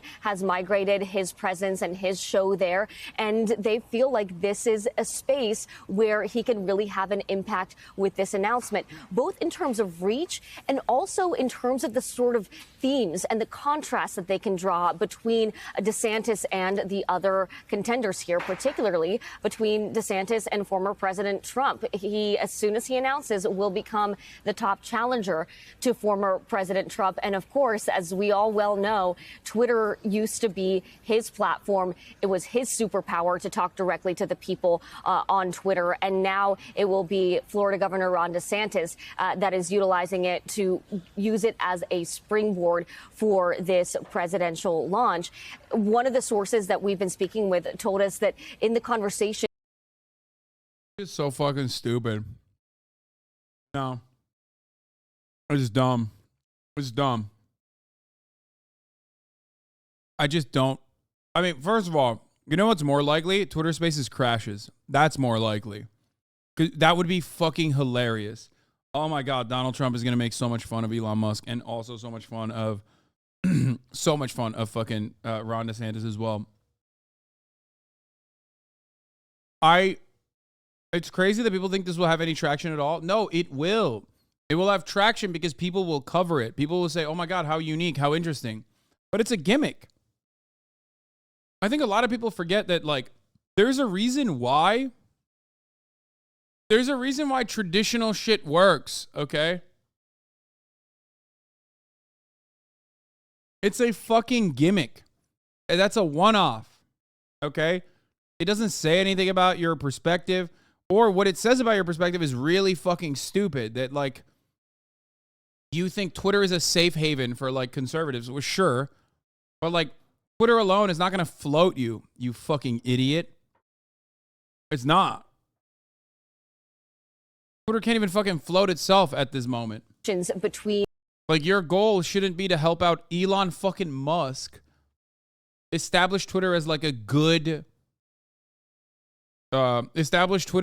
platform. Like, you're doing more for Elon Musk in that regard than for your own campaign. It's very stupid. Musk in the campaign, he made it clear that he believes that former President Trump cannot win again. He believes that DeSantis can. He believes that DeSantis is the future. And the contrast that the soon-to-be official campaign is looking to draw is just that. They will be looking to draw the contrast of future versus past, of success versus failure, of action versus talk. That is what you're going to see as he steps out into the field officially here. And we're going to see him launch a video in addition to this conversation on Twitter Spaces, which of course is an audio. He needs a pro-business look though after Disney. Bro. First of all, Twitter Spaces doesn't even have video components, so that's going to be hilarious to see. I can't wait. Platform for audio conversations on Twitter, but he'll have an official video, and then next week he will do a swing through some of those critical early states, hammering his message officially as a presidential candidate. Chris. Angie's List is losing the list. From now on, it's just. I don't even think Elon has that kind of juice anymore.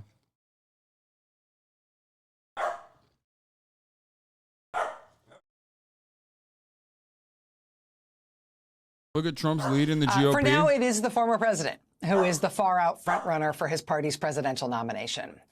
And while he is going through the bottomlands in terms of his legal troubles in civil court, in criminal court, in state court, potentially soon in federal court, I mean, whether or not that makes the far-right Republican base voters like him even more, him being the standard bearer again for his party, it just isn't good news for his party. I mean, yes, Donald Trump was elected in 2016 to the White House. Yay for Republicans. But then in the next election after that, in 2018, Republicans lost more than 40 seats in the House. And the next election after that, their Republican president, Donald Trump, became a one-term president. He lost the White House while their party also lost the Senate. Then in the next election after that, A midterm election after the election of a new Democratic president. Historically, that means the Republicans should have cleaned up. This is a midterm election where Republicans were predicting they picked up 40, 50, maybe even 60 or 70 seats in the House. Republicans instead in 2018 ended up with a single-digit win in the House. What happened to the red wave? They were so flummoxed by how poorly they did in 2018 that when they finally squeaked over the line to be able to pick a Republican speaker, it took them 15 ballots and 5 days to do it. It was the first time in a century it had taken more than one ballot, and it took them 15. So 2016, yeah, okay, but then 2018, no. 2020, no. 2022, no. Even this year, 2023, in an off year, the elections last week, Democrats won contested special elections in swing states like New Hampshire and Pennsylvania. They won big mayor's races away from the Republicans in previously reliably red places like Jacksonville, Florida, and Colorado Springs, Colorado. In Jacksonville, it was a Democrat who won the mayor's race. In Colorado Springs, it was an independent, but that was the first time ever somebody who is not a Republican has won the mayor's race in Colorado Springs. I mean, just looking at how Republicans have done in elections in the era of Donald Trump, having Donald Trump as their standard bearer of their party has been bad for them. It has not been good for them as a party. And, you know, maybe it's not fair to only judge them by what their standard bearer has been able to achieve politically. Of course, there's lots of states that are under Republican control. Aside from Donald Trump, how's it going politically in terms of the national political image for the Republican Party when you look at what's going on in states run by Republicans? Well, they haven't exactly been cleaning up on big political winning issues, just in the current news cycle. I mean, this was the headline in the Wall Street Journal today. Arkansas seeks to end school desegregation settlements. Arkansas school desegregation? Why does that ring a bell? I mean, literally, the state of the Little Rock Nine, the state where federal troops had to be used to desegregate the schools by force, years after the Brown versus Board of Education ruling that said segregation was illegal. That state, under Republican leadership from Sarah Huckabee Sanders, now that state is deciding that they're going to get rid of desegregation orders for all their schools. Because surely that's never been a problem in Arkansas.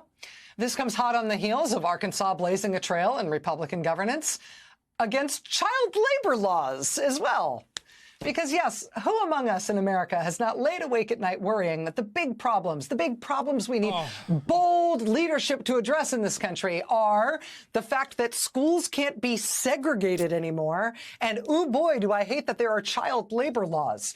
Don't worry, Republicans are in control in Arkansas, and they're on both those big problems. Rachel Maddow has not factored into the consideration that the children yearn for the mines, which is a simple mistake. The real mistake. Okay? The children yearn for the mines. Why? So they can buy a $5 a month subscription at the HasanAbi broadcast to avoid the top of the hour ad breaks, which come at the top of every hour. If you no longer want to see those ads, all you need to do is subscribe. Some of those children that come from the mines, that go back to the mines, then also will turn around and gift subs to others, because that's another way that you can avoid the ads at the top of the hour.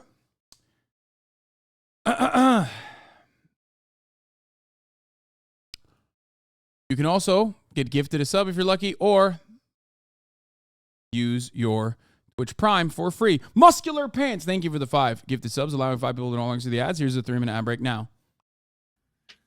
In Indiana, under Republican governance, their new law there on books in schools threatens school librarians with felony convictions.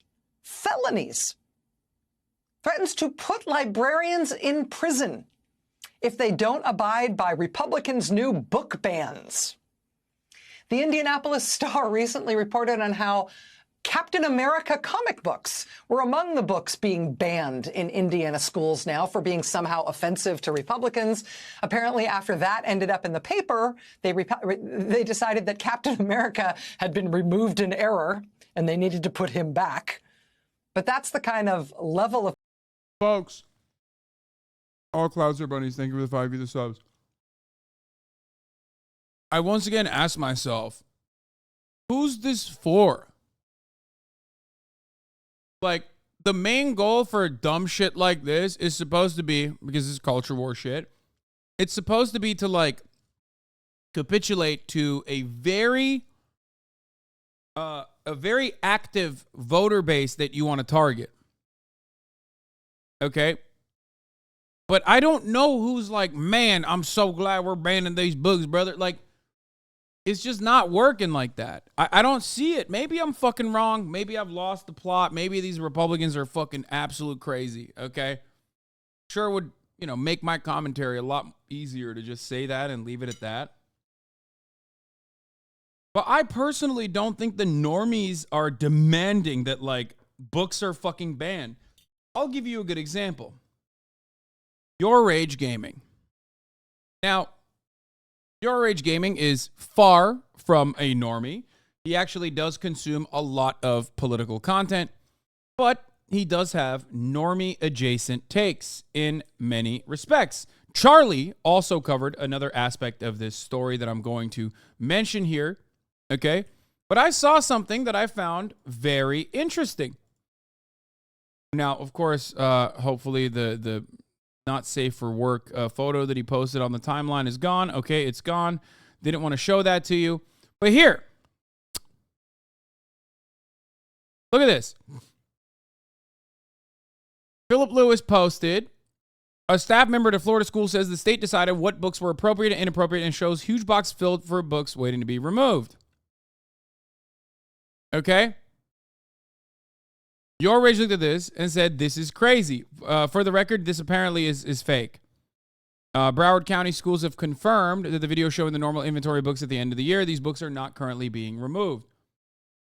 You're definitely out of touch. They eat up this trans shit. They only watch Fox News. No, man. No. I don't think people want to hear about trans people constantly. It gets fucking annoying. Just like people don't want to hear about racism constantly. It gets fucking annoying. And then all of a sudden, liberals have like a bad rap and everyone's always like, oh man, fucking libtards are getting offended again. No one cares about someone being offended over and over again. You get offended one fucking time, that's fine. You make a big stink about it one time, that's fine. You make it your entire fucking real lives work. That's all you do is like hysterically fucking endlessly yell at like librarians and school teachers and all the like that, you know, normal people are interacting with on a regular basis that have family members that are fucking working in schools and shit like that.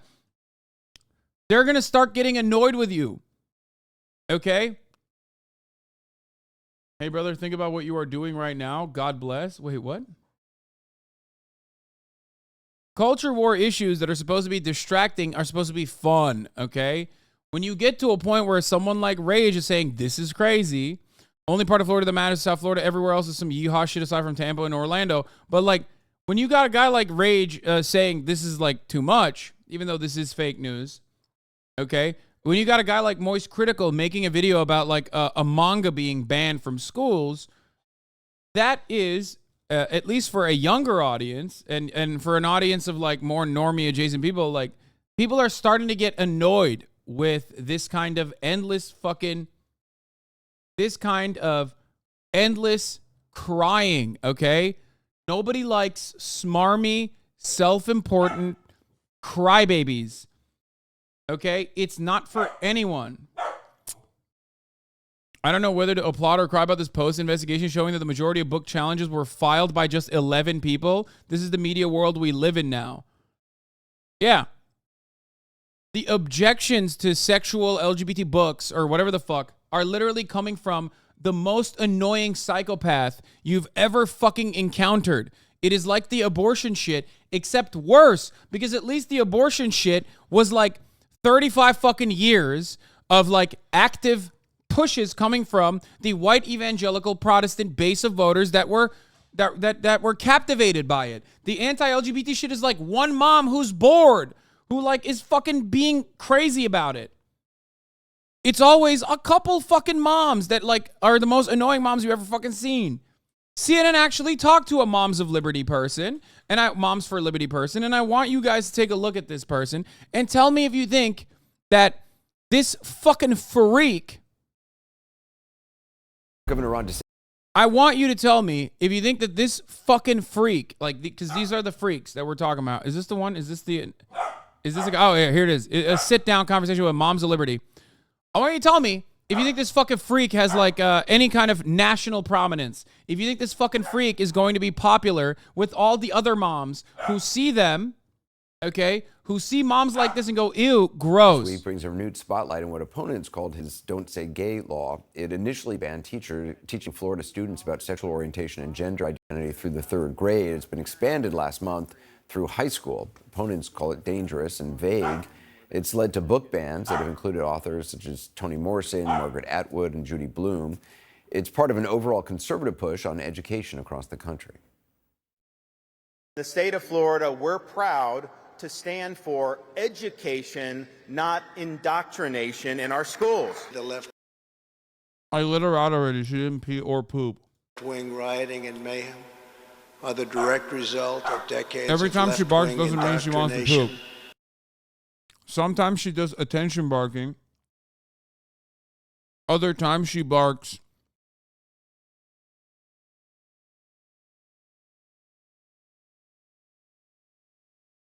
Sometimes she's barking for attention because she's bored and wants to get out of the crate. Other times she's actually barking. Other times she's actually barking because she actually does have like a valid reason, like she needs to get out. She learned barking equals attention. Oh no, dude, from day one she's been barking. She has a very dogs also famously have a very loud bark too. So they're like, I mean, not really much I could do. I don't really respond at all when she barks, except for when I think that she's barking because she wants to poop. But it is what it is, you know? I'm turning my head when she's not barking. In our schools. The Democrats believe that parents shouldn't have a say in their kids' education. Parents want schools focused on reading, writing, and math, not woke politics. The left is trying to hijack women's sports, and our schools are on the verge of becoming breeding grounds for liberal and progressive ideas. Daniel fucking Cameron, baby. Kentucky's very finest. Gigantic piece of shit. Mitch McConnell's like own protege. DeSantis' law also led to his ongoing fight with Disney. One of the people he appointed to a board that was supposed to provide more oversight of Disney was the co-founder of a group called Moms for Liberty, which has advocated for these classroom fights in school districts across America. Ellie Reeve has more on who they are. By exposing our children to adult concepts such as gender identity, we are asking them to carry a load that is much too heavy for them. Might I suggest instead of anal sex, perhaps we could go back to teaching cursive? This book is not appropriate, and it is in your schools. Moms for Liberty is a parent activist group. It began in Florida in 2021 to protest public schools being closed for COVID and mask mandates. The group became a frequent and spicy presence at school board meetings. This is about more than masks, for the record. But now there are more than 250 Moms for Liberty chapters nationwide, the group says.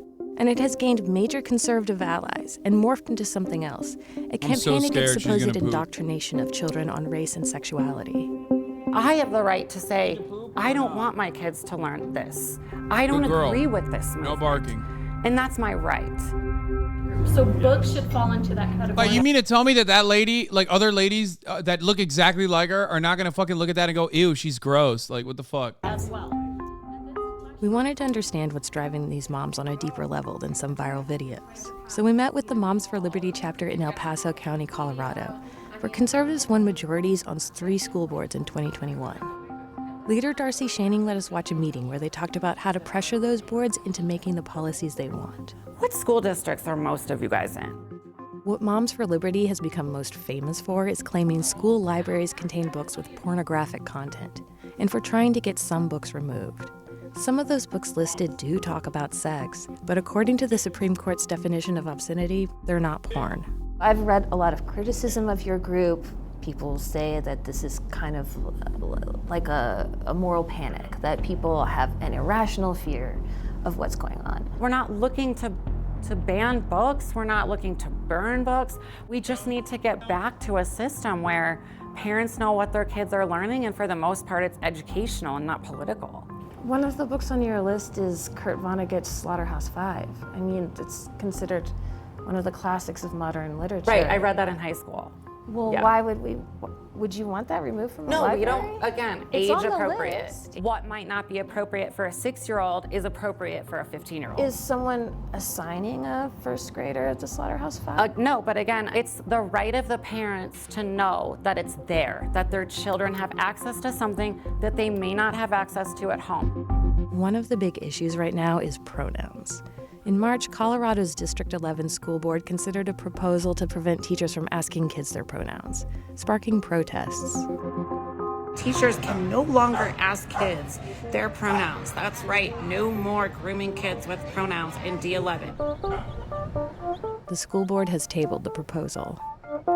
Why is asking a child their pronouns indoctrination? If you ask my children, who are 7 and 8, what are your pronouns? They don't even know what that is. So when you ask that, you're planting the seed in their minds that they maybe should identify as another gender, or that identifying as another gender is hip or cool. Hey, my teacher's asking me, so maybe this is what I should do. But I certainly never felt that way about my teachers. Like, I didn't learn I was heterosexual from my health teacher. It was from like watching 90s movies with Brad Pitt in it. Yeah. Well, I think that's how most of us are. Children can get on there. We wanted to hear what some of the more liberal parents had to say. Some of them sat in on the meeting, and one passed me this note calling it a hate group. The next day, we met with those parents. For the record, have any of your kids ever come home and said, I'm feeling peer pressure to be gay or trans? No. Naomi Lopez is a speech pathologist and works in a District 11 school. First of all, we're not going around saying, okay, now I want you to think about it. What gender are you? Yeah. Like, that's not happening. They say Period. it's happening. It's not. My personal beliefs, my personal viewpoint on the world does not come into the classroom. We are professionals with degrees in pedagogy. And she's also the mom of a transgender student. So, I'm sorry, can you ask me again? Because I'm getting pissed off. What, You already got a trans daughter. Why does it make you emotional to talk about this stuff? She trains their own daughter, and now she wants to train your daughter. What the fuck?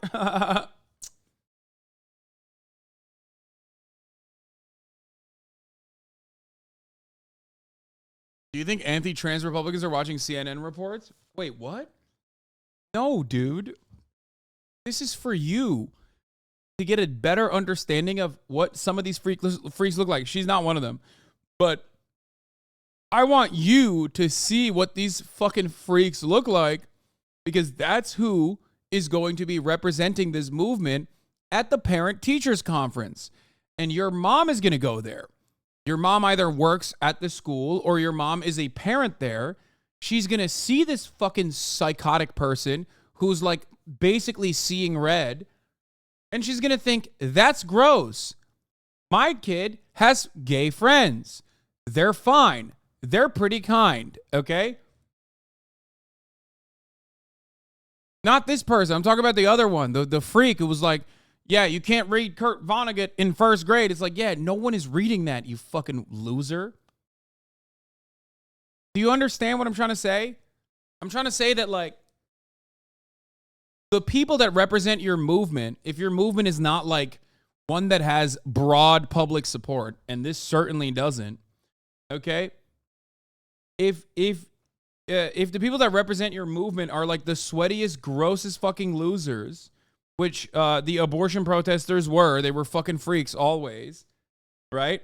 And then on top of that, the abortion was like broadly popular in comparison to the trans movement is not as popular. There's more apathy towards trans people than anything else. But the counter movement, like the pro-choice movement, was incredibly popular, significantly more popular than the abortion one. But there was actually an anti-abortion movement. There is no like genuine anti-trans a grassroots-backed movement that's saying like, that's going to legislators and calling up their offices to be like, you need to stop transing our children immediately. You need to stop the schools. Like, It's completely created by lobbyist groups and special interest groups that are getting paid by churches, that are getting paid by like nefarious Republican projects. It's all, none of it is grassroots. It's all like, it doesn't have a real audience that looks at those bills and goes, thank God they're doing the right thing, brother. Okay? No one is fucking turning around and going, thank God they banned the one fucking 12-year-old trans person from like participating in swim meets in the state of Utah. You know what I mean? So when you're astroturfing this shit, it's not going to actually have an ROI that you expect if you genuinely push for this kind of bill. They are foolish. Republicans are behaving in a manner where they're stupid enough to believe their own bullshit. Like, why would you believe your own astroturf movement? I'm willing to bet that there is no anti-trans as a single issue constituency in the United States of America. It never shows up in the polls. It never, ever shows up in the polls. If there was a constituency, there would be like, I don't know, 10% of the Republican voter base that's like, I want to deal with this trans shit. I want to kill all the trans people, like something. You know what I mean? It's always triggering the fucking libs, protecting gun rights. That's it. They don't even say fix the economy anymore. They just say triggering the fucking libs. That's like the major thing. Read some online hog forums and you'll know it's true. Yes, what you're talking about is, again, hyper-specific. Hyper-fucking-specific. You're looking at people that are on the r/conservative subreddit. How many real fucking conservatives are on the r/conservative subreddit, dog? Get the fuck out of here. Doesn't trans stuff fall under wokeness? No, wokeness is everything. That's like ridiculous to say that it's just trans stuff.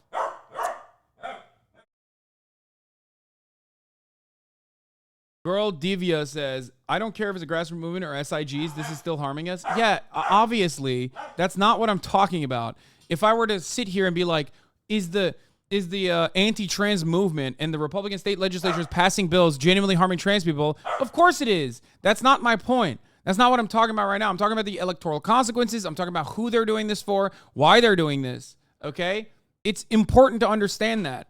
Like, it's important to assess that the overwhelming majority of American citizens are just apathetic. They demonstrate apathy towards trans people. They do not have like genuine hatred in the same way that like Matt Walsh has. That's important to understand for, one, electoral considerations. And that's even important to understand for like understanding American society and American culture, and making interpretations about what the future might look like is what I'm doing here.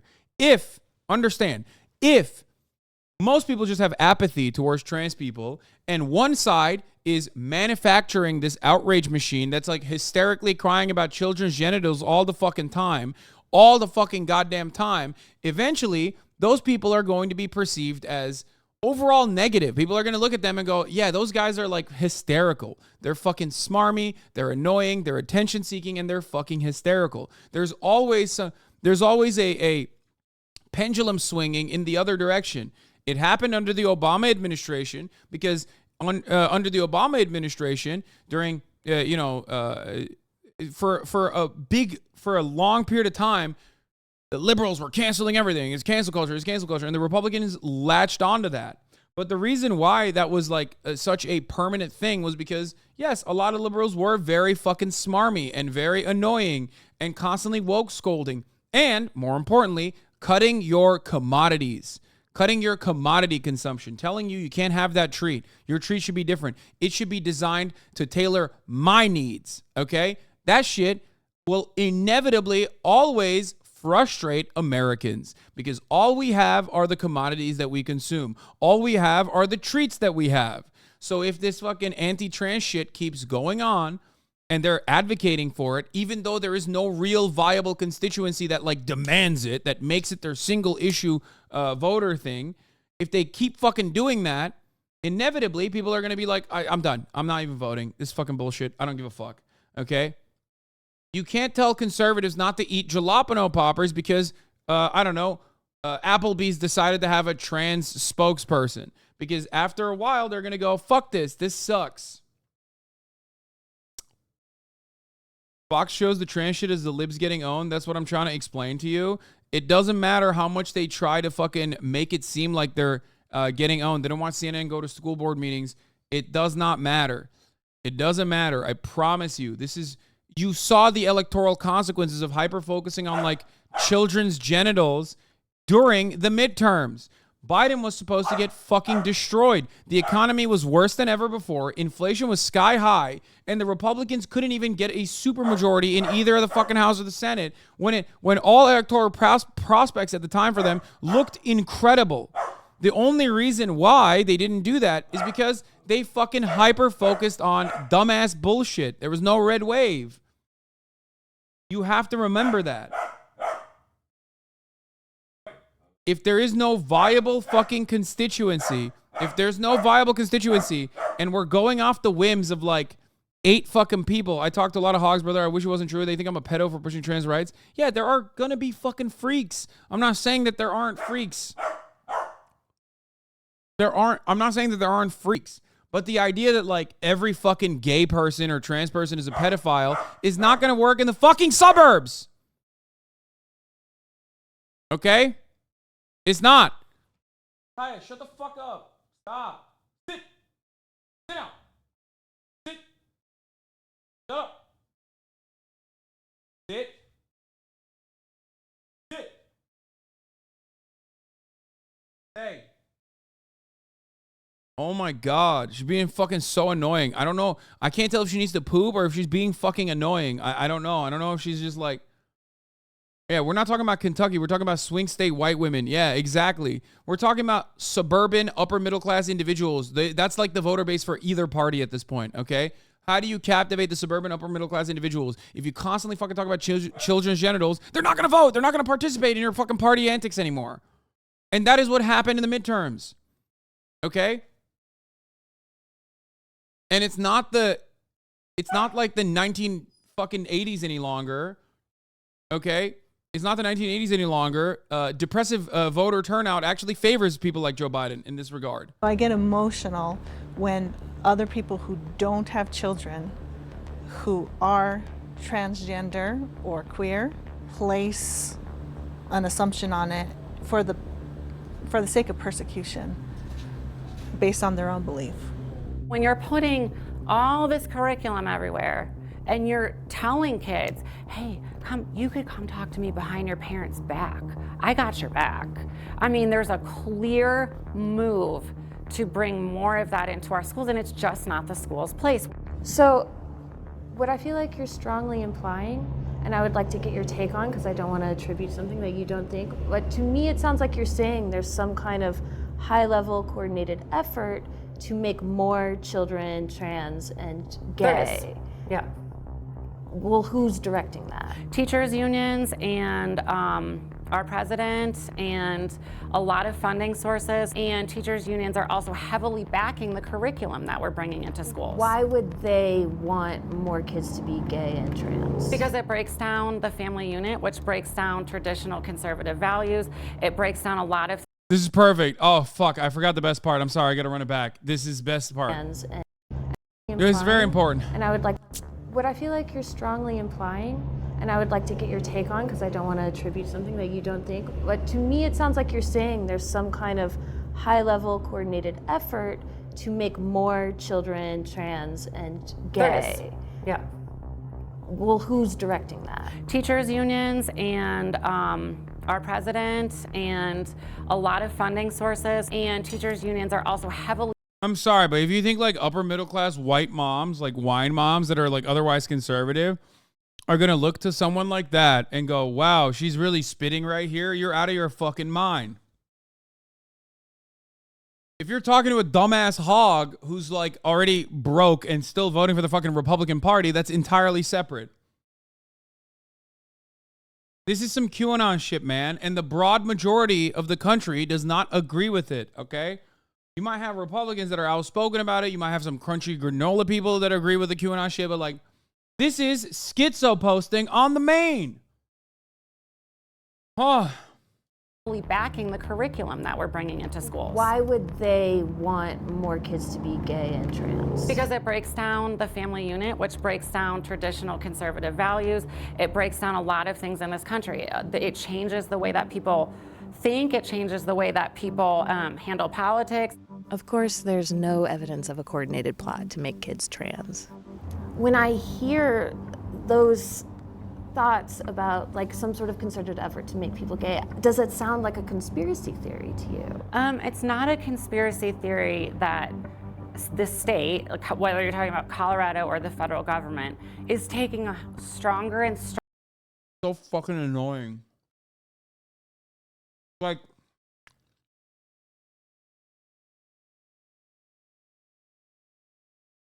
the way she carries herself, I put her upstairs in the balcony to poop because she's been barking too much and I think she needs to poop. After that, I'm going to crate her. What's up? What are you doing? I just put her in the balcony, Murat. If you want, you can take her out after she poops. Okay. And then crate her after.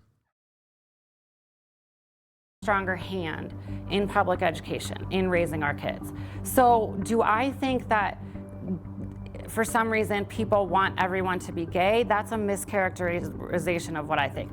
I think that people will use, the people that want to erode away at parental rights, the left, the teachers unions, they'll use LGBTQ or whatever may be the case at the time. Those are just tools to erode away at parental rights.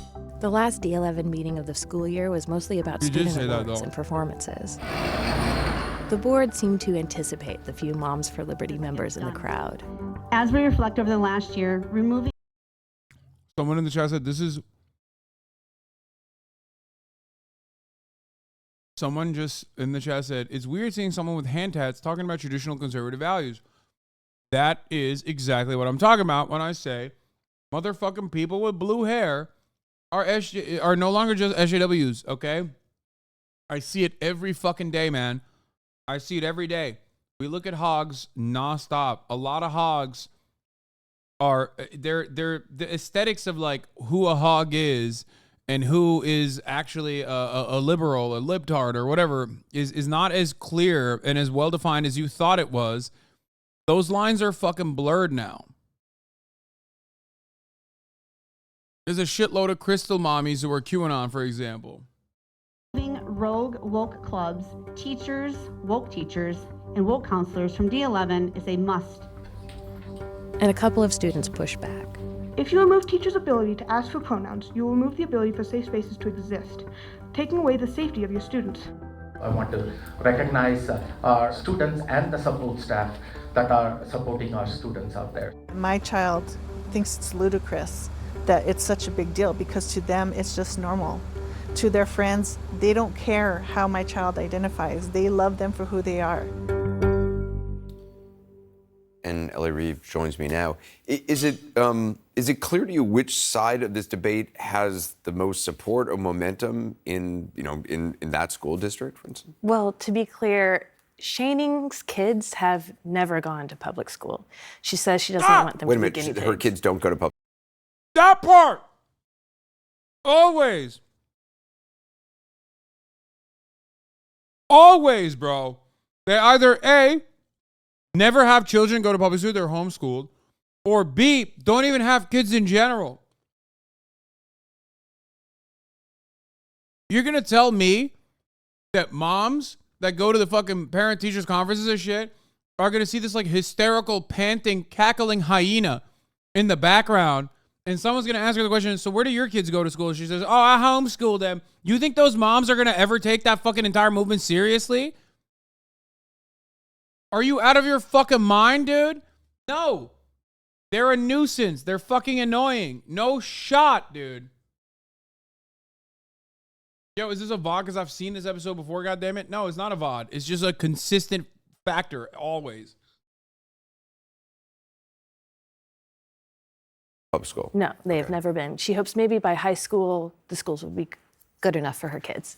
The other liberals we talked to, the liberal parents whose kids do go to that school, they say it's not the majority opinion. So, for example, one parent complained about 5 books, and that meant that the district had to create committees to determine whether those books were obscene or they could stay. And in the end, all 5 stayed, but one parent who served on that committee said it was just a huge waste of time and resources.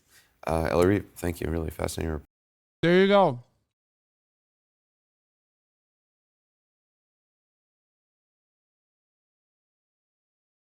There you fucking go, dude. I hope you understand.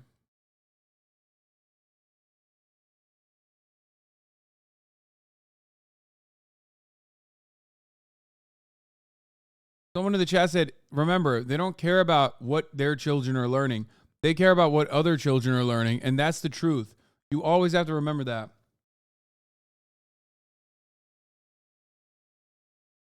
They're here to stop your children from getting the education they want to get.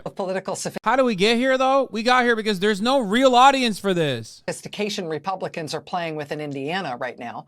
In Florida this weekend, the NAACP had to issue a travel advisory for African Americans, for Black travelers, advising that recent changes in Florida law under that state's Republican governor and Republican legislature mean that Black travelers need to, quote, beware that, quote, your life is not valued in the state of Florida, essentially saying that if you are a person of color, traveling to Florida should be consented to only at your own risk, because that state is against you.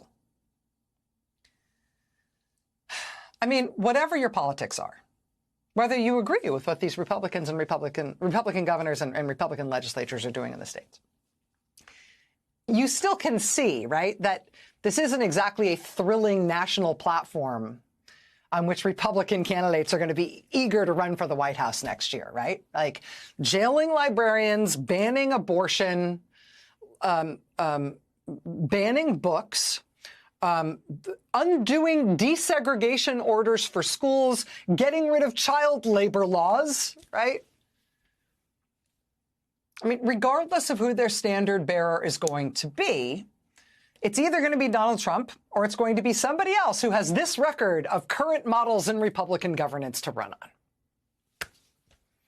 And regardless of, you know, who their standard bearer is going to be, whether it's going to be Trump or not, regardless of the unpopularity and extremity of how they are governing in the states they control, I mean, the one hope they have for taking back the White House next year, for taking back control of the executive branch, for taking the presidency in 2024, the one thing that is in their control, the one thing they can control about the country as a whole, the political climate for the country, the one thing they can do single-handedly is control the economy.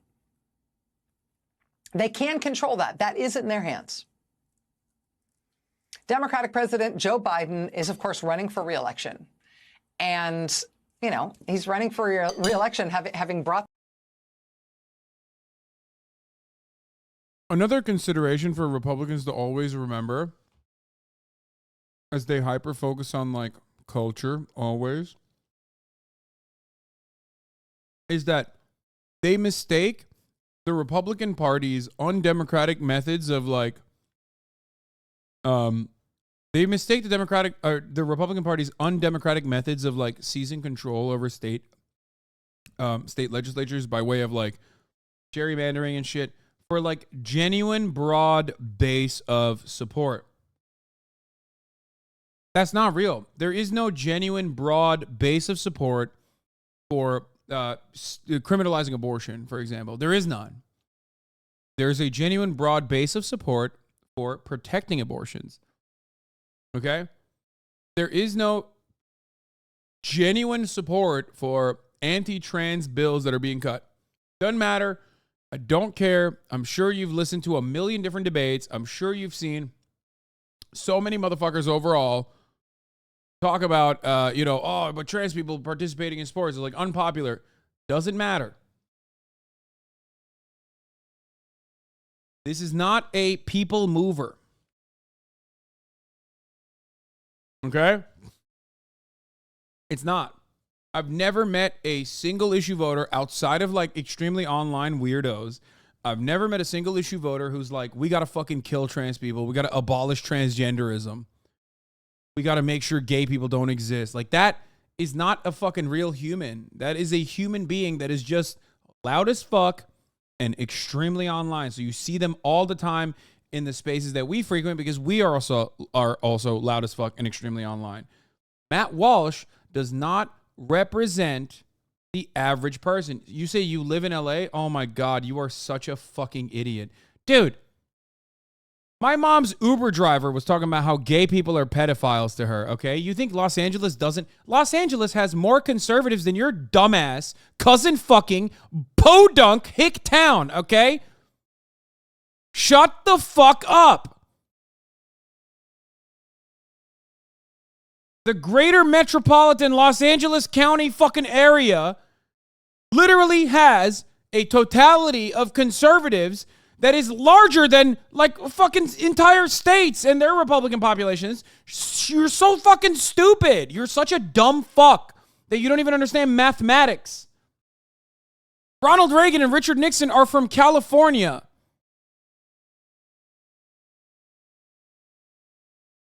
Okay? I'm not even talking about leaving LA.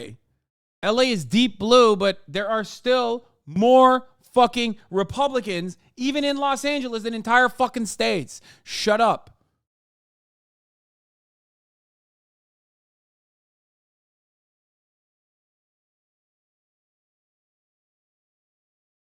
Oh.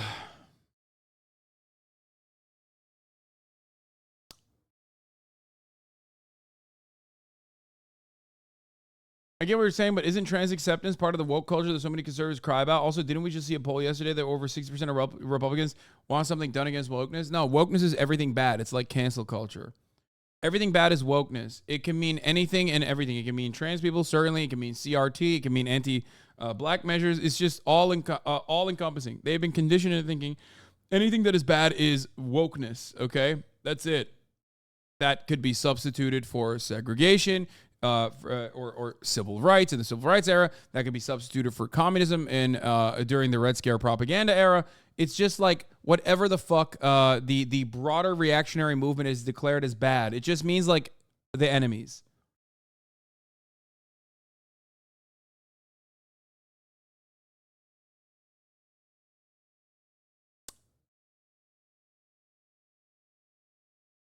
In theory, they call it a floating signifier.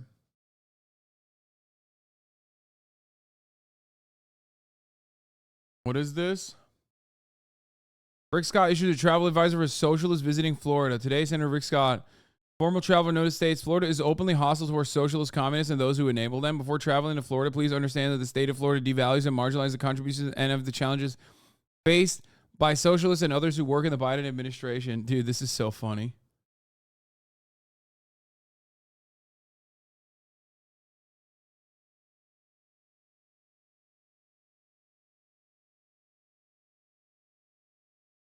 Yeah, LA has more Republicans, I imagine, than the whole of Miami-Dade County. Of course it does.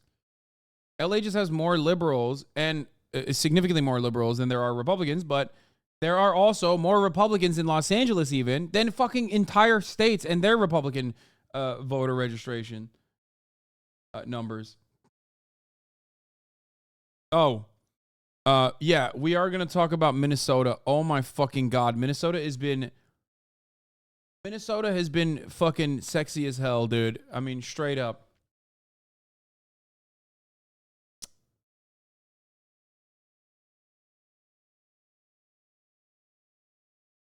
We'll cover all that in a second. Let's finish the U.S. unemployment rate down from 6.3% when he was sworn in to 3.4% today. Unemployment rate is lower right now than what we had in the 90s, than what we had in the 80s, than what we had in the 70s. The last time unemployment this low was 1969. He's created millions and millions and millions of new jobs in his one term as president thus far. And that, of course... This is so dumb. I think that metric is just not one that anyone is going to look at and go, wow, that's really good, actually. The economy is doing well. When real wages are lower than they were under the Trump administration due to inflation. And that actually pairs up with like half a century of data as well, where wages across the board have stagnated as productivity and therefore profits have skyrocketed, which means that, you know, even if the jobs are all filled, if everyone is already fucking employed, it doesn't mean anything because no one's getting paid enough to feel good about it. So when no one's getting paid enough to feel good about it, then floating the unemployment numbers is not changing anything. That's it. Of course, is terrible for Republicans' political prospects. But they can't control anything about Donald Trump, apparently. They apparently can't restrain themselves when it comes to governing in a way that might be nationally attractive to swing voters. But they really can control the health of the economy with this debt ceiling thing. In this debt ceiling fight, that is within their control. And they know it. If they refuse to raise the debt ceiling, the White House Council of Economic Advisors has just released a report saying the consequences of that will be that millions of Americans will lose their jobs. More than 8 million Americans will lose their jobs. The economy will contract radically. The stock market would fall by nearly half, by 45%. If the default is protracted, a simulation the White House Council of Economic Advisors have done shows, quote, an immediate sharp recession on the order of the Great Recession in 2008 and an unemployment increasing by 5 percentage points. So we'd go from 3-point-something% unemployment now to 8-point-something% unemployment instantly, right? That would be terrible for any president running for re-election in those circumstances. And that is absolutely within Republicans' control if they want to unleash that on the country. They can use this debt ceiling fight to do that to the country if they want to do it to reap the political rewards in the fight for the White House next year.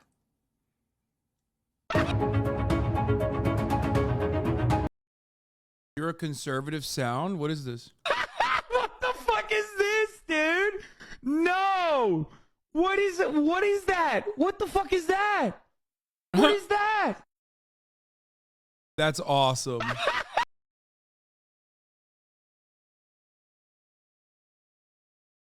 That's fire.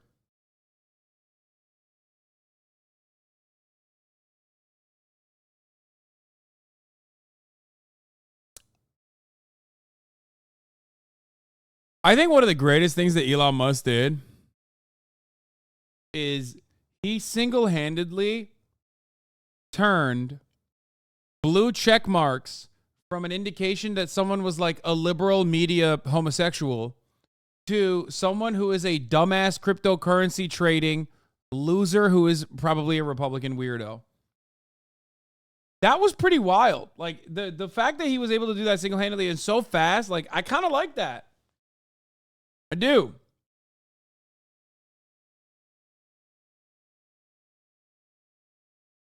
I got my Twitter back and it took a month. Fuck Elon. Wait, why won't it let me like it? I'm not clicking it. What the fuck?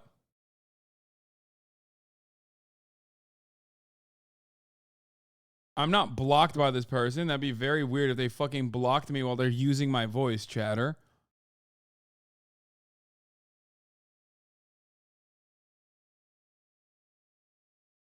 Excuse me, sir, can you help me with that? Oh, that right there? It's cool, bro. I got you. I boulder. B4 crimper? You had it before? It's got bits of real cliff in it. That's how you know it's good. Excuse me, sir, can you help me with that? That's funny. Oh, that right there? It's cool, bro. I got you. I boulder. Excuse me, sir, can you Christian help me is with that? fucking hilarious, right there? always. Zoomer humor? Bro, he's my age, and also he is the other half of the Life of Jimmy Tatro. It's Christian. Cap, this is a good friend of mine. If anything, it's 30-year-old humor. It's not Zoomer humor.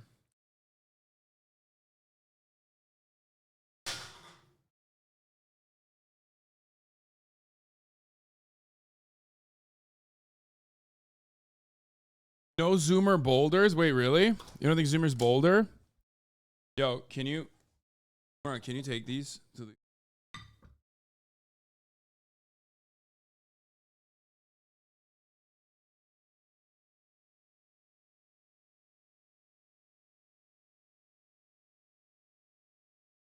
Thank you. You're the goat. Kayayı da çıkar. Ya crate'e koy ya da aşağı geri getir, öne getir, oyna yani onunla.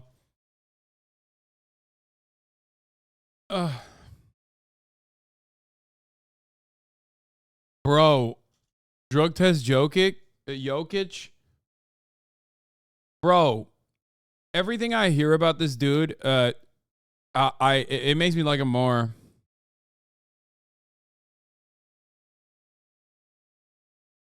I'm sorry, but this is fucking insane. Like, he is so me-coded in so many different ways. Like, he's a soda boy, horse girl, also like kind of fucking tall, fat. You know what I mean?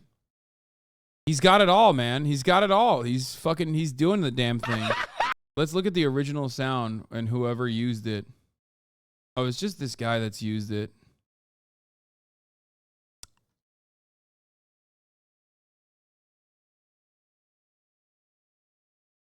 As a Lakers fan, I want to hate him, but I literally can't. I mean, dude, they are. This guy is a everyman, okay? He is an everyman. Kind of tall, fat. He's a foot taller than you. Wait, what? Brother, it don't matter. First of all, he's what? How tall is he? Motherfucker, he's not 7'4", okay? First of all. He's 6'11".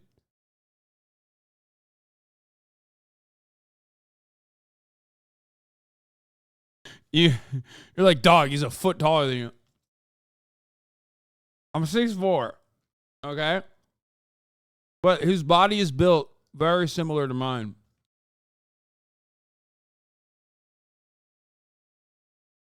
It's just the truth.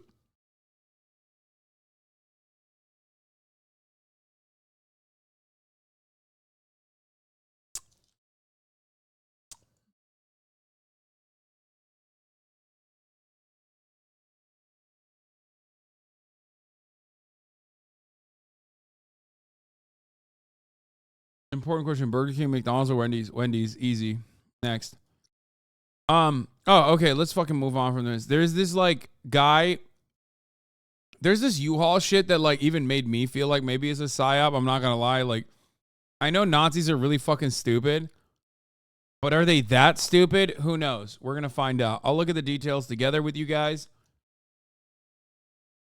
Like, obviously, the question always is like, what is the psyop? Kakayaptama? Balkana, good girl. Yapta, huh? All right, well then play with her. Let her P2 though. Hey, good girl, Kaya. Kaya, come here. Come here.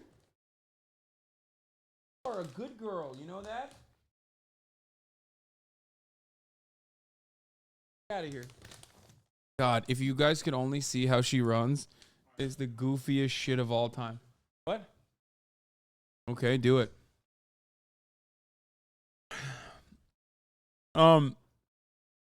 Anyway, we'll talk about the Nazi in a second. All right. Yeah, Biden and McCarthy are talking about the debt ceiling. We're gonna probably cut that. We talked about the NAACP issuing travel advisory, which was dumb. Don't care about any of that other shit. We're gonna do the alpha versus betas, like our men superior to women conversation. But what the fuck? Ooh, we could cover this as well. But what I want to do is Murat Satellite doing okay, by the way. Is it Murat? He gave a thumbs up. Is doing all right. Motorface, thank you for the 5. Get the subs.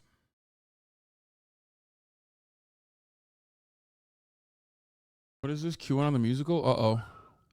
On the day when things will go our way, the righteous will seize the day when evil will dissipate. Like, look at this guy. Look at that guy. You think that guy's conservative at first sight? You do know now, because conservatives are capable of looking like that. But, like, conservatives are theater kids. They're doing gay shit, dude. They're, like, straight up are, like, doing art stuff. Okay? I'm telling you right now. If you don't know, just now you know, okay?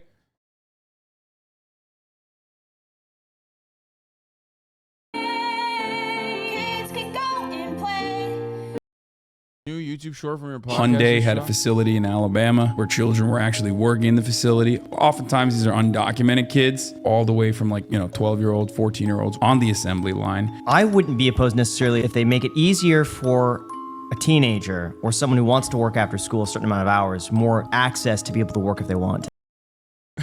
Isn't that crazy? I talked about child labor and he said, yeah, maybe child labor isn't bad.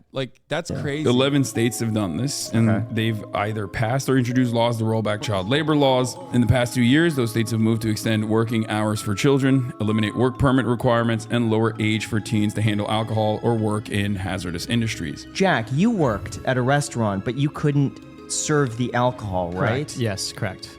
Until I turned 21, but restaurants don't really adhere to that. Hyundai had a facility. I'm losing my HasanAbi head creds. This is hilarious.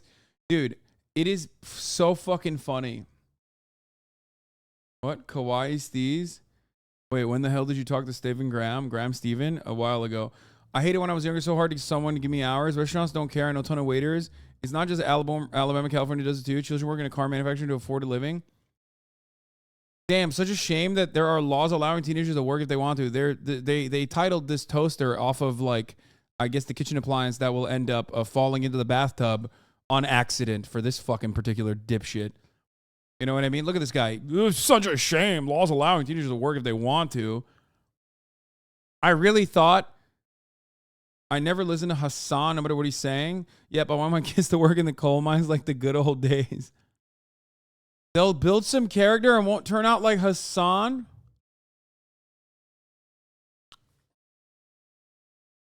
What the fuck?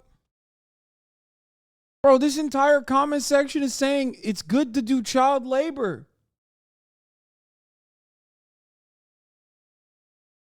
Bro, that's crazy. That's crazy. What the fuck? Yo, I just said child labor is bad. And motherfuckers are like, fuck Hasan. I'm pro child labor, brother. Safe from pedophilia, make a world a better place. Join Q and on today. Q and on and on, Q and on and on and on. When you know where you belong, Q and on and on and on. There.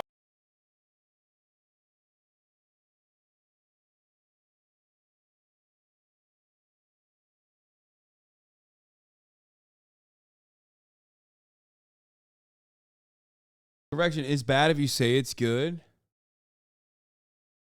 Yeah, I'm gonna fucking start advocating for child labor and abolishing trans people so that all these fucking dumb weirdos will turn around and become advocates for trans existence. But it doesn't work that way. They'll just embrace me and go, oh, finally, he's made the right choice, brother. That's how that shit works.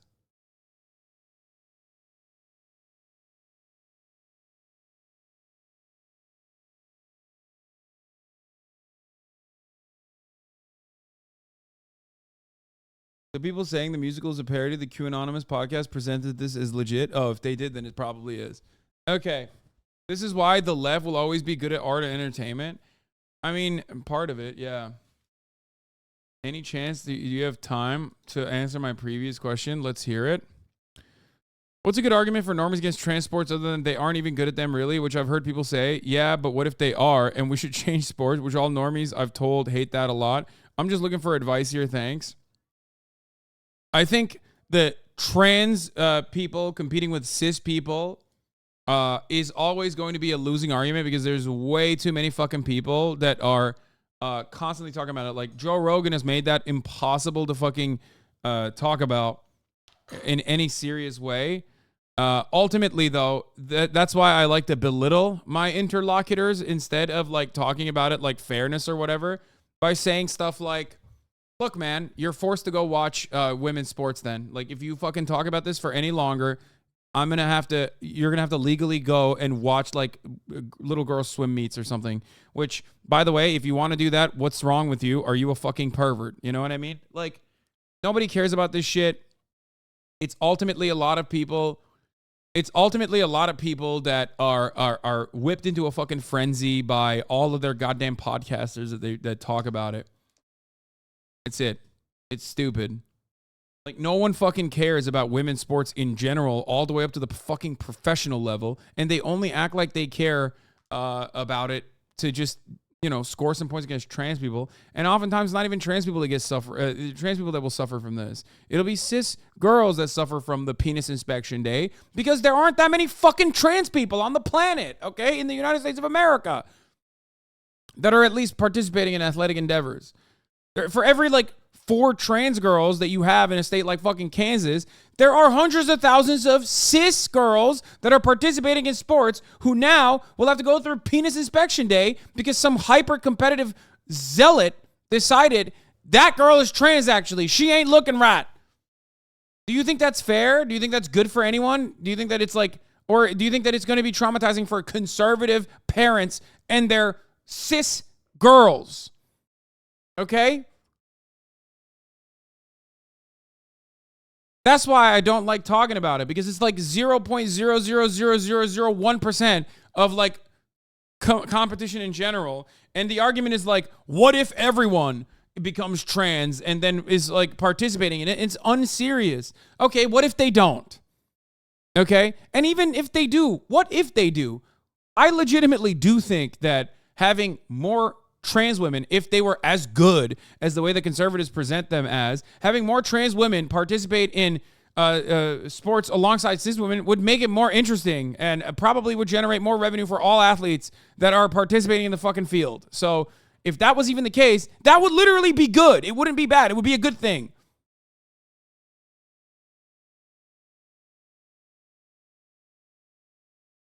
Okay?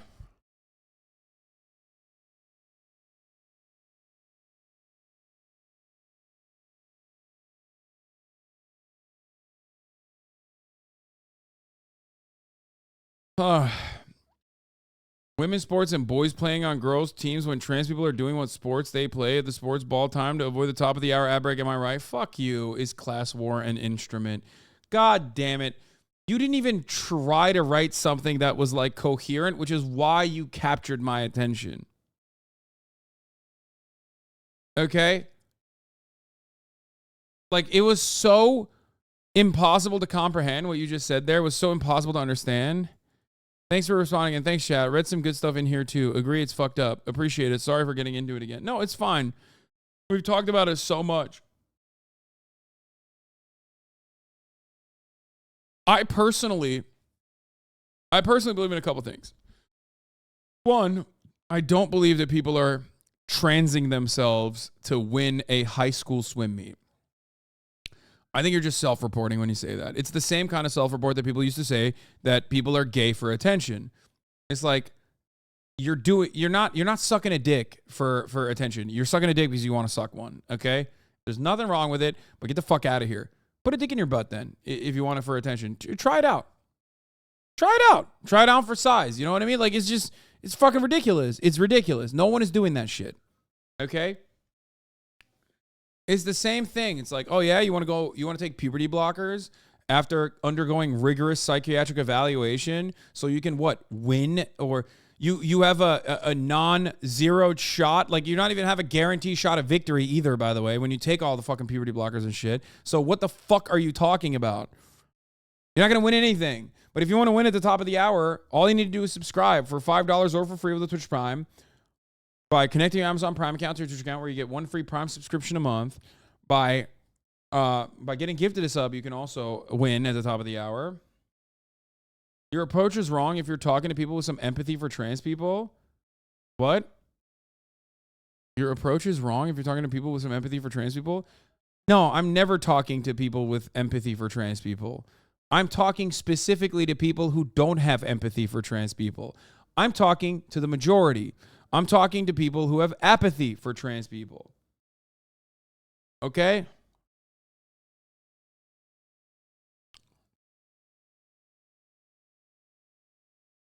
Oh, you're right. Yeah, if you're talking with normies who have empathy, center the conversation on where trans women should play. Eventually, you'll get to, well, they can't play men's sports, or so I guess they have to play women's. Yeah. That's actually a pretty good take. Yeah, you're right. But I'm talking about, when I talk to people, I'm talking to people who have apathy, okay? Tamana, thank you for the apathy or like straight up anger. Tamana, thank you for the 10 gift subs. Shut up, Axel. Thank you for the 5 gift subs. Motorface, thank you for the 5 gift subs. Allowing 20 people to no longer see the 3-minute ad break now.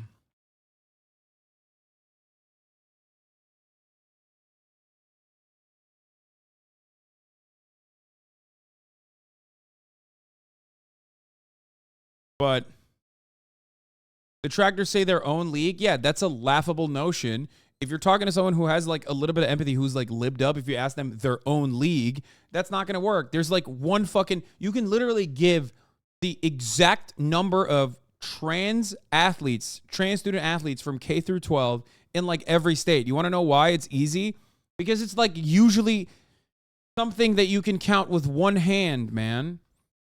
Yeah, 5 girls from like, 5 different fields are going to compete against one another. Like, what are you going to do? You're going to have one person who's a swimmer compete against the track and field person? Like, what the fuck?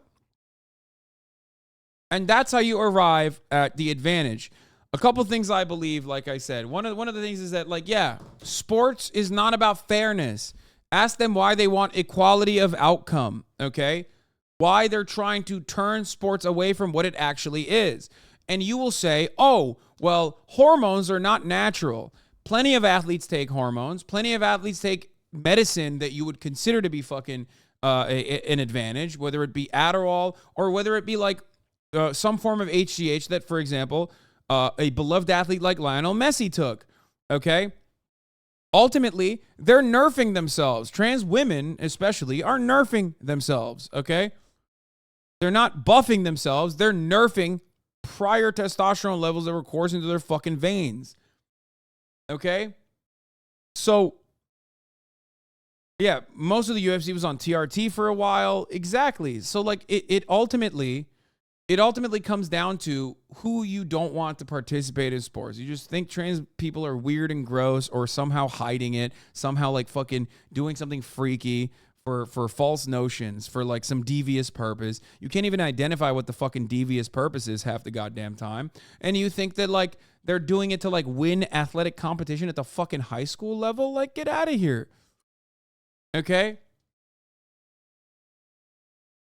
Is she being good? No, she's probably not being good. She is being adorable, but she's probably don't play with her too much when she's riled up. I've been like always avoiding playing with her. Get in there, Kaya. Good girl. Push her in. Thank you. What are you up to today?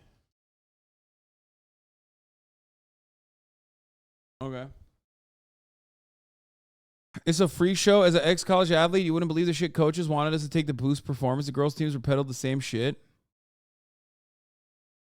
Yeah, I transed myself to come 6th place in my track and field sprint in like high school. You know what I mean? Like, yeah.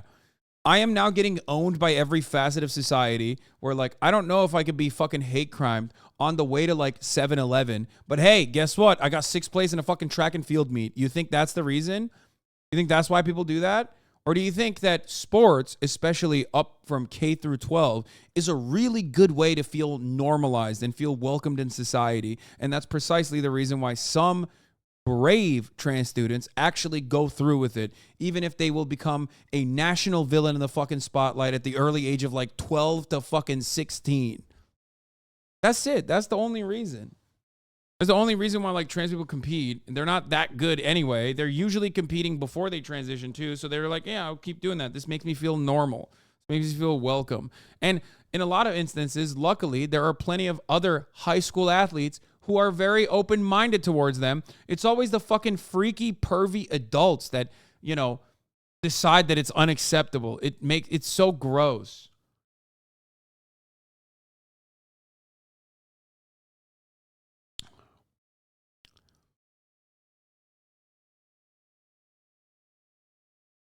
Anyway. Aiden Ross is copy striking again? What? He's copy striking COD creator Futib's video where he literally 2v2s Aiden in Call of Duty. Has got to be the lowest thing. Aiden Ross versus Futibs. Bro, what is he fucking doing, man? What the fuck? I mean, that's crazy to me. Why is he just consistently doing that? Like, I feel like bullying him is not working.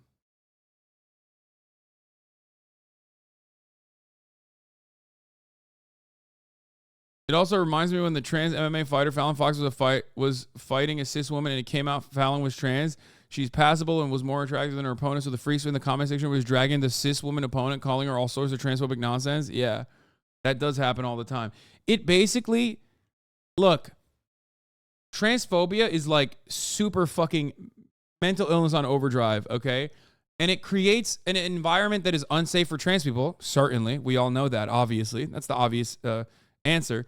But it also makes a really unsustainable and uninhabitable environment for cis women too. Because the we can always tell motherfuckers are so unhinged that they start lashing out at anyone that doesn't fulfill their expectations of a rigid gender norm or gender binary, because no such thing exists. Okay?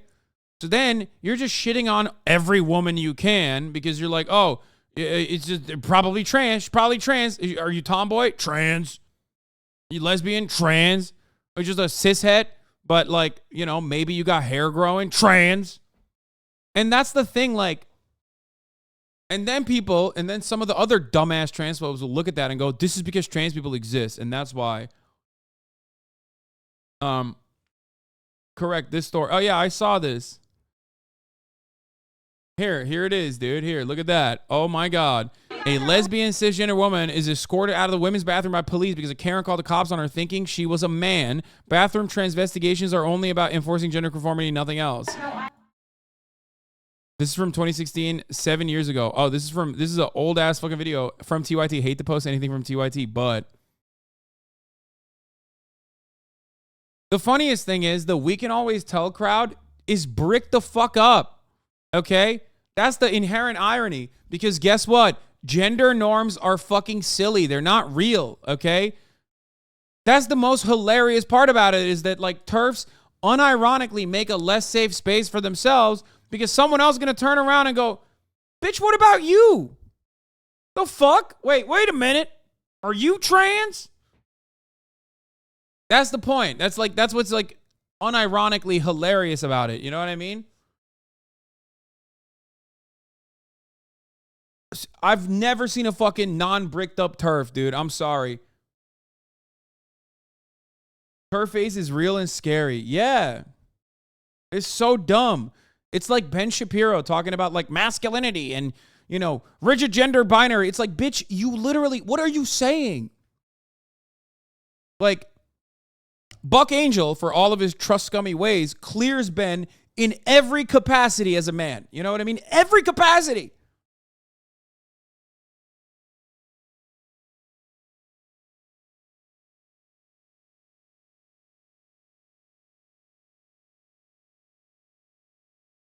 It's so stupid. I hate the Buck example, though. Why? Why do you hate it? It's a good way to open the door to this conversation to transphobic people. You understand that, right? Passing is good for social acceptance. It's good for survival, but it's not the end-all, be-all of being a trans person. However, people who are like hyper passing, it's good. Yeah, it's good for safety. It's good for survival. People that are hyper passing, okay, are great to open the door up about trans conversations with like literally transphobic people. And some of you have probably used it. Some of you probably used it in a conversation. There is nothing better than just pulling up examples of like super fucking sexy trans men and super sexy trans women that pass incredibly, okay? And not only that, but are like desirable by the Western aesthetics, okay? The Western beauty standards that people have created. When you show that to people, they're like, wait a minute. They start questioning.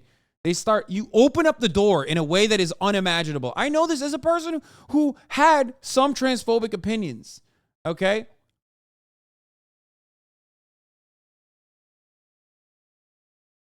You post up a photo of Buck Angel, okay? And you say, you want him to fucking pee next to your daughter? Especially when he had a pussy, he doesn't anymore. Even though it's like gross to constantly talk about like what people are working with, like what their tools are down there. But like, you know what I mean? Yeah, I remember a time when it's none of our business, but like, I mean, he is a sex worker or was a sex worker. So like plenty of photos of Buck out there. Pretty sure he hasn't had bottom surgery. Oh, I thought he did. Maybe I'm wrong. But regardless, like there are a fuckload of photos of Buck out there with the prettiest pussy you've seen. Okay. Straight up. He sucks and he's old. He's an old trans person. Okay. It just like, listen, he's gone through a mountain of fucking hatred and shit at a time when, you know, people were way more open about like murdering people. Okay. Don't look at old trans people. Don't look at elderly trans people and look to them and be like, wow, they're problematic. It's just, yeah, they are. Okay. Who cares?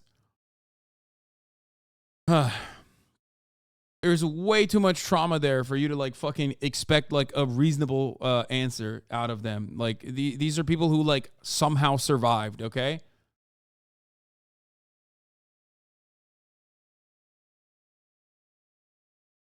It's like the same conversation between like the elderly trans folks in like the UK who still like to use transvestite as a take. You know what I mean? Like as a way to like identify with the term transvestite, which is like completely unacceptable now.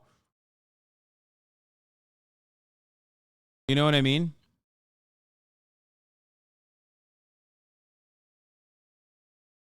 Old trans people that use transsexual are normal otherwise need to be left alone. Yeah, exactly. Or was it? Or it's not? It wasn't transvestite. It was transsexual too. Yeah, transvestite just means cross-dressing, right? But transsexual is the term I was thinking of. Sorry. Yeah, in the media a lot. Hannibal Lecter and other killers who are transsexuals. Exactly.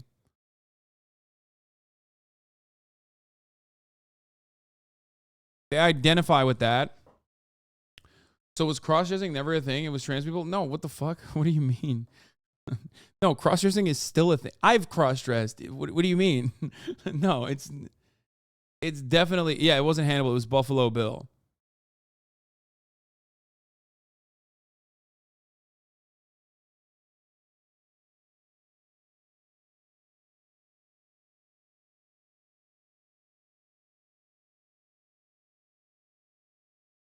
Actually, in Silence of the Lambs, they specifically say the killer isn't actually a trans person. They go out of their way to say Buffalo Bill is not trans.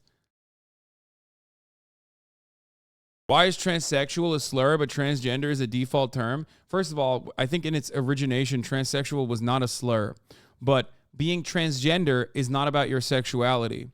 That's why it's an improper term, which is why it's now transgender, which is why people look back. It's like using the term Negro or colored or a variety or even African American when you're talking about a black person. You know what I mean? It's not necessarily a slur, or it wasn't like created as a slur, and it's still utilized in like other academic concepts or even like throughout history, but it's no longer utilized. And if you hear someone say it because it's outdated, if you hear someone say it now in a modern setting, you go, oh, that's like odd that you said that. You know what I mean? But some people do utilize it as a slur for the record. Yeah, Oriental is another example of this as well. Yeah. It's called the euphemism treadmill. Language just evolves. Yes. Speaking of the euphemism treadmill, I actually do want to talk about a subject that is actually currently a point of contention in the Twitch sphere. I don't even know if I should talk about this, but fuck it, why not? Apparently, Vebe says the R word. Soda Poppin's PNG wife, girlfriend, VTuber. And this is only Vey, not Vebe, sorry, only Vey. And people are very upset.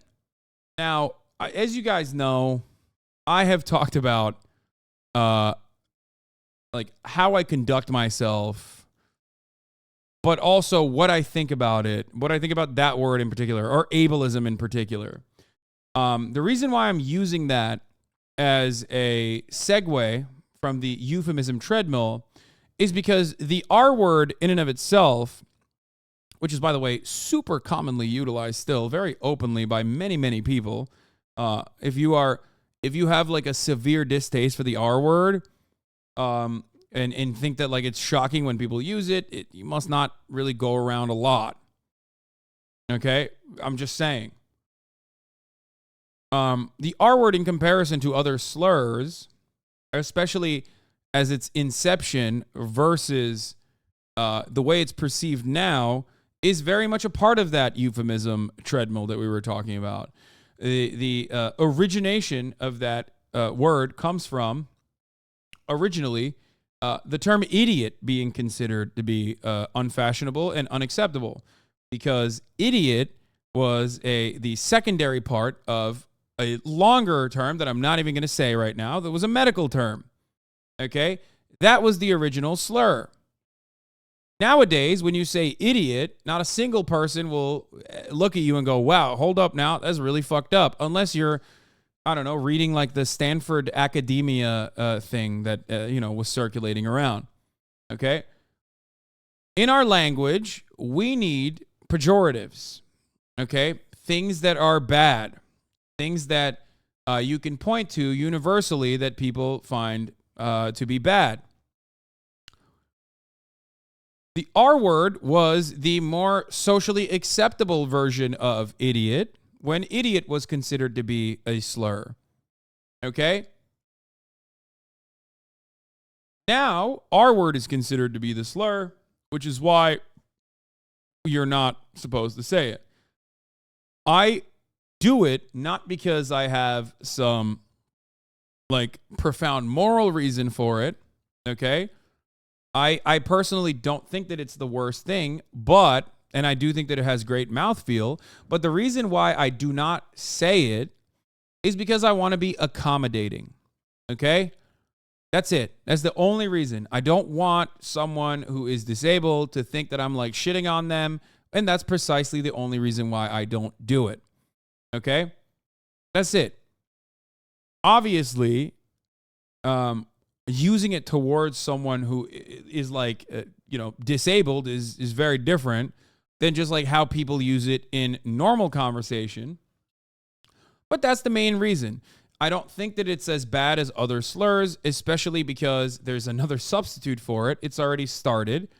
I don't think idiot is short of a larger word. No, idiot is paired up with another word, and I don't want to say it. Well, I mean, I'll say it if you want. It's the origination of idiot comes from mongoloid idiot, okay? That was the medical term, which is unacceptable, which is also racist too. Like, it's like, that is the it's like super fucking racist, as well as a medical term that is like profoundly unacceptable now. It's like Asperger's. Asperger's is no longer something that people utilize in the medical field because of who came up with it. You know what I mean? And also, you know what I mean? What would you prefer to use in place of the R word? I mean, I use a lot of other shit. I use a lot of other words. Troglodyte is one. Yeah, Asperger. Dr. Asperger's a Nazi. I will.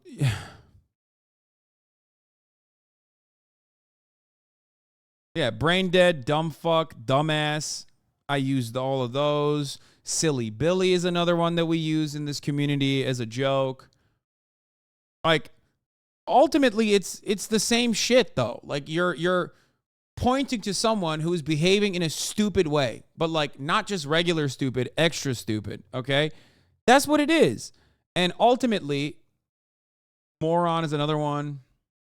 You know what I mean? But like, you need a word for that. You need a word to like talk about someone. You need a word to talk about someone who is just behaving in a very stupid way, in like a unprecedented stupid way, right? Like extra stupid, which is fine. That's just how language works. And that's how language works in this regard as well. Asperger's syndrome is still used as a sub-diagnosis in conjunction with autism spectrum disorder. Yeah. So, I mean, even on Twitch, we utilize what you know as emotes. One emote that we use is Pepega, which is literally that. It's just a substitute, a more appropriate substitute for the R word. So when I first found this community, you were going on about using a safe word, trog, only to find out when I went to school in Flagstaff is a pejorative for Native Americans. Exceptionally stupid despite circumstances where it wouldn't be expected. That is the modifier. So yeah. Why am I talking about this? Because most people don't care, but the ones that do care are hyper online and they get very mad. Okay? And at this stage, I do think that the R word. Why did you Google yourself? Thanks. What incredible commentary from a guy whose name is Huge Anus. Thank you. You got me. I am this. You owned me. You fucking idiot. Anyway, but I hope you guys understand. Bebe saying my stream isn't a safe space after starting to regularly drop slurs on stream. The slurs that they're talking about is the R word, from what I understand. I don't think there's any reason to defend saying it, okay? And I am a slur sayer. As you guys know, I've also said the R word, like a lot. I've said it on stream. I'm from New Jersey. It's like, that's a very common part of my vernacular, or used to be. I don't anymore. So I'm a slur enjoyer. I say cracker all the time. As you guys know, there's a bunch of slurs that I say all the time, okay? Anti-white slurs like Karen, okay? Anyway, regardless of all of that, okay? Her and Soda are just reclaiming that shit, making the R word. Exactly. I do think that personally, advocating for saying the R word, especially when your community is like, what the fuck are you doing? I hate that. It's just silly. It's just, I don't want to come across like I'm defending it. Like I'm not some fucking weird debate pervert who's like, no, I have to say it or else it'll kill me. At first, it takes a little bit more to get used to because you're like, oh, fuck, like what do I need? It's because it does have really good mouthfeel. You know what I mean? It has really fucking good mouthfeel, that word, the R word. Just comes off so perfectly. It rolls off the tongue. So, but you stop. You stop saying it in private, and then all of a sudden, you're no longer saying it in public. Sometimes I might let it slip, okay? Not in public, usually. I'm very good about that. But sometimes I might let it slip every now and then. And I just don't think that it's the worst thing on the fucking planet. There are significantly worse slurs out there that everyone understands is like really fucking bad. Oh yeah, this is my... I mean, it's like... It's like that. It's like this, or when the teenagers in the Bike Karen saga were saying like, yo, that baby's gonna come out R word, or like sometimes someone just says it and it's funny. Okay? It's just like a classic funny moment. It is what it is. But best practices, for the record, best practices, especially if you're like a public person, I would say is not to do it. Using gay as a pejorative, well, using gay as a pejorative is like making a comeback kind of, but like ironically by gay people.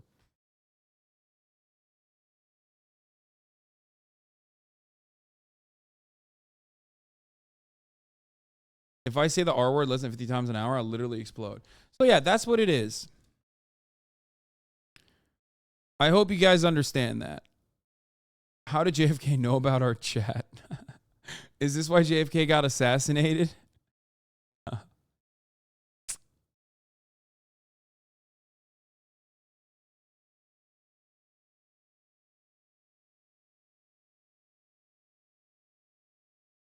So yeah, you know what sounded funny when JFK said the R word? Oh, 100%. So yeah, it was an autistic person that assassinated Kennedy just because of this picture. Yeah. I think her doubling down is the weird part. Well, I agree. I do think doubling down on it is silly because then you come across like, you're like a bad person. You know what I mean? And I don't think she is. I don't think Soda is a bad person, and he uses it all the time. You know what I mean? It's like well established. It's just, I don't know. I don't know how to describe it.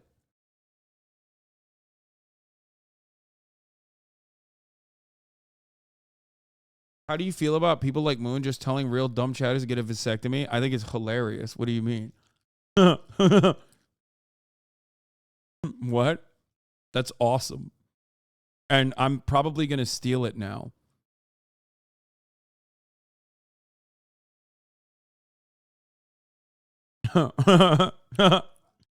Like, that's a great example. Do you think Moon is saying that because he's a Nazi? And like he genuinely thinks that like we should do eugenics to people who are stupid?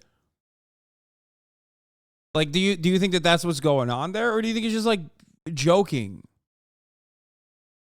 I mean, he is bald, so he might be. Who knows?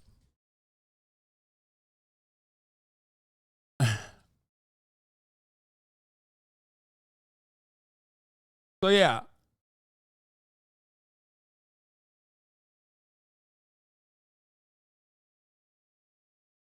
Is it more acceptable to use in a self-deprecating way? Maybe.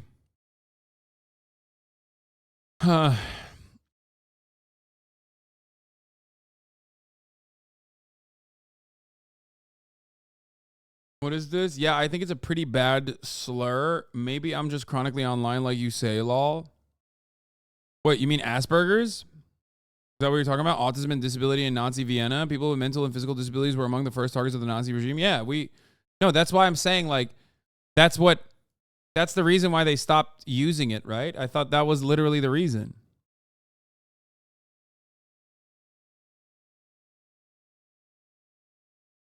Why did Nazis have to do with autism?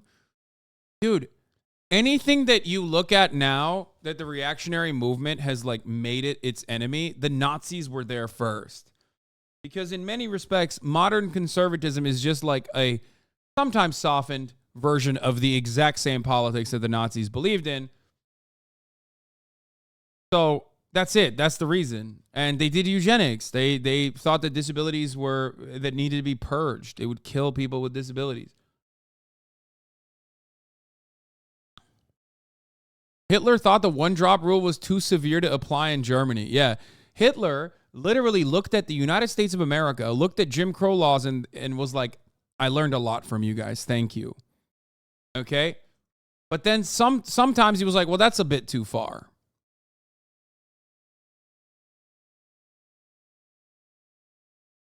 That's literally true, by the way. I mean, look it up. So, yeah, they did tons of fucked up experiments on all kinds of disabled people. You do not want to know more than that. Yeah.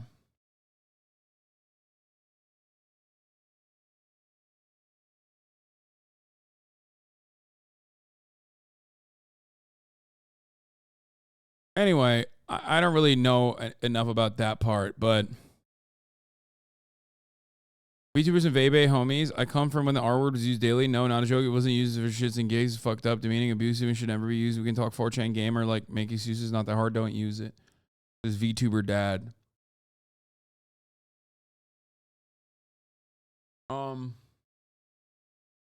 Yeah, it's just one of those words that, like, if you're a public figure, it's probably best practice to not use it because, you know, you don't want your audience to feel like you fucking hate them. You know what I mean? That's it.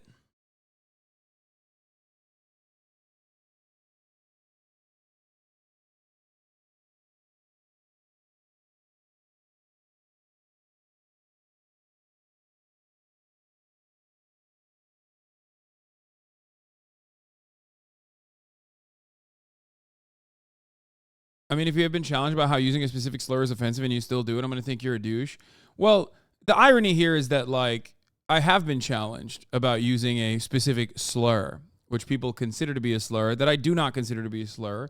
And in that regard, I look at the broader, you know, the broader population's understanding of the word. I look at the etymology of the word, but I also look at the broader population's understanding of the word. And considering that it is just like mostly manufactured outrage, I do not have an issue with the term cracker. Okay? I do, however, have an issue with like people constantly using it because then it gets like really cringe. Okay? But, you know, context was Vey used it to refer to her community. Ironically, motherfuckers manufacturing drama for clout. Yeah. Like, I guess the iDubbbz metric is important here. You know what I mean? If someone came up to me and was like, damn, man, you're such a C word, it would be really funny. Like, it wouldn't, you know, after a while it would get annoying, but it wouldn't, you know what I mean? No one would be like, wow, I can't believe he said that. With the R word, however, I do think that people would probably maybe get a little upset about it. You know what I mean?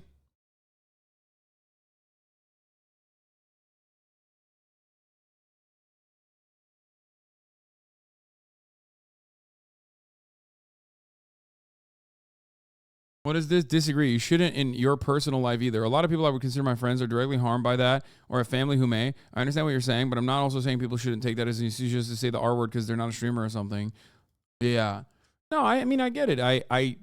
I stopped saying the R word in private as well, specifically so that I wouldn't say it in public. That was the main reason. Because, like, I think it's not good to say it. I just don't think it's like, it's not good to say it because I don't have a safe space. I say a lot of shit that, like, disability activists would probably get super upset about. You know what I mean? Regularly. But ultimately, even if I don't think that something is as bad, I don't care to defend it because it's like not all that significant. I don't think you're brave for advocating to say it. This is really funny to find out. Oh yeah, this was let's get R-worded. Yeah, I mean here it is. Yeah. That's how fucking that's how not a big deal this was in 2004. Okay?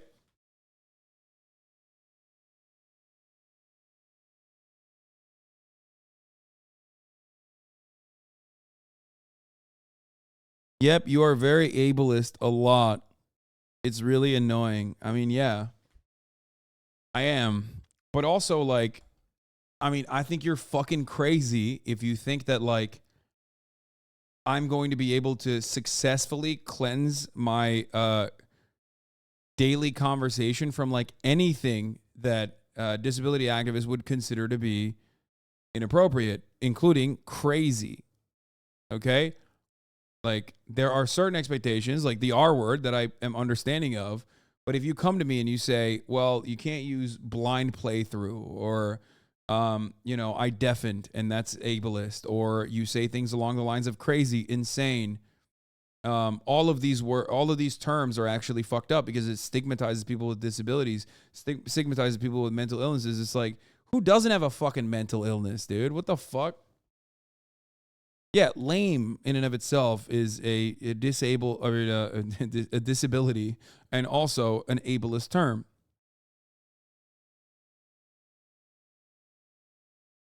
Dumb and stupid are inherently ableist and in any insult, really. Exactly. So, you know, I think that expectation is fucking ridiculous.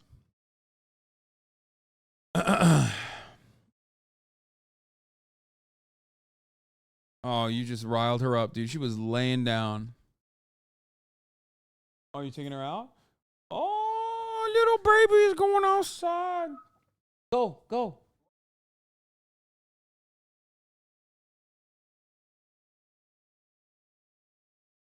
But they aren't insults, deafener, so. Yeah, but so insane is. Psychotic is. You know what I mean? Ableism is super pervasive. I feel like language usage is the smallest problem facing us. I can't even safely go to my doctor's office without risk of catching a deadly and disabling virus because doctors won't mask anymore.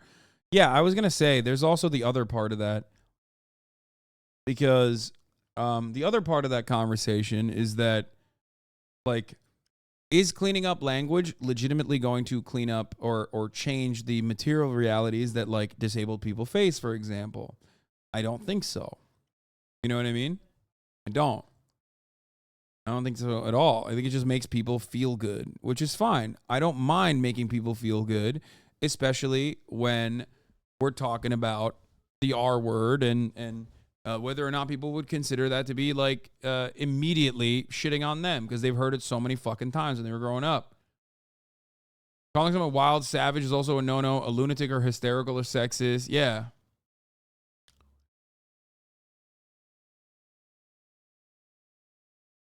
So that's it.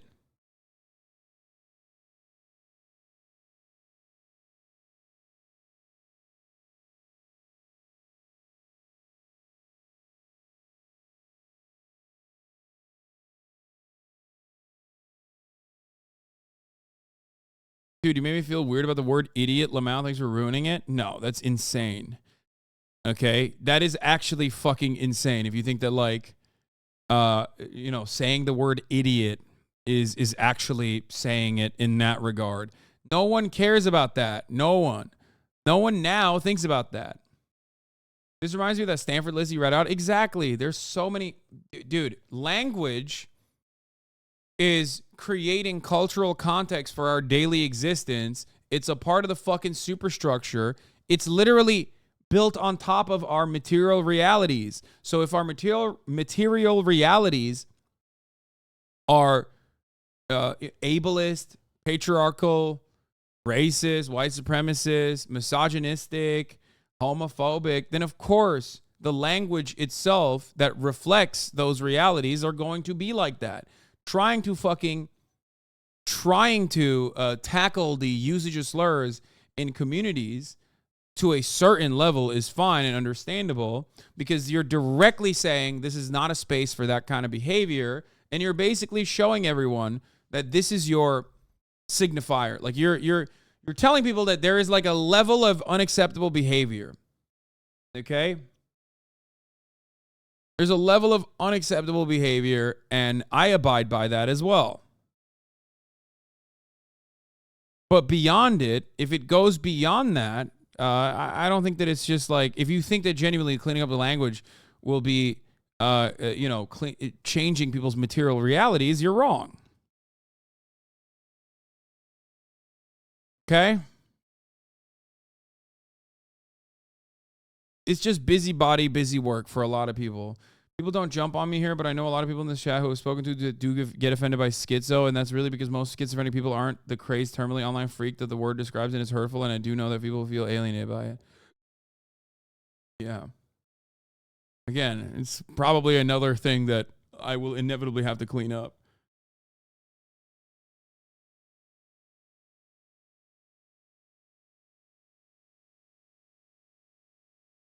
But ultimately, the only reason why, we can have these conversations here and it's, like, relatively productive is because people don't come in here, most people don't come in here with the expectation that this is going to be a violent space that is inherently against them.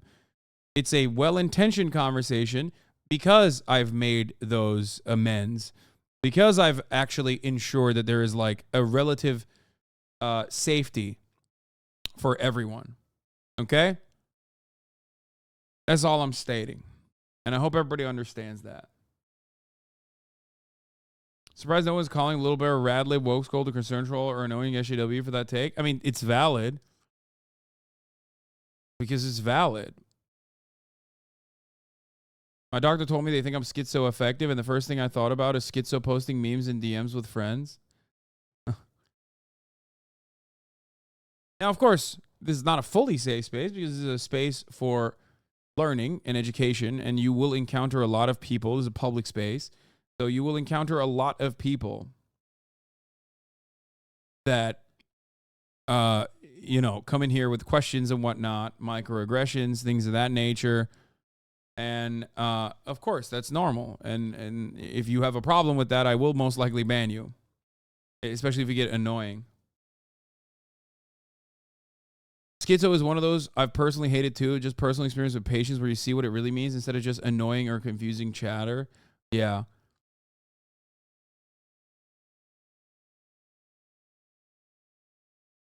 It's an inclusive, but not exactly safe space.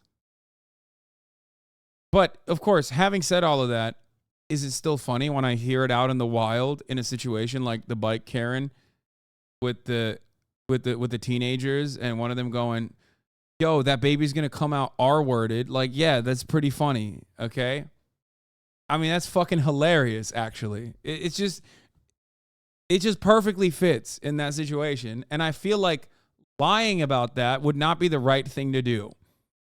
Lying to you about that, like, wow, that's so not funny that he said that. We should cancel him, is not something that I can do, okay? Because that's not sincere. That's insincere.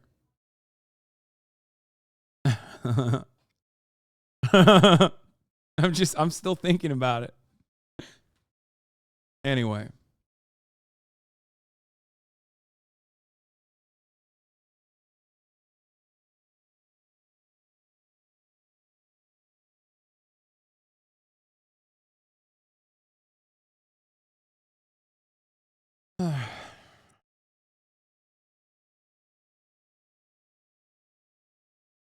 It is, in fact, as bad as you think it is. What is this? Fox News host applauds high school teacher charged with engaging in unlawful sexual intercourse with a 16-year-old student. Gutfeld. No, that she went to jail for it. I'm sorry. Come on. 16 years old. I would have died for that. Again, I'm vehemently against banging kids. Can we live in the real world? I can't believe how many times I've had to say that just sitting in this chair. Let's live in the real world, Kat. I've never had to say it any other time. A 16-year-old boy with like a hot teacher. What was the Van Halen song, Hot for Teacher? That was written about this. It wasn't about, hey, let's have a responsible relationship with someone close to my age. Peter, you're a professor. You deal with this. You've dealt with topics like this. Am I right to say it's an unfair comparison to do the female to male teacher? Like male teacher, 38-year-old, creepy. Female, heroic. Dude, he's such a psycho. Why would you willingly say that? God, that's awesome. He said it's a heroic thing to do pedophilia as a female teacher.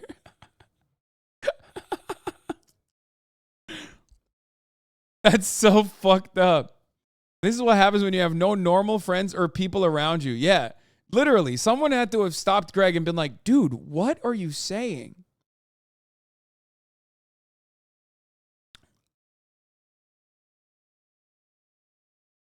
That's so fucking insane for you to say openly. What the fuck? Oh, new member of the Fox News Primetime, by the way. Fuck yeah.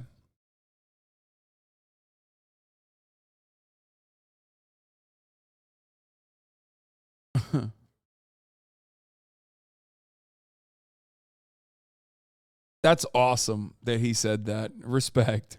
Also, pointing to fucking like 60s and 70s rock songs to like make an argument about pedophilia is also the icing on the cake that I needed to hear from the funniest man in late night television.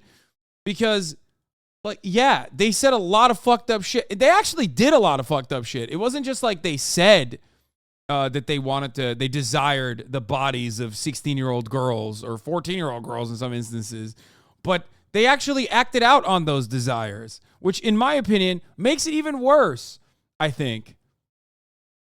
Like, so why are you fucking pointing to that?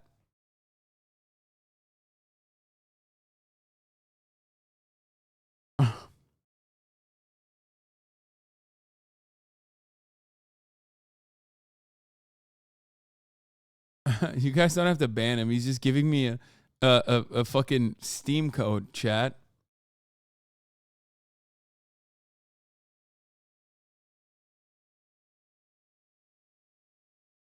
Yeah, I think it's very telling that most of the slurs with disabled people, including the R word, literally started out as the new PC term to replace the previous PC term because people started using it as a slur. We keep changing the word whilst doing nothing to address the underlying bigotry. Yeah.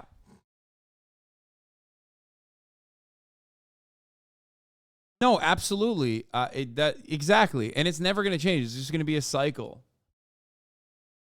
My Sharona was about a 12-year-old. What the fuck?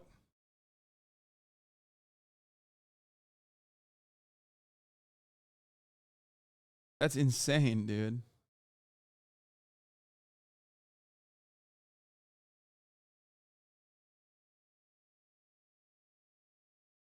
Male students and female teaching is incredibly harmful. See my last post.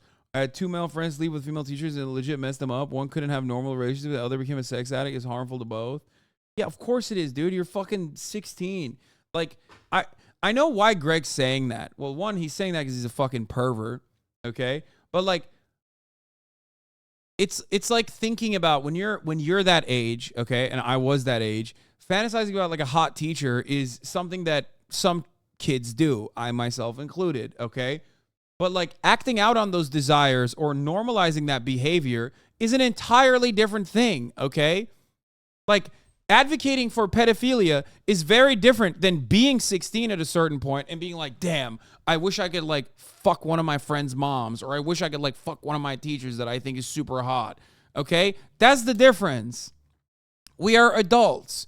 We know better now. Okay? We have lived experience. Now we know you shouldn't advocate for that because you're not 16 anymore. When you're 16, you think a lot of stupid shit, and hopefully you don't, push on those desires and end up fucking yourself over, okay? And I'm not even just talking about, trying to fuck your teacher, okay? It's so dumb. You're not 16 anymore, Greg, you fucking dingus. You're 38 years old, however old you are. What the fuck? It was the main dev for the game. Their game got removed from Steam store because they made transphobic comments. They have a Gab link in their Twitch bio too. Oh, the guy that wants me to play Domino's developer is transphobic, so I wonder. Nope, their banner is fucked up. Oh. I guess the guy who was like played Domino was fucking maybe like a groiper or something.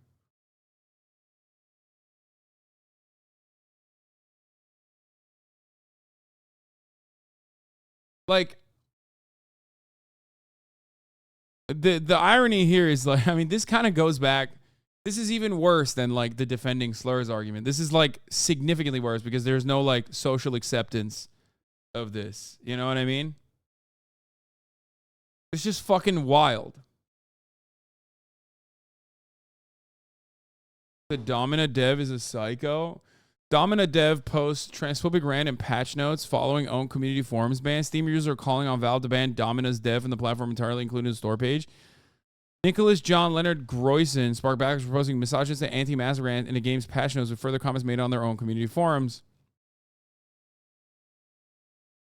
It labels Domina as the dead name, asking fans to respect our pronouns during this difficult transition, and while labeling themselves mentally unstable and a total degenerate desperate for clout. These are incredibly harmful stereotypes pushed on trans people. What the fuck? Dude, yet another incredible, glaringly obvious example that transphobia breaks your fucking brain. Your brain is brick, dog. Like, he's like trying to be transphobic in any facet he can. Like, imagine fucking writing it in the patch notes, dude. You are so insane. That was the dev? Wait, the guy that was trying to get me to play it is literally the dev? That's awesome. I can't believe we banned the dev of Domino who's still trying to fucking promote his game in the chat.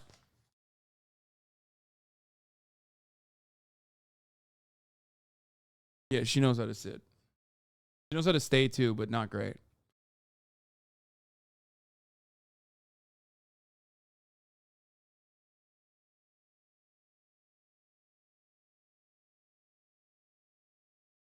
Check out his Twitch bio before they get suspended. Conservatives are suppressed. They can't speak out about anything. Bread and circuses. Let's look at this fucking guy. Oh my God. He has a Gab. Dude, how far the mighty have fallen, dude. That's sad, brother. You went from like making a fucking game Making a fucking game to like literally this. Look at this guy. Look at this guy's fucking header on his Twitch page. That's sad, dude. Yeah, joke's on you, man. I don't play video games on this broadcast.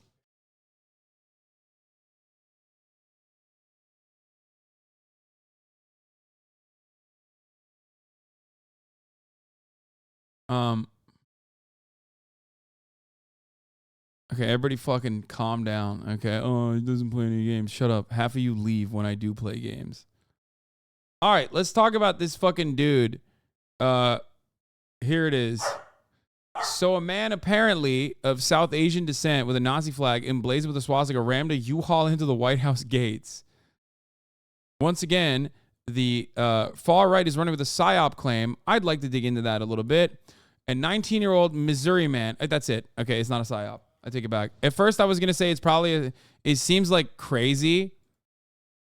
Maybe the FBI is like, activating some of their fucking weirdos that like their pedophile CIs are talking to.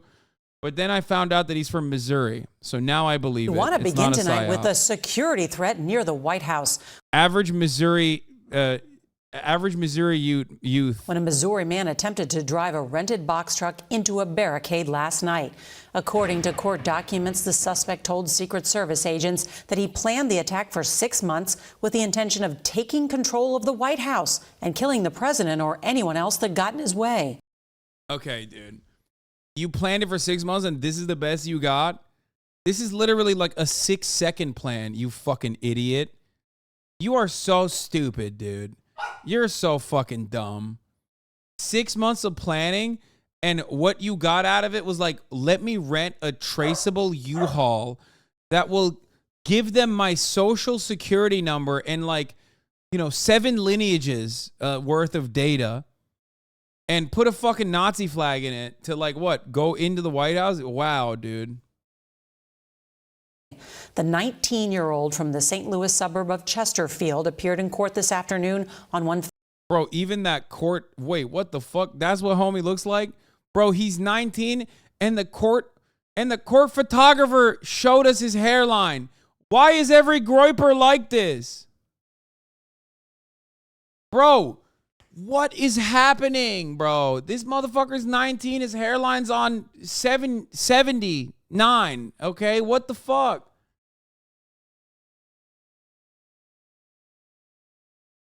Court this afternoon on one federal charge. The White House says the president was briefed this morning on the situation by the U.S. Secret Service and the Park Police. The arrest comes as threats against lawmakers have surged in recent years. CBS's Jeff Begay is going to start us off tonight from the scene just outside the White House. Good evening, Jeff. Or there is an unexpected sight for tourists near the White House tonight, and that is last night's crime scene. That U-Haul truck hit that barricade with such force that several pedestrians had to jump out of the way. Bro, this motherfucker thought it was Grand Theft Auto, dude. What are you Investigators doing? believe the suspect intentionally crashed the 26-foot rental truck into the barricade at Lafayette Park shortly before 10 p.m., about 100 yards from the White House fence. Behind the wheel, authorities say, was 19-year-old Sai Varsith Kandala. Okay, he doesn't look like that in court. What the fuck? Court documents reveal that he told Secret Service agents that he flew one way into Washington, D.C. from St. Louis Monday night, rented the truck at Dulles International Airport, and drove directly to the White House. Kandula stated that his goal was to get to the White House, seize power, and be put in charge of the nation. Bro, I just don't believe that someone is this stupid. Like, how are you so fucking dumb, dog? That's crazy. Like, you think that's how this works? No, this guy's like definitely mentally ill. There's no shot. There's no shot that like, bro, is he 3? Yeah, like literally. Are you a child? Like what? Like, are you mentally and emotionally stunted that you literally think that like that's how this works? No fucking shot. And would kill the president if that's what I have to do. The suspect was carrying the... I like that he's like, you know, I don't... He's like, you know, I don't want to kill him, but I might have to. this Nazi flag, and when asked, expressed admiration for Hitler. A.T. Smith is a former deputy director of the United States Secret Service. How often does the Secret Service investigate threats to the White House? Jeff, there are threats made against the White House and the protectees every day. The numbers tend to go up early in an administration and then they wane toward the end. Threats against members of Congress have surged in the last 6 years. Just last week, a man attacked staffers at Congressman Jerry Connolly's office. How the fuck did a 19-year-old get to rent a U-Haul, by the way? That I don't understand. How can a 19-year-old rent a car, even? I thought you can't rent cars, let alone fucking U-Hauls, until you're like, what is it, like 21 or is it 25? What's that about? That's the loophole a lot of teens use. Oh, U-Haul is 18? Last fall, a man broke into Nancy Pelosi's San Francisco home David and the attacked her PP! husband with a hammer. My king. What's going on, man? The attorney for the 19-year-old said today that investigators didn't have any evidence that the suspect did what he did intentionally. However, in court, the judge disagreed. She saw that videotape like everybody else. She saw how the U-Haul hit the barricade, stopped, backed up, then hit it again. The suspect is expected to face more federal charges tomorrow. Jeff the Gaze. That's so funny. Anyway, yeah. The reporter has a condition. That's why he's speaking like that. That's why everybody immediately, every single fucking time this comes up, everyone's like, "What the fuck? What's up with his voice?" Like he just has I forget what it is. It's a throat condition or something, like the top of the hour condition, which comes at the top of the hour every hour. If you no longer want to see those ads, all you need to do is subscribe, which you could do for $5 or for free with Twitch Prime by connecting your Amazon Prime account to your Twitch account. You can also get gifted a sub. That's true. Morvin Mad, thank you for the 5 gifted subs, allowing 5 people to be rid of their top of the hour ad break condition. We just had a conversation about ableism and people in the chat are being ableist. Well, I mean, they don't know. They don't know. So, like, a lot of times, like, what ableism turns into is literally just people being impolite. Okay? Like, I understand it because, like, when I first found out, that's what I thought too. I was like, what the fuck? Why does he sound like he's crying? You know what I mean? Still, zero self-awareness and common sense. No, man. No, that's not how normal humans are, okay? You're, like, over-the-top kind, and that's great. I'm happy for you. But, like, most people aren't like that. But every single time we talk about it, every single time we talk about it, like, people learn and they don't do it again. Like myself. You know what I mean? Like, why? Yeah. No one that sees that is going to immediately assume, like, oh, he must have a throat condition or something. They just think that, like, you know, something's going on. You know, clear your throat.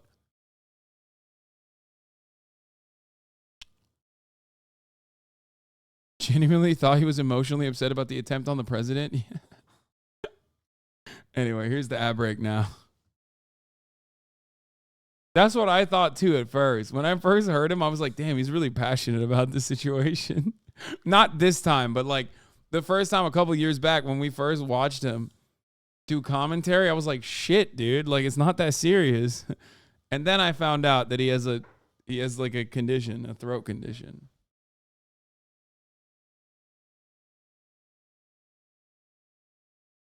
We don't really know enough about this guy or his motivations beyond the flag, and the mugshot speculate too far. He's a fascist who wanted to attack the president. We'll see what sort of tendency, whatever. One of his first media sources touting the fact that this man is not white was Andy Knows Post-Millennial. I wonder if Andy thinks non-white fascism particularly surprising. If the racial composition of the far-right's publicity approach, why would anyone be surprised that extremists in the same current wouldn't take the ideology to such a violent level? Yeah, that's the other thing. Like, they're the first to literally be like, we're not fucking... How could we be white supremacists? Look at Enrique Tarrio. You know what I mean? And it's like, okay, well, when you do the diversity tactics like that, it fucking ends up bringing in a diverse base of support. You know what I mean? It fucking works. It turns out. With the advent of Kremlin's multipolar platform, okay, fuck, I don't want to watch the rest of this. Okay, I don't know what's going on here. The point is, it is odd because it's so stupid. But then I think about it and I'm like, well, Nazis are very stupid. So maybe he's just like a very stupid kid, you know?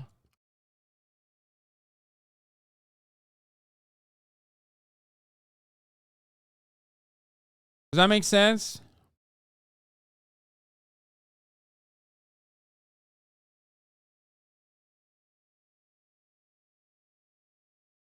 Kandula was transported to the USPP station where he consented to an interview by agents from the USS in Secret Service. In response, Kandula told agents that he flew into Washington, D.C. from St. Louis approximately at 8 p.m. on a one-way ticket. Upon arriving at the Dulles International Airport, he rented a U-Haul from a nearby location and drove directly to the White House. His stated goal was to get to the White House. We already covered all this.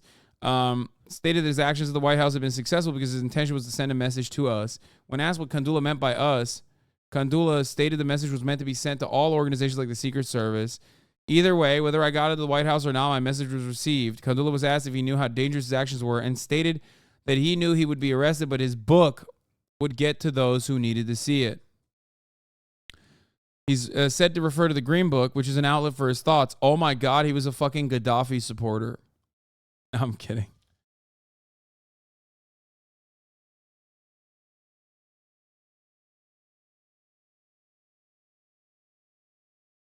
This is a mentally ill person? Yeah, it does seem like it. He's got the hallmarks of the mentally ill, which is writing and expecting people to read your writing. That is what I do see that a lot.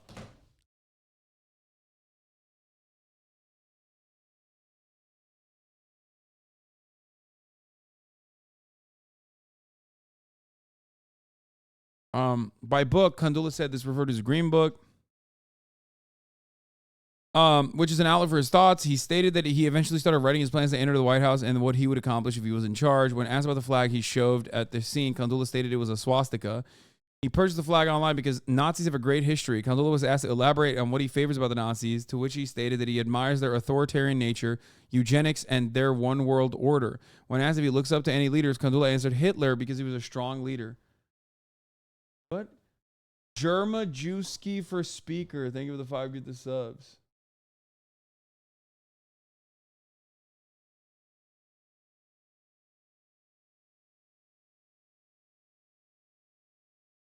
Yeah, Hitler was a great leader. It's such an odd thing to say because he demonstrably got owned. You know what I mean?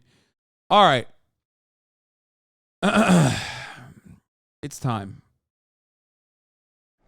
I've been holding off on this like a delicious, tasty treat. Okay? Because it is a tasty treat. This guy, I've seen this guy. We watched this guy. He got owned by the trad wife woman on this whatever podcast, which is probably the worst of the worst. I mean, this is a treat. This is a treat for all of us.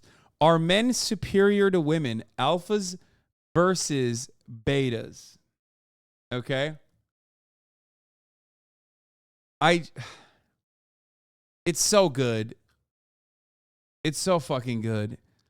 This guy is awesome. Just the way he looks, the way he carries himself. It's great. Let's get started. Men should be the stable ones. Men don't need to be crying in front of women. And ideally, they're not splitting chores. And I don't mean that disrespectfully, but I think, first of all, I just want to say, in a lot of circumstances, I've seen a bunch of this guy's videos. In a lot of circumstances, okay, you don't actually immediately, figure out that someone may or may not have some neuroatypicality. But I'm sorry, I've never seen this dude look another person in the eye ever. Okay? Like, that's all I'm going to say. And in a way that is like, in a way that, you know what I mean. You motherfuckers don't look people in the eye in the chat either, okay? Myself included. Shut the fuck up. I'm just saying, Let's watch. I think that if a woman cannot look up to you in some way, then she cannot respect you. And if she cannot respect you, she cannot love you. Totally Bro, he always talks like this. He's always like, yeah, I think sometimes you might need to beat your wife. It's fucking fine. You know what I'm saying? Yeah, it's fine. It's all good. Totally. I totally agree. Totally disagree.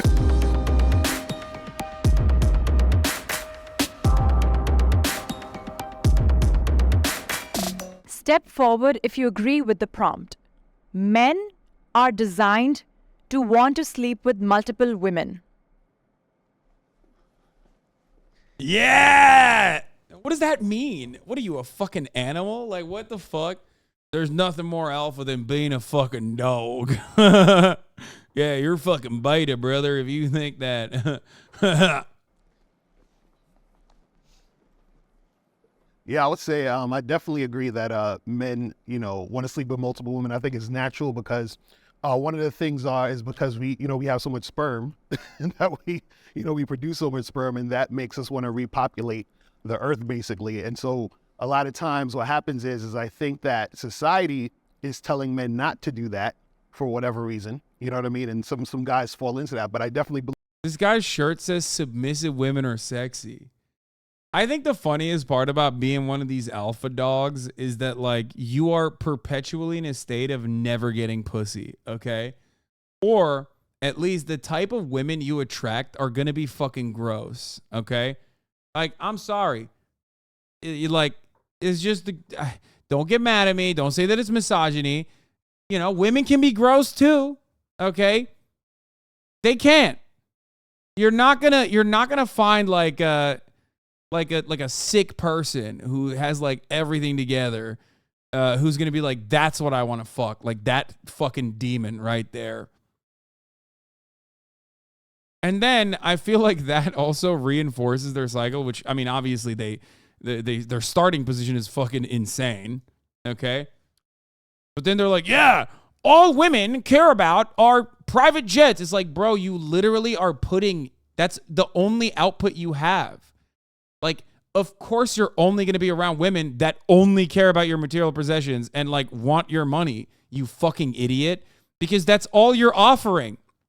You have nothing else going on. You know what I mean? You got nothing going on. If all you got is like, oh, look at my cars, they're so sick, then yeah, all the women that are attracted to that are going to be like, yeah, I love cars. I love cars and super tight suits that you're wearing, I love the cool cars and shoes and all this shit. And yeah, sometimes those ladies are trying to get the bag. These guys get girlfriends who can't drive from DUIs. They get on the way home from work. You got to go for the cool girl that can drive and also has a ton of garbage on the passenger seat of their car. They need a boyfriend's feet on that garbage. That's so specific. Oh, God. Oh, my God. Believe that, men actually want to be with multiple women because it's just a natural thing in us. This is why you hear all the time, men always cheating and guys feel like they, trying to hide the cheating and everything like that. And if it was natural for them to just want to be with that one woman, then cheating wouldn't even be an issue. You know what I'm saying? So that's how I look at it. Yeah, I think for the way we were cultured, I agree with that, but also just through human history, right? For survival, maybe this is old school thinking, but it's just like for survival, you need to have lots of kids. So if someone's pregnant. I just want to point something out once again, always. Like, obviously, appeal to nature is a fallacy because, like, the entire existence of humanity is about overcoming, like, our natural instincts or whatever. That's, like, at the basis of building society. There's nothing natural about skyscrapers. You know what I mean? I talk about that all the time. There's nothing natural about flight, Nothing natural about dominating nature. That's at the heart of being a human. So the idea that like, oh, this is natural is really stupid, especially when you consider that like a lot of things in nature are super fucking gay and super, I guess, unnatural in the eyes of these alpha dogs. Like, just look at the fucking bonobo population. You know what I mean? Like, so there's that. That's number one. Number two, anyone that says they're alpha are not alpha, okay? I don't know what alpha even fucking means. I have long considered that like alpha or masculine traits are always just a substitute for confidence. Like they're just talking about confidence and leadership, just ascribing positive values to these concepts. But let me tell you something, okay? No motherfucker who is like truly a confident person is going to go out of their way and be like, I'm so alpha dog. You're not. You're not going to say that. If you have to say it, you don't have it, okay? How do you keep multiplying? You just, more women, right? Not saying it's right or wrong, but it's just kind of the way. I think women even cheat too. It's like 50-50. Yeah, I think women also want to do their thing, you know what I'm saying, in some situations, you know what I'm saying? So I don't think it's just men. I think it's a natural, like I feel like because that desire is there, it's a natural thing for, you know, if we're talking specifically men, that desire to want to do it is natural in us, so then therefore you're going to want to do it. So I don't think it's a natural thing to just be with this one woman, but at the same time when I'm with this one woman, I only want to stay with her. It's almost like I'm lying to myself if I just want to be with her, you know what I mean? Yeah, I mean, that makes perfect sense. But the question is that the end point? Is being with multiple women the end point? I'm of the firm belief that it is important to position yourself as a man to have the capacity to be with as many women as you possibly can and position yourself in a way where you understand female nature and you maximize your potential as a man. And that's where I don't necessarily agree that just because there's a deeper desire. Bro, literally, I can't believe I'm saying this, but like dudes who are like, yeah, I'm over pussy or whatever are infinitely more sane than dudes who are like, being able to fuck as many women as possible is like what my primary goal is. It's like, dude, what are you saying? First of all, here, I'll use terminology that you use. You're putting pussy on a pedestal, okay? You have made it your life's mission at that point. Just like be a normal person and treat women like they're human beings, okay? Because they are human beings. What the fuck? Desire to continue to do it means it's going to be the most optimal thing for you and your own ability to thrive at the highest level and connect with God here on earth. I was taught not to be with multiple women, right? But it's like, especially, I mean, here's the thing, especially when you're in a relationship, right? It's like, it's better to grow together with somebody than multiple people, which I totally agree. But I think in the dating terms, it's like, there's nothing wrong with being multiple women because I think that's just dating. It's experimenting, it's finding other people. But are we naturally made to just always be with one person? It's like, if that were true, then these first thoughts of being with another woman, even though I'm in a committed relationship, would never occur. But it comes up once in a while. But it doesn't mean I'm acting upon it. So and you might be being generous about saying. There's two sides of the alpha dog coin. One is like, everyone agrees, they're like, you know, man, we got to fuck as many as we can, right? You know what I'm saying, fellas? But then one side is saying like, and that's why we got to lean into that urge. And the other side is like, no, you got to overcome that urge, brother. That's what being alpha is about. I like that there's like internal division among the alphas. Saying once in a while probably goes up quite a bit. God, I'm going to hate the fucking betas, aren't I? I'm going to fucking despise the betas, I feel like. I don't even want to know what they're about to say. I can just listen to the alpha dogs all day in like how insecure they are. Depends what kind of relationship you're in, I guess, or how good of a day it is, right? Like, but I would say for me, if it was totally natural, even though I was nurtured into only being with one woman, that these thoughts wouldn't occur then. Right, and the thing with me, I'm non-monogamous, so I have a wife, I have a girlfriend, and I still, from time to time hook up with other girls. You know what I mean? And so, and the thing is, it feels regular to me. It doesn't feel like I'm trying to do it or doing it because I'm forcing myself. It just feels just natural, like it's something I want to do. You know what I mean? And so to not do it feels unnatural. You might just want this one woman for a relationship. I can understand that. But sexually, though, I think it's all BS. Yeah, I agree. I think a man can absolutely be head over heels in love with a woman and still sleep with other women and it not mean anything to him. Right. And I think all men have the proclivity to want to sleep with other women. Now, whether they're able to speak to that and actually act on that or not. That one little string of hair, it's like on his Neanderthal brow is killing me. Or if they've been able to, like you said, like religiously find a way to work around it. And I think religion has been great for that, because if it weren't for religion, we probably would not have society. But I think what's most important to identify. Yeah, no, totally. Yeah, no, absolutely. Societal formations did not exist before organized religion, famously. Yeah. No, definitely, dude. This is why we need to defund the arts and defund social sciences further so that we can have these guys say more of this stuff. You know what I mean? It's great. Yeah. Society exists before society exists for due to religion. Okay, thanks, man. Is that a man should create choice in his life.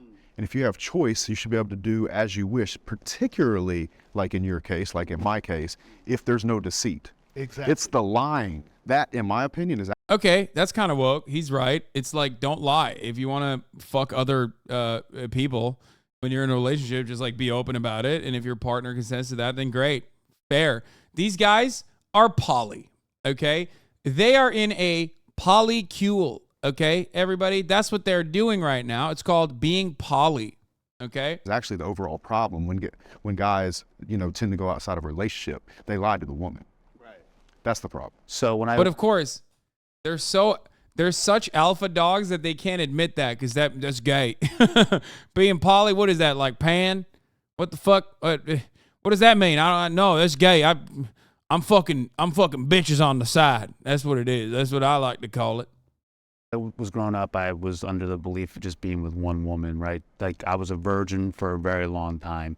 Then one girl broke my heart. So that caused like a lot of insecurity, resentment towards the other side, right? And then I just became like a man whore for a little bit. The problem is you have guys who are monogamous, but they're monogamous because they're forced to be monogamous. In a way, meaning that they have no choice because they don't have the skill to attract multiple women. And a lot of times, yeah, unlike Mr. Lucario, who definitely has the choice and the skill to attract multiple women, which you can too if you buy my DVD. What does the guy in the blue say when he wants to be in a polycule? A poly want a cracker? Okay, dude, that's... Okay, M. HUD. That's... Sometimes it's a miss, okay?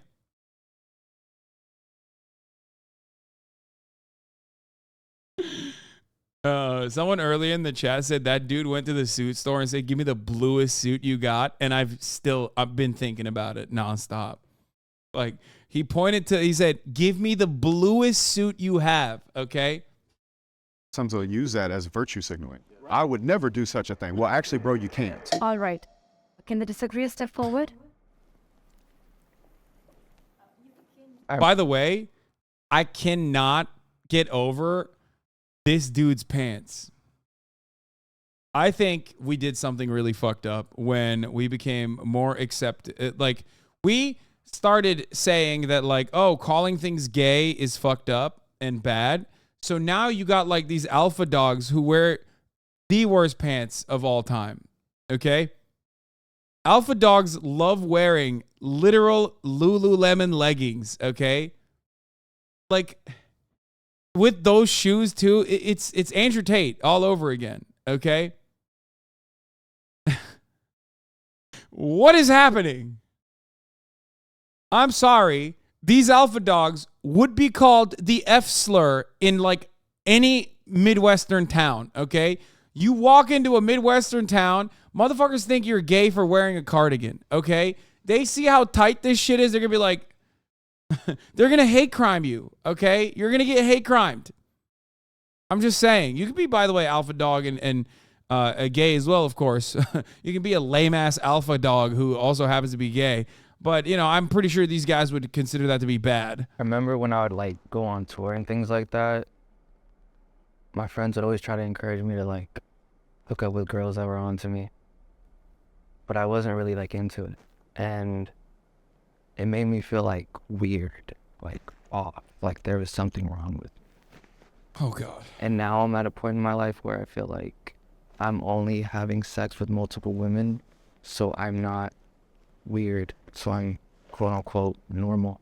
I feel like even when I do have sex with these random women, it doesn't give me any gratification. And I know that comes with like... where are they finding these fucking people, dude? Where do they find... oh my God, dude. What the fuck? I called it. I didn't even see what the betas look like. And it's like, oh my Lord. Yeah.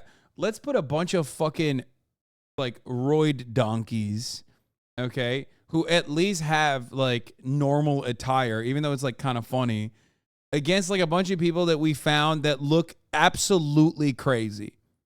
This is the chief of police of the Portland DMZ. like random sex in the end. But I know in the back of my mind that like I just like simply don't enjoy this. Like I've been with multiple women and I've been with one woman, and being with one woman is just so peaceful. As far as like telling young men that they're born this way and that they should feel this way, it can really not do damage, but just sort of make you second guess things about yourself. Am I normal? Am I weird? Is there something off about me?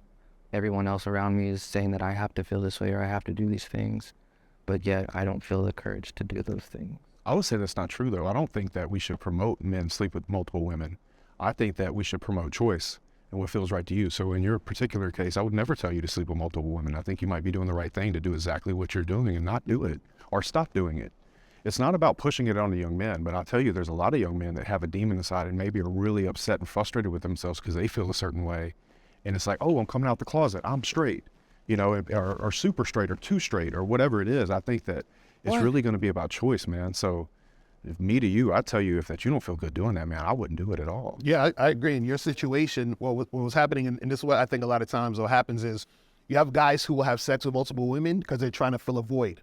So it shouldn't be about filling a void. It should be about you actually desiring. So you don't desire to do it, so which is why you shouldn't do it. But there are guys who desire to do it, but then they're suppressing their desire, and then it's doing the same thing as you not wanting to do it. Like they feel weird about not doing it, but they want to, whereas you felt weird doing it, but you didn't want to. I think it's a society thing. Like what you just said, who's making them feel guilty about not doing it? Other men. The reason, I think women and men, the question was, do you feel that men are meant to sleep with multiple women? Or they're just, you know, that's what they do. And I don't think that's true. I think it's a part of your character and who you are. I do believe that if you're going to be honest with your partner is into it, but do I believe that we are biologically meant and it's in our head because we have to procreate and this and that? I don't believe that. I believe the reason we do it a lot is because it's looked upon as a great thing for men to have multiple women. Women are shamed for that. Shamed totally. I have one son and two daughters, and I know the difference of how I felt when they were 15. They're in their 20s now. They were 15 versus him having multiple partners or my daughter. So if I could stroke a check for $1 million and never feel that feeling again, I absolutely would. I really would. It's something. Dude, he's hungry, brother. He's got it in his heart. He's got that dog in him. If I could write off $1 million, I'd fucking do it. He's saying like he's got that dog in him and he doesn't like it. He needs to fucking fight it. You know, he needs to fight the urge to fuck as many women as possible. Something that I really hated myself for, and I felt very apart. I grew up in the South Louisiana. It was a Bible Belt. And I felt very distant from people around me because I had this urge in me and could not understand why I was so different. Like the biggest self-hate I've ever felt in my life is over this particular subject. I thought I was broken. And I understand you. And me, again, I'm going to come back with, you know, just being around it. And me, I'm bisexual. I've always have been. But like you heard me say, I've been married to a woman for 30 years. And I've been committed for 30 years. It doesn't that I don't have that desire. It's my character to say, this is my person. And that's who I want to be with. So that's what you're making a character versus is the drive. I was going to say. Then that goes back. He's got great drip, dude. I've just been looking at what he's wearing. I don't want to say anything about the tan, okay? I know everybody recognized it. Everybody saw it. Just, you know, whatever, okay? But the fucking drip is surreal. I would rock the shit out of that. Back to, are we just built that way? Because if we're just built that way as men, then there's multiple people that I'm going to want to sleep with. But I think what I was under the impression with that question was, are we biologically DNA created for that? I say yes, but I loved and I agree with what we're saying here. It's like, but as men, right, in the culture and awareness and being a human being, having a consciousness, choice, language, we can choose not to. We can go against those desires or urges and stuff. If you feel that desire and you're honest with your partner, I believe that is true. I think he's mixed, but also I think he does have a bit of a tan going on top of that. But it doesn't matter because his drip is surreal, okay? Do I believe that we are biologically meant to, we just biologically want to sleep with more people because we have a penis between our legs and not a vagina? I don't. Well, let me ask you this, though, because you said you're bisexual. So that means you're attracted to men and women, right? So if you're with a woman, well, aren't you also attracted to men? So wouldn't you want a man and a woman? No. So you just like, I just want one, and that's I made a commitment, and it's not even like I'm. But there's no urge to want. There's always more. urge. That's what I'm. That's what we're talking about. But that doesn't mean that I'm biologically. I think men and women both have urges. Where do you think the urge is coming from, though, if it's not biologically inside of you? I think the urge comes from. I don't think it's a biological thing. I think temptation, not urge. But the urge creates temptation, no? But is temptation bad? Like you say it in a way that's kind of like temptation. No, I don't think temptation's bad. Natural. I don't think it's a thing of all. Then that goes back to all of us. Then all of us are meant to sleep with multiple people. So then that's just a whole different society thing. But it's not just. The question was, as men, are we? And I don't think so. But regardless, I think it's important to understand. 'Cause I think we are, and if we can come to terms with that, we can begin to move past it if that's what we desire. But if we reject that idea that it's not natural, then we can't move past it if that's something that someone wants to do. But do you agree it's just men? Do you agree with that statement? This is the dude, by the way. When your 55-year-old bisexual dad has been suing your tracks since you were 13, wait until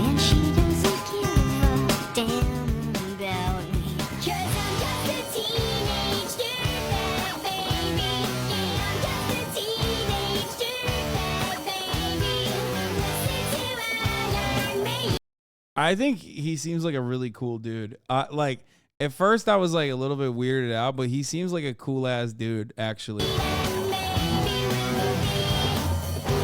Like he seems dope as fuck. Yeah, yeah, 100%. He runs a cooking channel. Oh, he's vegan. Of course he's vegan, dude. Of course he's vegan. That's the least surprising thing I've ever heard in my entire life. All right, let's continue. No, I think it's women too. Okay, that's where I disagree. Oh no, because we just talking men. Right. I agree that it's men and women. What it sounded like was, and correct me if I'm wrong, people started talking about like. Yeah, but you got to recognize he's trying to be black. I wouldn't go that far because he might just be. I think he is mixed. Yeah, I don't think so. For the record, like infidelity and telling the truth, and I think like the urges and things are okay until you act upon it, and that's when both adults just have to have a conversation about this isn't working out for me. I still want to Are we doing tribunals on mixed people again, chat? What are you doing? Yeah, exactly. He definitely. I mean, yeah.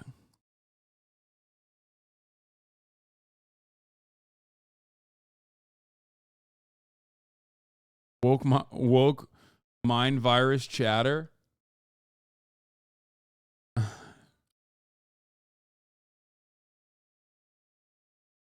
Yeah, he's definitely Italian. Sleep around or whatever you want to call it. It sounds like some people want to have their cake and eat it too, which I don't necessarily agree with. But I think just as long as all parties involved. Wait, is this a have an beta dog? understanding of what they're getting in. Bro, he's burly as fuck. Where'd he come from? I didn't even notice him. What the fuck? Bro, wait. I was so busy dealing with the chatters who were like race investigating the other vegan dude. That like, where'd he come from? Bro, he is so yoked and so beta at the same time. Bro, I had no fucking idea he was there. What a behemoth he is, too. A burly one, dude. Motherfucker popped in like John Cena. What the fuck? People started talking about it. Where I disagree. Oh no, because we just talking men. Right. I agree that it's men and women. What it sounded like was, and correct me if I'm wrong, people started talking about like infidelity and telling the truth, and I think like the urges and things are okay until you act upon it, and that's when both adults just have to have a conversation about this isn't working out for me. I still want to sleep around or whatever you want to call it.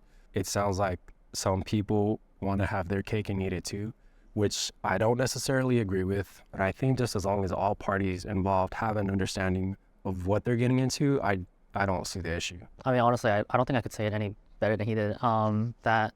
Which I feel like most of us or all of us kind of agree upon, that in the end it is a choice. That like, if you want to be in a poly relationship, that's fine as long as everyone's in agreement. Obviously, don't be in a monogamous relationship and then single-handedly choose to, sleep with a woman without telling your partner, like that's when like issues arise. Hi, this is Ragini, the director of this episode. You can now stream your favorite episodes of Middle Ground on Spotify whenever you... Submissive women are more attractive than dominating women. Oh, hell yeah. You know. Bro ran. Bro really ran, dude. Oh, hell yeah, brother.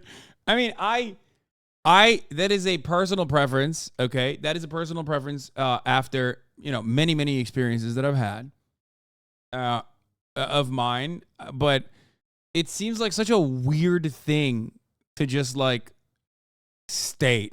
You know what I mean? To be like, oh, yeah, that's fucking, yeah. All I'm saying is I've tried it. I've tried both, okay? And I don't like it. I don't like being dominated. He's a well-established misogynist and S-shamer. Be careful. What? Who? You mean to tell me that the dude who looks like the personification of a used car dealership owner wearing the tightest, bluest suit of all time is a well-established misogynist? Stop. That's crazy.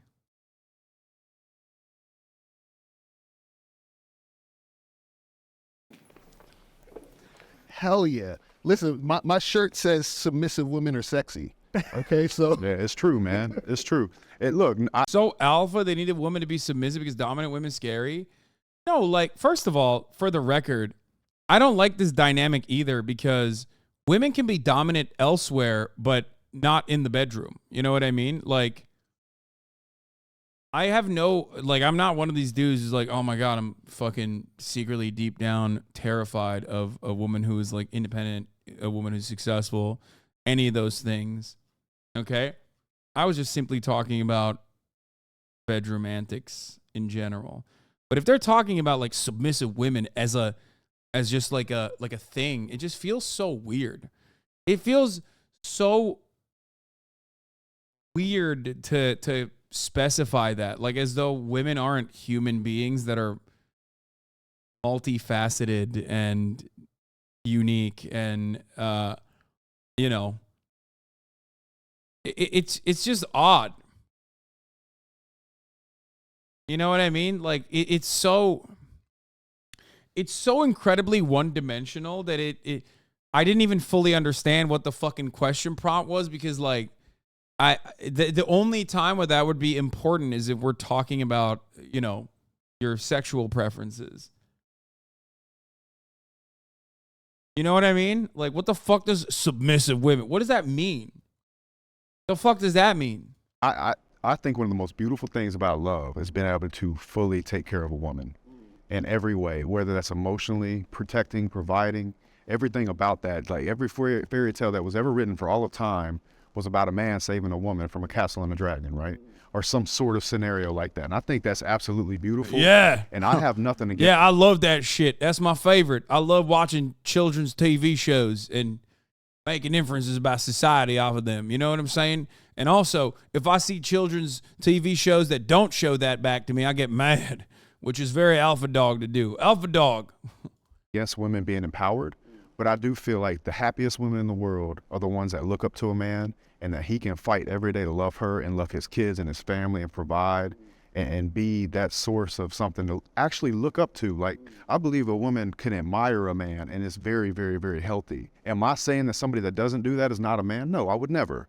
But ideally, the relationships that are going to work, the relationships in, let's say, the 30s, 40s, 50s, or whenever, we're... Dude, I want to talk to this guy so bad. He's so insane. Okay? He is like...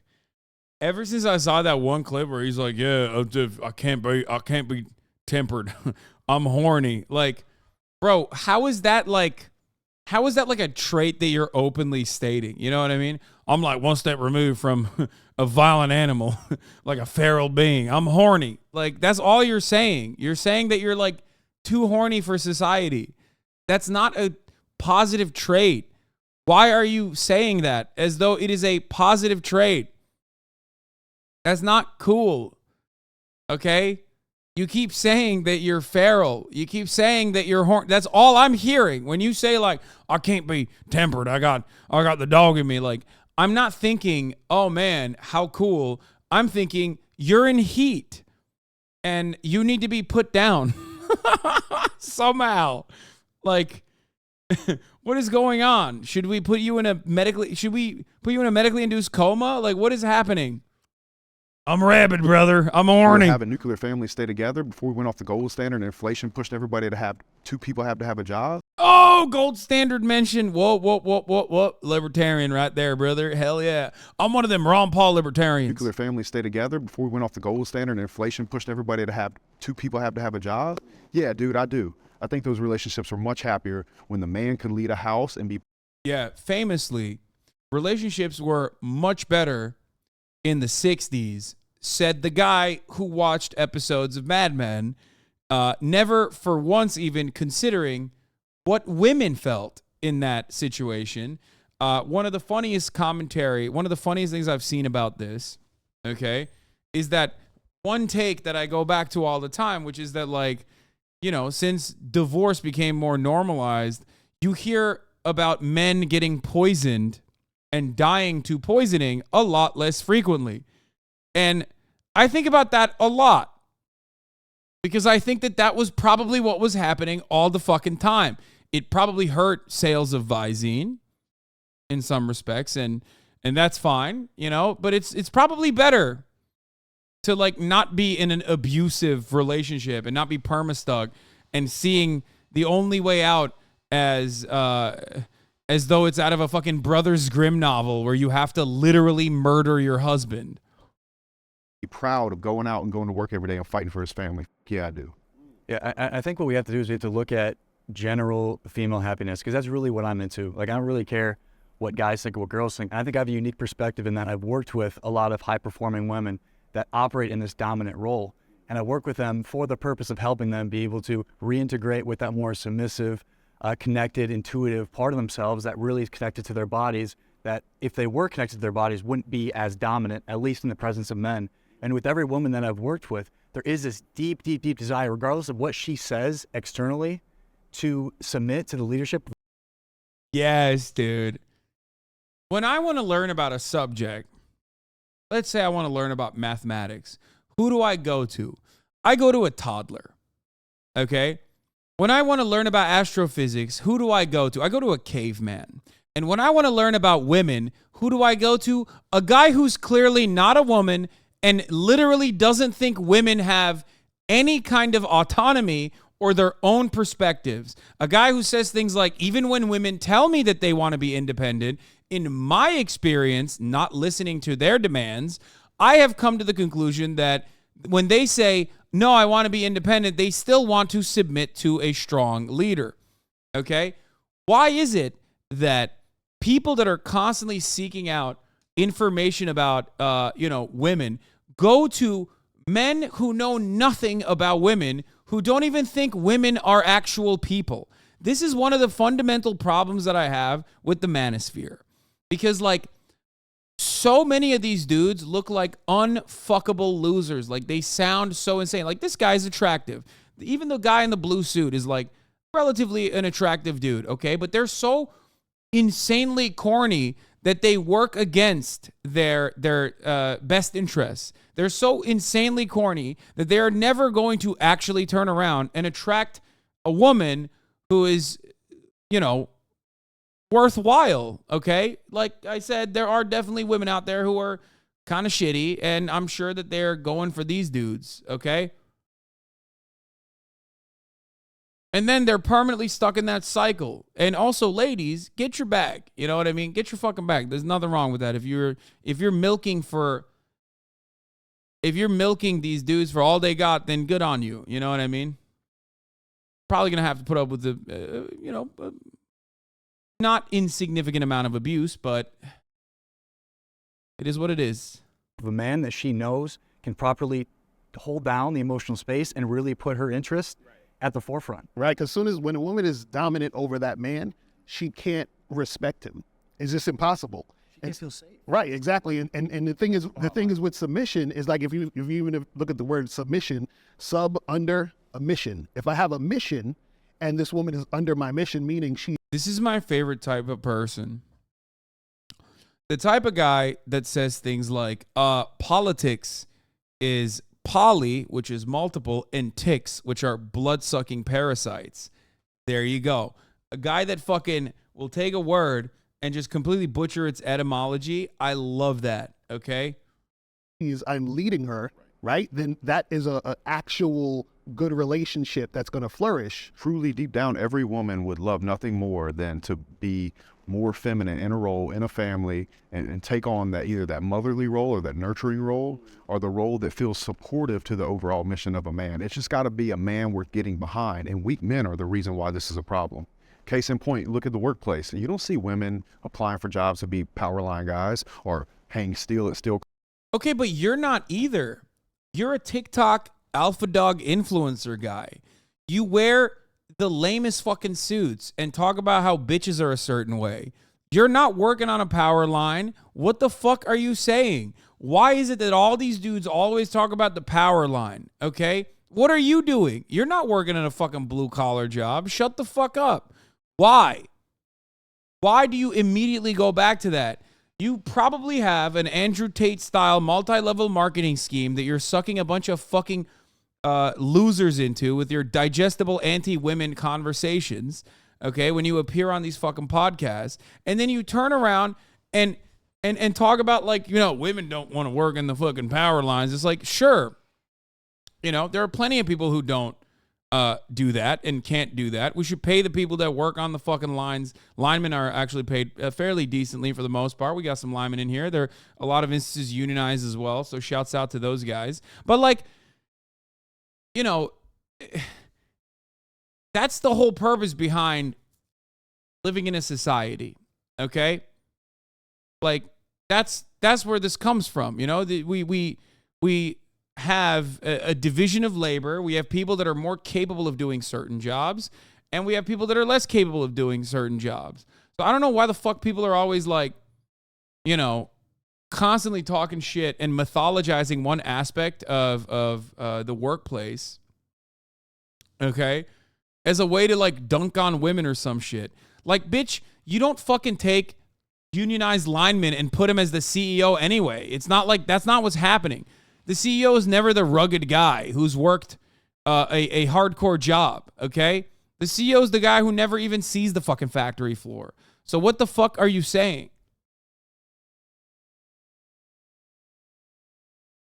Companies. So you don't see women applying for jobs to be power line guys or hang steel at steel companies. They're not picketing outside of the United States Army being like, why won't you draft me? They don't want that smoke, bro. Like, and that's okay. But neither do you. Neither do you. You don't want the smoke either. You live a comfortable life, okay? Are you saying that your lifestyle is gay? Are you saying that your lifestyle is soy? Dare I say beta? You're not doing that. Shut the fuck up. Also, no one should protest to join the army. No one should join the army in general. What the fuck is he talking about? God, I hate this shit so much. Also, women do join the army. What the fuck are you saying? Oh, yeah.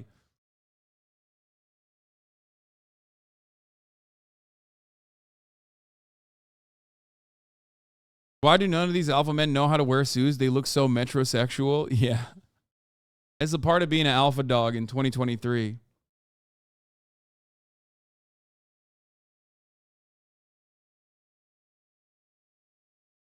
He meant the draft? What draft? What are we? Is this Vietnam? Where's the draft? There's a poverty draft. Hey, so and I can't say enough. It's like, as a man, like, you get to take pride in taking care of a woman, protecting women. What about your daughters, man? You want to protect and provide, care for. What about your sons? Do you not want to protect your sons? Is that just a women-only thing? You want to only selectively protect your daughters? You want to protect your children because, you know, they can't really protect themselves.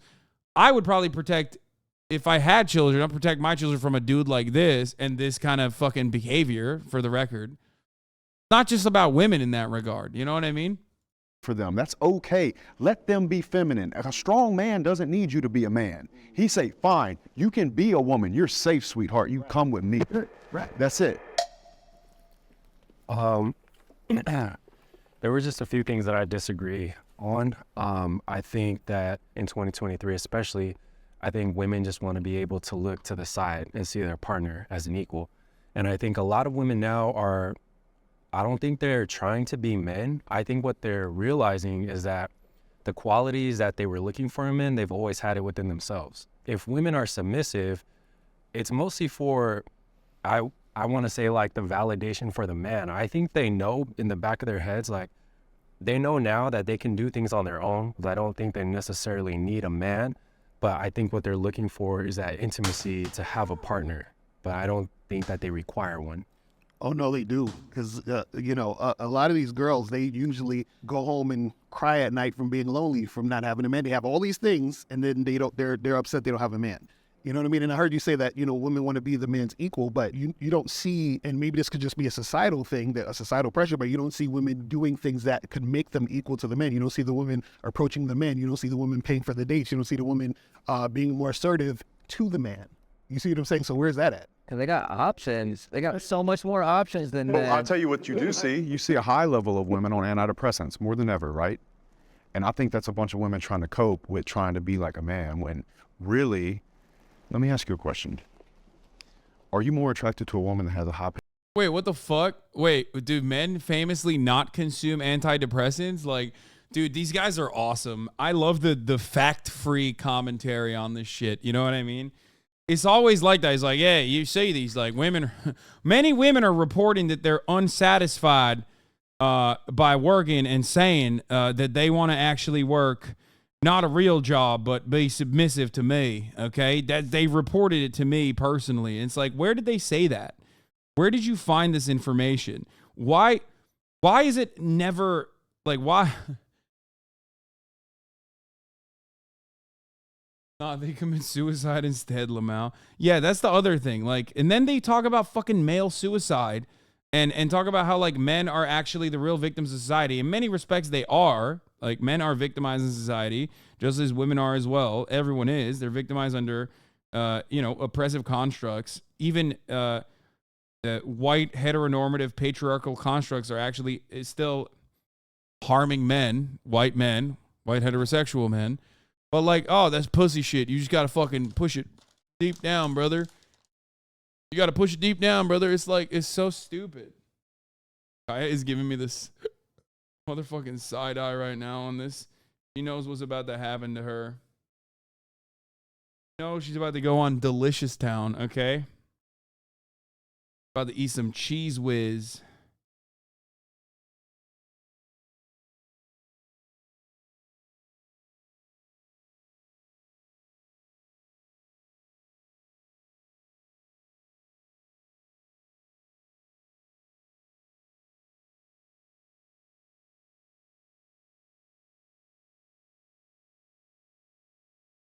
Make sure it's tasty. Try it first. I did yesterday. It's actually very tasty.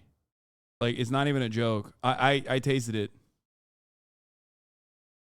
It's better if you freeze them. Should be looking for hours and we'll sleep at night. Yeah, I know, but it's fine.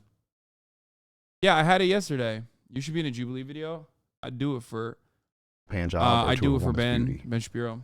That doesn't matter to me. It does matter. It does matter to me. You asked me. You could, but I would like to say a mother figure rather than a woman. Absolutely. I think it's a bad argument. I think you should admit that, like, yes, of course beauty matters. Okay? But the difference is beauty is arbitrary. Beauty is personal. What's beautiful to you might not be beautiful to someone else. But because it's so subjective, okay? Because attraction is so fucking subjective, the idea that, like, the idea that you're, like, looking for someone that's not beautiful is a stupid one, to be fair. I just don't get it. I don't get why anybody even says that. It's like, the fuck do you mean? Of course I'm looking for someone attractive. Like, to me, you know? To me. I like, who the fuck's like, nah, dog, I want someone that's butt ugly, like, to me. I want someone that's gross. I want someone that I can't even look at, okay? It's dumb. Like, even when you say you want like an ugly person, that's what you desire. Like, that's what you find on some level attractive. Okay? Not. But I would like to say that you're saying that women, have a higher, have antidepressants, but men, I'm a social worker, so men 1 out of 10 are more likely to experience depression, but more likely to go undiagnosed and not seek therapy or help. So I do think, and women also, you have to consider the fluctuation in hormones, pregnancy, because that can alter, their mental health. So I think that's kind of a moot point, but I feel like, I'm not looking for a mother figure, I'm looking for an equal. So I feel like with, Got him. If we're saying that women, they're like going home crying, looking for men, I think it's also that societal pressure that tells you at the same time you have to have multiple women. They're telling the women you have to have that one man, that husband by a certain age, have kids by a certain age. There's more pressure on them than there is men. And for, lack of a better term, I think men have gotten off a lot easier because women have so much pressure and they get judged more harshly than men do for talking about back then when men used to go home, bring home the bacon or whatever, the domestic violence rate was pretty high during that time. And I'll also say that for people of color, we never really had the luxury of working one job. So my parents, their parents before them, everybody always had to work, man and woman. So there was always that equal opportunity for them to be able to see that they could do it together as opposed to put that one pressure.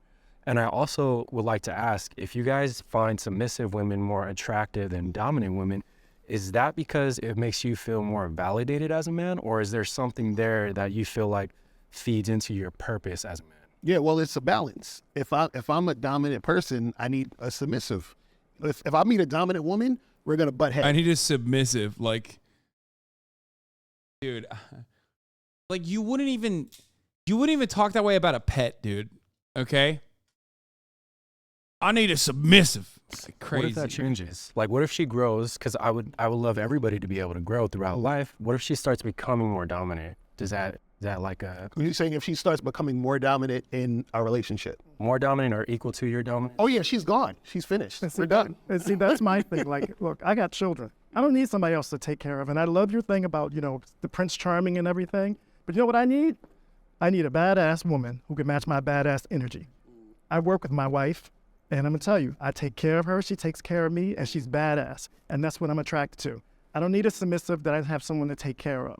And then it's fine. If she goes through that, then I'll be there and I will take care of her. But I'm not looking for somebody, another child to take care of and have to dominate and tell, you go over there. This is where we're going to go to dinner. This is where we're going to do that. No, that's why what he was saying, I was going to bring that fact up too. A lot of men are depressed because they put it on this shield of I have to be the leader. I have to do this. And you know who goes to get help first? Women. Okay, that totally makes sense. I think if we're talking about men not ever dealing with their emotions, it makes sense for this argument that you guys are talking about. But I'm a firm believer. I've gotten a lot of therapy in my life. I've done a lot of things for myself personally to resolve my own internal conflict. Okay, so it's a job of alpha men. The real integrated alpha man has the capacity to understand what he's feeling, why he's feeling the way that he is, articulate in a way that is productive to the dynamic. So a real man is someone that understands himself deeper at an emotional level, has taken the time to do that so he can show up as a rock, not so he can show up more emotionally. Problem is that if you're super emotional, when we talk about the whole thing of being submissive or dominant, your woman is going to dominate you because you're so emotional. Emotionally unstable. Let's say that. It's let's stop using emotion. Let's start using emotionally unstable. Right. Since you're so emotionally unstable, she's going to dominate you and then she's going to lose respect for you, and that's going to teeter the waters of the relationship.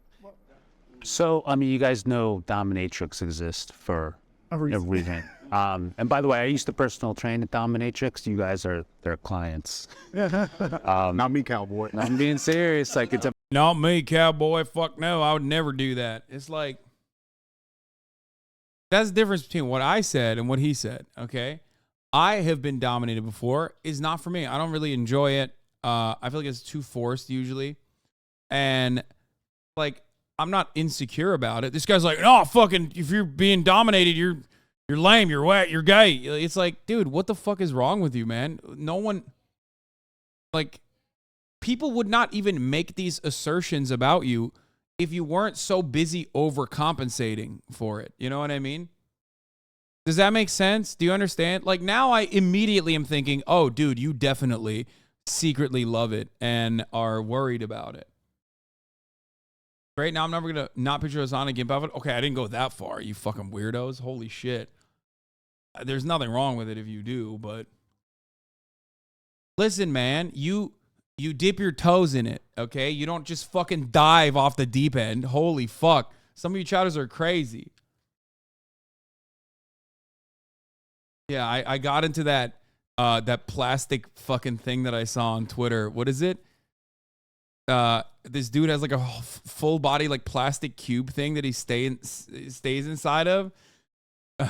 What the fuck is that? You know what it is, right? The vacuum box or whatever. We got to find that. You got pegged? No. I have had my ass eaten though. Pretty good.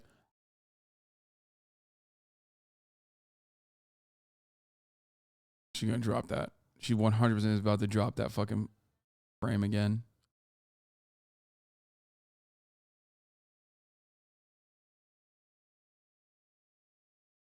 Does no one have that fucking vacuum cube thing? Come on, dude. Yo, it's fucking insane. Okay, here.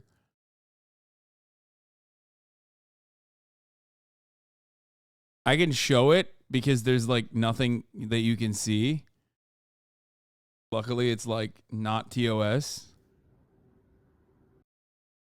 Why did I block this person, I wonder? But yeah, that's what I did. No, I'm kidding.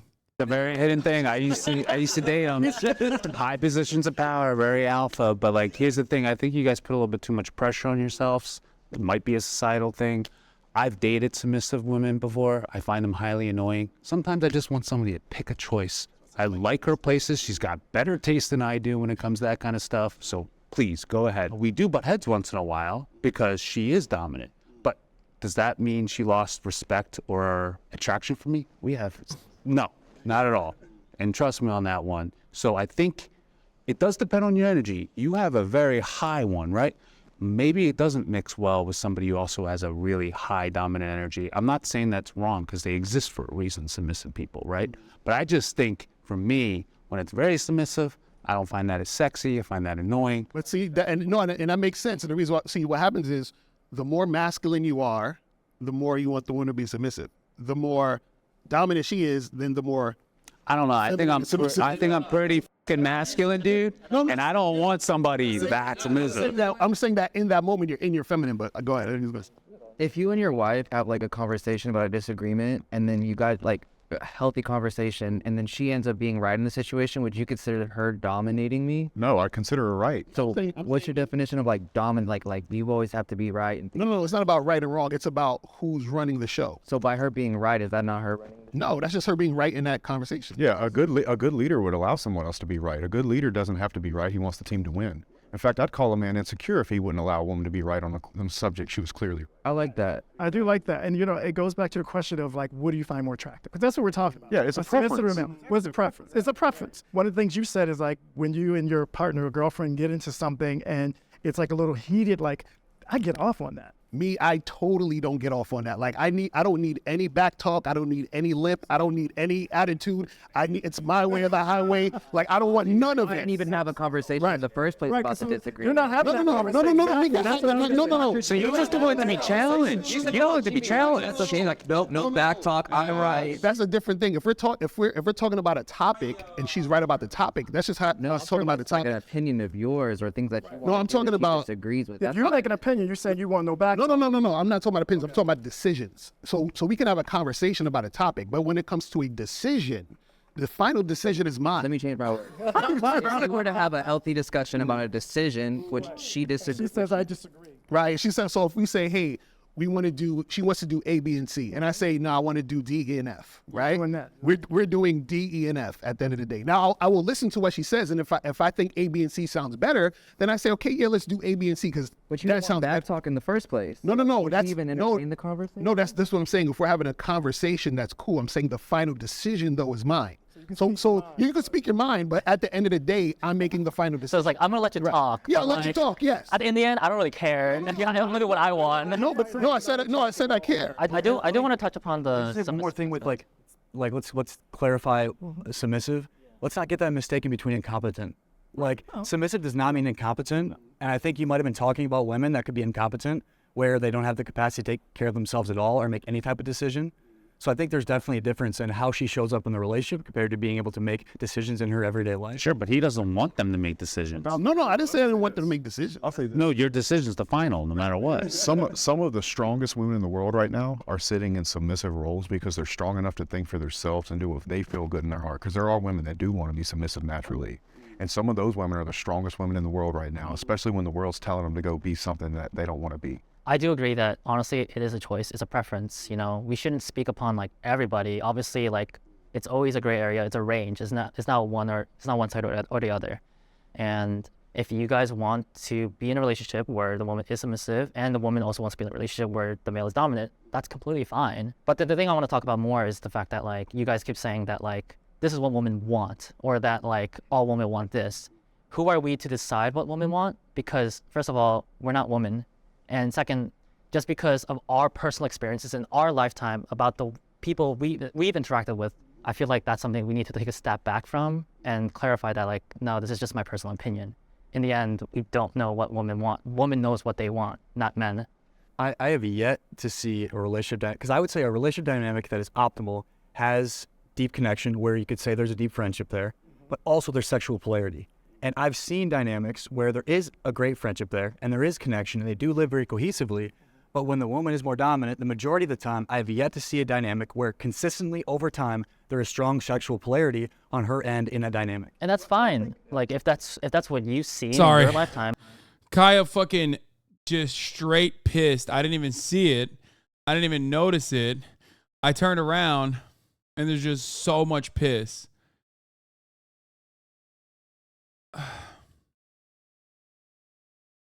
A misadventure, yes.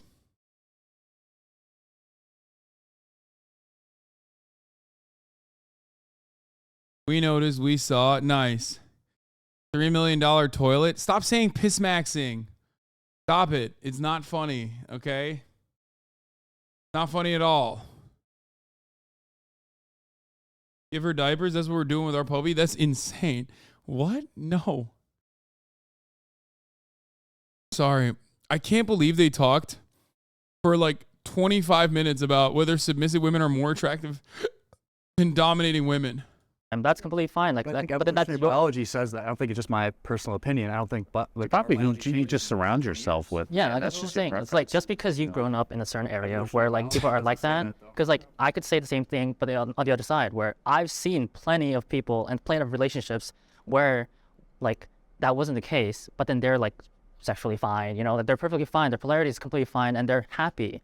And I could say the same thing. I could keep going at you saying that, like, oh, because of what I've seen or what I've experienced, dominant men, it won't work. But then that's dumb, because there are cases where dominant women do work, but there's also cases where it doesn't. No, it's just so, it's so odd. It's such an odd conversation to have. I don't know why they didn't just like have this conversation with like alpha dogs versus like alpha women, I guess, or something. Because like, there's no women involved here to like defend their humanity almost, where it's just a bunch of bros getting together and be like, you know, no, actually submissive women are the shit. Or like, what is the concept of a submissive woman? Like, I still, like, I know what they talk about. I know what the alpha dogs mean when they say that shit. Right? But it's like kind of stupid. Not even kind of stupid. It's very stupid. To just like categorize a woman's traits and behaviors in such a one-dimensional way. Happy, they're probably not going out saying, I'm so happy, I'm dominant, I'm a woman. They're not going around saying that. You know, they're just happy. They stick to themselves most of the time when they're that happy. All right. I am great at sex. Oh, come on, man. Yeah, bro. Fucking yeah. I mean, I have a lot to learn. I mean, it's odd. Like, who the fuck would be like, nah, man, I'm dog shit at sex? That's like kind of a silly question. You know what I mean? I'm fucking doo-doo, son. I'm fucking so bad at sex, dude. It's crazy. So what are we discussing? Damn, the one alpha dog said. right now. Bro, this was a chance to redeem yourself. No, I know, but it's just. All right. Actually, I'm gonna go back. With my partner, my wife, I'm able to not only. I'm gonna be honest with you. I think the alpha dogs are probably not very good at sex. Okay. Just like, dude, listen. If you're that much of an alpha dog, if you're looking for like submissive women, i.e., bitches, right? Then you're 100% sports fucking. You're not eating pussy. You do not care about about the desires of your partner. Okay. I'm making a lot of assertions here. Maybe they will tell me I'm wrong, but I do feel like a lot of this alpha shit comes from being kind of selfish. And the reality is that if you're selfish, you're probably going to encounter a lot of people who like lie to you, and maybe make you feel like you're doing a great job. Yeah, they're jackhammers, exactly. Fucking, like, I would go so far as to say that communication is more important. Like, understanding your partner's needs and not being selfish is literally more important than what the most common things are about sex, like, right? Like going long, dick size, all this shit. Like, no, what literally matters most is communication, treating your partner with kindness and respect, and understanding what they want, and allowing them to open up, allowing them to be confident enough to be able to like trust you enough to tell you what they want, what their desires are, or even be able to experiment. As a matter of fact, that takes a lot. Not easy. You know, if you're the big dog, you know, if you're alpha dog, you're probably not doing a lot of that because you don't really treat women with a lot of respect. So I suspect you're just getting in there. You got some things that you know that you think you've gotten like positive reinforcement out of. Don't know if it's good or not. And you just keep doing that over and over again, thinking like, I'm the alpha dog. Why don't you have a life-size mirror next to your bed? I want to see myself fuck you. Connect physically, but also emotionally. You know, and I think that's the biggest trick I've learned. Not trick, but the thing I've learned about my years of being with my partner. You have to sort of like, you know, keep the spice going. I would say, you know, I think the fact that we have a woman who keeps coming back or who keeps wanting it, I think that, you know, that's a sign that she thinks you're great at sex. You know what I mean? Because she actively wants to keep it going and keep it going in that direction. I will say though, I'm better at sex with women I care about. Yeah, you know, so I think, and me being a player and a guy. Yeah, he's like literally slowly, maybe not even personally understanding what he's saying, but that is the realization that like, yes, what do you mean women I care about? You're like, yeah, no shit. That's because it's that you have seen this person numerous times, and that person is, for one reason or the other, maybe a little bit more comfortable with you, which is wild. But, you know, I'm sure it has happened. Women do have really low standards. Let's be real. This is not exactly a target-rich environment for a lot of fucking top shelf dudes. Okay. I'm gonna be honest. I say this all the time. The bar is very low. Okay. Even that guy has somehow cleared it. Guy who goes out and talks to a lot of different women. You know, if with my girlfriend or like my wife or whatever like that, sex would be great. With the other girls, it can still be good, but I know that I don't really put in that much effort because it's almost like I'm masturbating with someone. And eventually, you know your partner's like comfortability, what they like, what they don't like, and things, and that's how you make sex a lot better instead of like sleeping with. Right. 1,000%. Plus, you love them. Right. Like, so you knew if you were gonna die today and you could have sex with one person before you die, it would be that person. Right. Like, no matter what. Like, you could have every supermodel, every movie star, everything. Like, fuck all that. Like, I want that person. Focus so much on like what they like as well. You know, like you're kind of there to like pleasure them. You know, because you care about them so much. Right. Which is why like you would hyperfixate on like what do they like, what they don't like, and you can easily like adjust yourself and put in effort for that person. And like, for instance, it's so true that you said that, because my wife and I, we have this thing we call the love menu. Okay, you know, why did we invent the love menu? We invented. Oh my God, this dude is. He's like every fucking like granola, crunchy granola stereotype, dude. I mean, I like him. I mean, he seems like a fun dude, but also at the same time, it's like he's such a hippie dad, dude. It's fucking crazy. Like everything that he's brought up so far has been ridiculous. He's like, we got a love menu. The love menu because we have 3 children, and they're only 2 years apart. They're in the mid-20s now, but you know, think about it: 2, 4, 6 at home, and I'm working, and she's doing her thing. So we found that in our young relationship, sometimes the other person might be tired and like but that's hurt feelings. That makes you kind of do this type of thing. So what we did is we come up with a love menu of like, here's the appetizers. I might not be ready for the full course tonight, but here's your appetizer because I know you like this, or here is your dessert, or here's your main course meal. And we broke it into those things. So when we do come to each other and we need that connection, it's not just like, I'm tired, I don't feel like it. It's kind of like, well, what's going to happen? We got a full course meal tonight, or we're just going to have some appetizers. And that's kept it spicy for us. And also, like what you say, making sure we're pleasuring each other. It's not just. This guy gives Dale's wife the love menu every night. John Redcorn. Dude, stop. What the fuck? Oh no, Dale Gribble.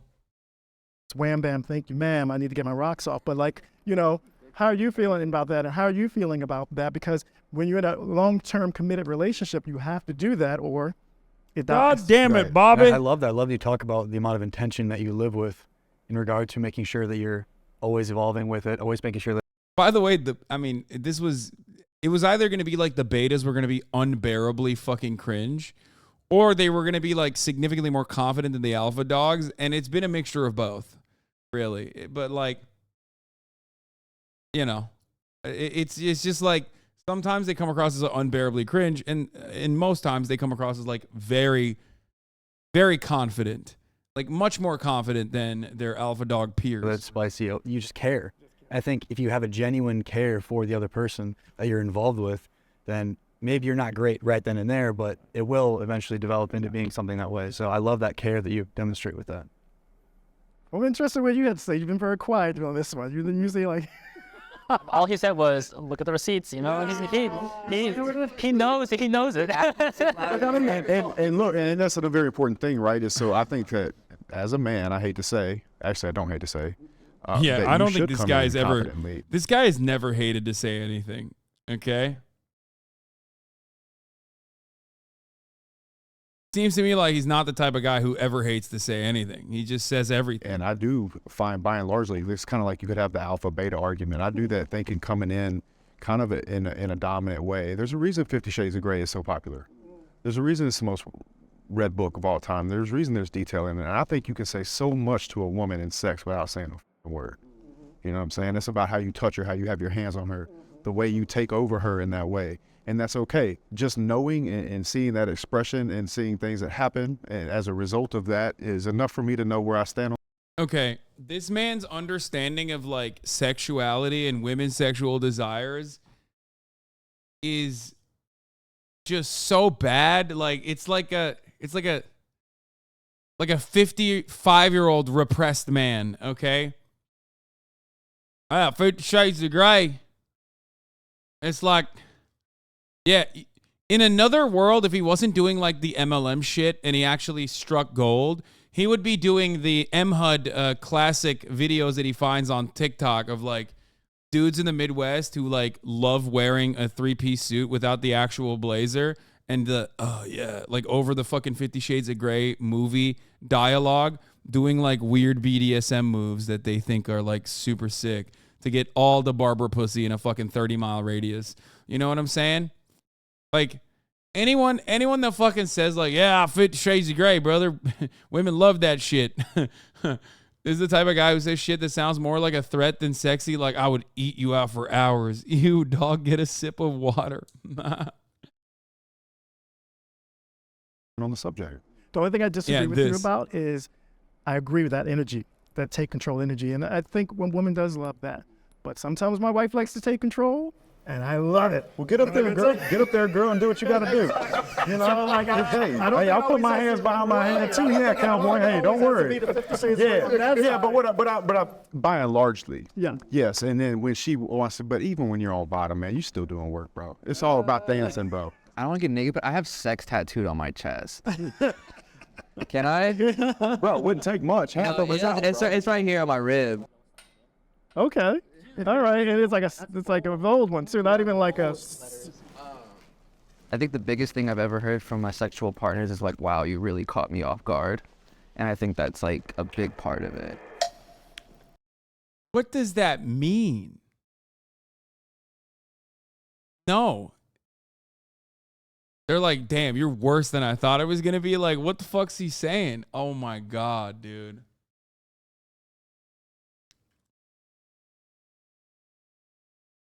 Oh, Jesus Christ, dude.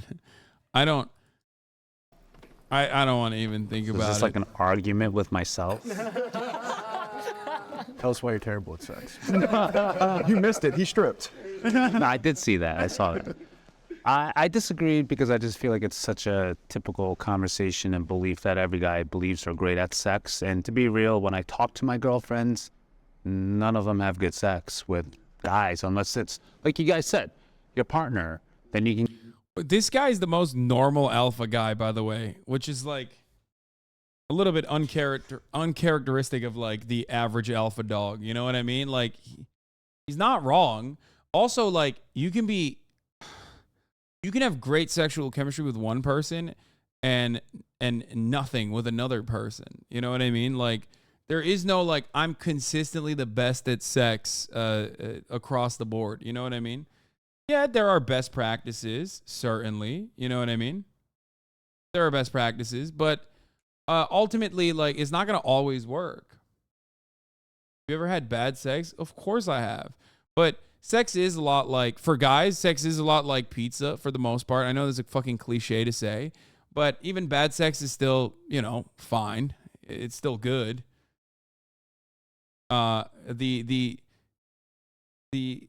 It doesn't take much is what I'm saying, okay?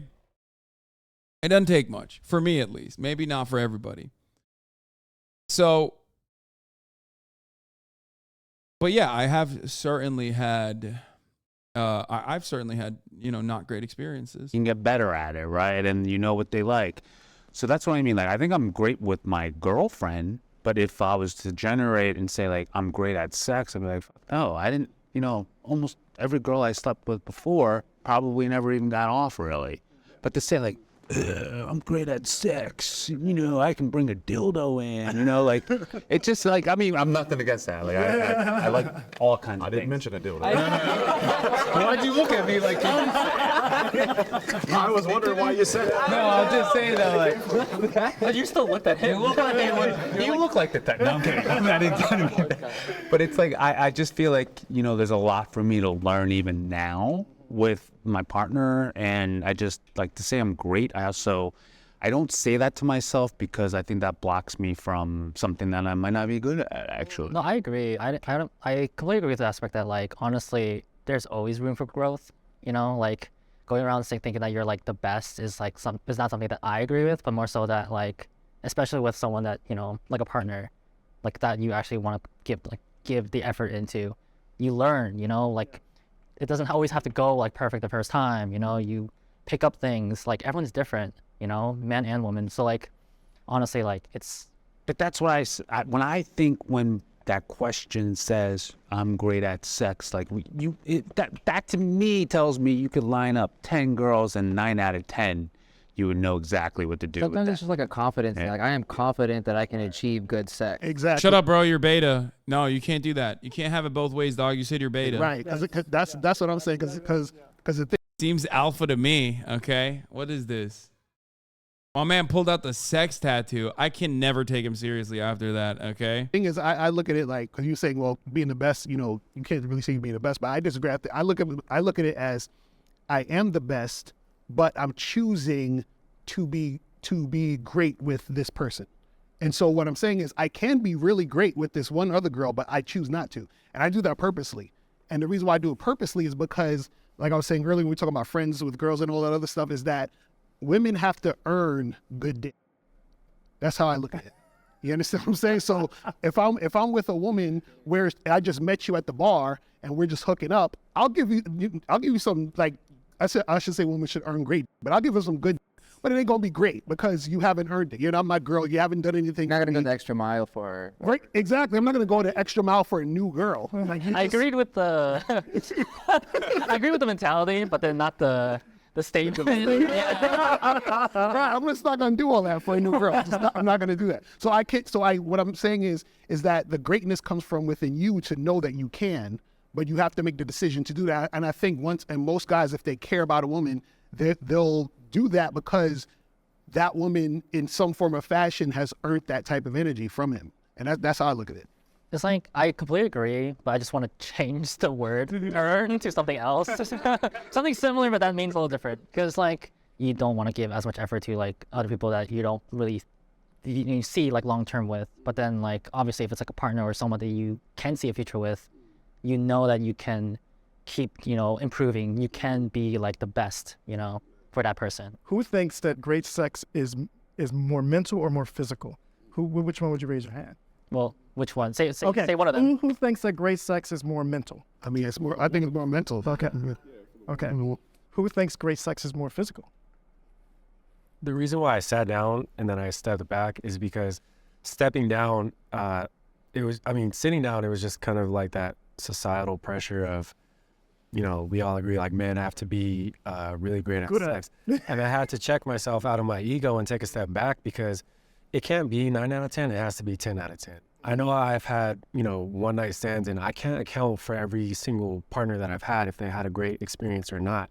I could just be honest with myself and say I did my best, but, for whoever is going to be my partner next, you have to have that, like that sense of like open-mindedness in a way, because what they might think they want from you to make you great, you might not agree with even trying. I get what you're saying about women having to earn great, but I feel like at the same time, why is it so funny coming out of your mouth? I feel like I told you I'm a comedian. I feel like at the same time, women's needs are a lot different than men's in bed. So what might be easy for you, like a quick 1-2, they're expecting maybe more foreplay or more physical intimacy, or and with the whole like BDSM with like 50 Shades of Grey, I think that appeal to like a certain subset of women and their fantasies, but I don't think that accounts for all women. I think it's a great fantasy, but I think if you put most women like really say, do you want that? They'd be like, I want that. Nah, they really want it.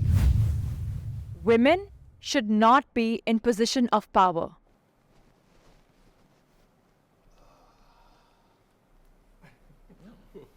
Game over. Just like his hand says. I'm the only one. I think a woman can. Brave, dude. Thank you.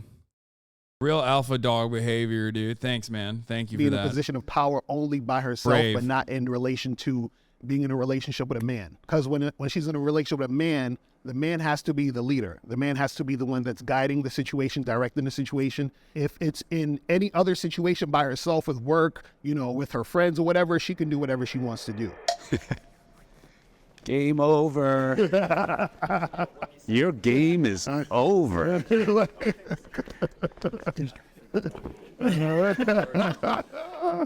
I first want to ask, because there was a lot of like has to, have to's, but like not really a reason behind it. Like, can I ask, like, what's your reason behind like why a man has to be in power? Why can't a woman be in power? Power is such a weird word. I would say more like the leadership role. And the thing is that a man has to lead a woman. He has to guide a woman, because what happens is that when it's the opposite, when a woman is leading that man, she usually loses respect for him. When she's in a relationship with a man who is, under her, who's submissive to her in a lot of different situations, then she starts to lose respect for him because she's looking for a man to lead and guide her. If you notice, they have sex with the bad boys, but then the nice guys get tossed to the side. You see, like, why is that? Well, if you look at them psychologically, they have past traumas and issues probably. But like, look, there's women for you, right? I mean, like, you're on a different scale, what I would say. Some women want a guy like you because they don't want to do anything, right? They don't want to take that position. I'm around a lot of women who don't want that. They're in positions of power, not just in work, career, at home. I know a lot of them. I do business. I find women much more pleasant to do business with. But when you're talking about maybe being at home, I don't know. It's just like, I think when you get into your part, your end of the pond, it can get a little bit mucky. You know what I mean? And I don't really subscribe to that as well. I heard you say you were from New York. I lived in Manhattan for 30 years as a fashion designer in the heart of Manhattan. She was working as a fashion editor. I held it down with the 3 kids. I was the one bringing the money home. I was the one doing that. After my son, my youngest, went back to school, she went back to work. I always wanted to have my own collection. She was like, you should do that now. So guess what? She had the job. She paid the bills while I was building my company. So I could be strong in our relationship and be a man in our relationship, but I also got to know what it means to have a partner next to me and not someone that I have to lead. Well, I think it's really, really important to specify what leading means. And so right now we're talking about, you talked about, okay, we do the chores. Sometimes she pays more, sometimes I pay more. I think it's looking at a really superficial level. I think what you look at in a relationship, when you look at leadership and the one that is following per se, is who's the one holding down the emotional space? Like, who has the capacity to show up as the rock the majority of the time in a dynamic? And if that is the woman, I believe, for the most part, the polarity gets thrown off and there will be a deficiency in the sexual attraction that she'll have for you. If you are more excessively emotional and unstable than your... I'm not going to lie. I have a take here. After listening to fucking 41 minutes of this shit, I've realized that the whatever style podcasts have actually figured out the formula down to a fucking T. This is kind of boring, in my opinion, because they're like being earnest, they're being honest. A lot of their takes are stupid, but like they're not necessarily fun when they're just like talking to whoever they perceive as betas, right? Like it's not very entertaining. They're just kind of boring. They're just kind of dudes who don't know what the fuck they're talking about, have like unhinged takes, but aren't actually going as aggro as they normally would be when they're in front of women that they consider to be like shitty and lesser than them, that are talking back to them. And that should never happen because you're an alpha dog, like, you know, a beta woman. You know who's the ultimate beta? A woman, right? That's the ultimate beta. Worse than a man, right? So it just feels like very tempered. And they're more so focused on coming across like fucking normal and still failing to do so in many respects, but it's just not very entertaining. It's, as a matter of fact, it's so boring that I forgot to run the top of the hour ad break. At the top of the hour. I think the other reason why is because they have no sigmas. No omegas, no sigmas. But don't worry. If you want to be a sigma male at the top of the hour and avoid those ads, all you need to do is subscribe, which you can do for $5 over free with the Twitch Prime. Or connect your Amazon Prime account to your Twitch account where you get 1 free Prime subscription a month. Okay? Use it on your favorite broadcaster. You can also get gifted a sub if you are lucky.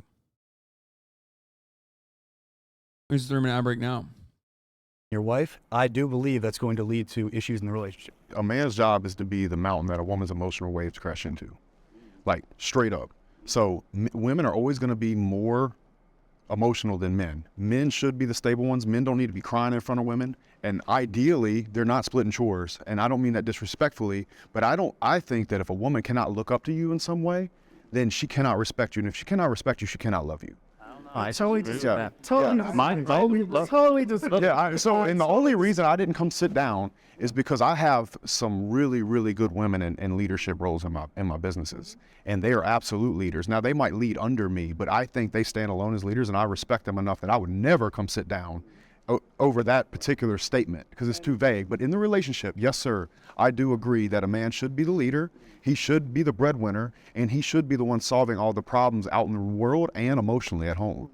I'm glad again that you two say for work it's fine, but when it comes to our relationship, I got to be the one to wear the pants. And okay, let's not say pants. We'll use the person's words. I got to be the mountain that her emotions crash into. I hate to tell you guys, we can be very emotional too. And I know there's a lot of guys in my 55 years that are way emotional than some of these women out here now that are taking charge. So I think that's... No, I agree with you. I agree with you. They are, but if you notice, and I don't think it hurts the relationship either. And if you notice, isn't it weird that nowadays they're talking about all these single, sexless men and all these guys having issues? Why do you think that is? They're becoming more emotional than ever. Exactly. I think women are putting up with less bullcrap. No, they're not putting up. I am not a sexless single guy. No, I'm not saying you. No, I'm just saying this. But no one said you were. My girlfriend is an emotional rock for me. That's what I mean. I'm sorry, but I gotta strongly disagree with everything you say. I'm also a breadwinner right now. It wasn't always like that though. She's going through a time and she wants to actually do something for herself, and I totally support that. But when it comes to an emotional, whatever you just said, that analogy, look, I mean, I think that's the problem also with a lot of toxicity that goes on, because a lot of men have emotions, you don't know how to express it, and then it turns into this opposite toxicity. How do I know this? I used to be one of them. Me too. Like, it feels like a lot of these like rich millionaires are the ones that like have huge high divorce rates and things of that sort. And I think it's because they're just genuinely unhappy. Like, is your woman with you for your security, or did they actually like you as a person? And we're starting to see that, women want me at first, but I don't think it ends well, because after a while, like, they want you for your security. They don't want you for who you are as a person and things of that sort. And that's why we see these millionaires and all these, like, really alpha males getting high divorce rates, because I think at first it starts off with, like, security. Money doesn't make you alpha. Yeah, I think so. No, not at all, man. Nope. Yeah. I know. Yeah. This guy's like a little bit more normal than Andrew Tate, which doesn't take much. Like, he's not as he's still deeply insecure, you could tell, but he's not as insecure as Andrew Tate, but he's still deeply insecure. The guy in the blue suit is a Facebook quote generator. Yeah, 100%. I mean, there's a big market for that. There's a lot of dumb dudes out there, man. And out of the alphas, he is actually the most normal, and makes the rest of the alpha dog group look not as like ridiculous in comparison, because like at first my automatic assumption is like, oh, if you call yourself alpha, you're ridiculous. I mean, he's actually like a normal dude. But I would like to have the blue suit guy on if I were to debate any of these dudes or talk to them. You educate me. That's why I came here. A man can just be friends with an attractive woman. Can? Cat. No technicalities, bro. So I think it's all about, again, as we've been saying before, it's all about choices. I think if you find a woman attractive, it depends on, are you going to choose to pursue her or not? But for some of us, like if we're speaking from personal experience, I've met many attractive women, and that's not the only thing that, I'm looking for. It's also about personality. So she can be a 10, but if it's like the personality is just, someone who doesn't challenge me on a spiritual level, emotional level, someone who also is like emotionally unavailable, like, then it doesn't really matter. I have friends who I would consider very attractive, but then at the same time when I think about it, I wouldn't be able to stand like being alone. This is my favorite question. A man can just be friends with an attractive woman. Not capable, dude. I got that dog in me. I got that fucking dog in me, dude. Bark, bark, bark, bark. Bark, bark, bark. You know what I'm saying? No shot, brother. Ooh, ooh, ooh. Room with them for like more than like 10 minutes. You know what I mean? I can acknowledge if like certain female friends of mine are attractive, but doesn't mean I'm like sexually attracted to them. And it comes to a point where like I see them as like sisters or just such close friends that even like the thought of them naked like grosses me out, because like I just don't see them that way. I see them as like very close, like almost like family in some cases and things of that sort. And sometimes like you grow up with certain women and you see them as like a sister, or you see them as a close friend, and you just grow up and you don't see her like that. Fundamentally, what's natural and what is possible, I think, are two different things. Is it natural to not be attracted to a very attractive woman to you? I don't think so. But with a lot of intention with it, and your priorities are elsewhere, and you're very intentional with how you're showing up in that space, I think you can do it. And I think that was the question, if it can be done, not if it's natural or not.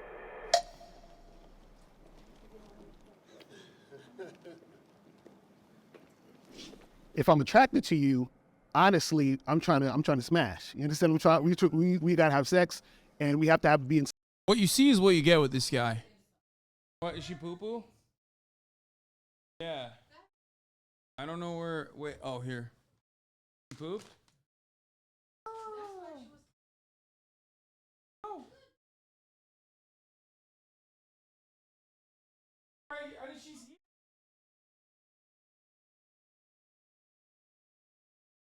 She pooped. We're very excited.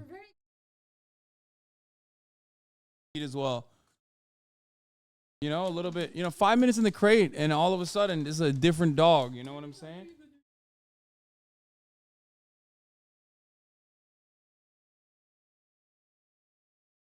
This is the dog I got in me. I got that dog in me, and the dog is Kaya.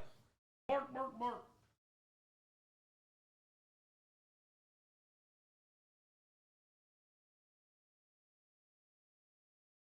Some type of sexual situation, or I don't really want to, interact with you. On top of that, I don't believe in giving women non-sexual attention unless we're in a relationship. And the reason why is because I feel like non-sexual attention from a man towards a woman is very valuable.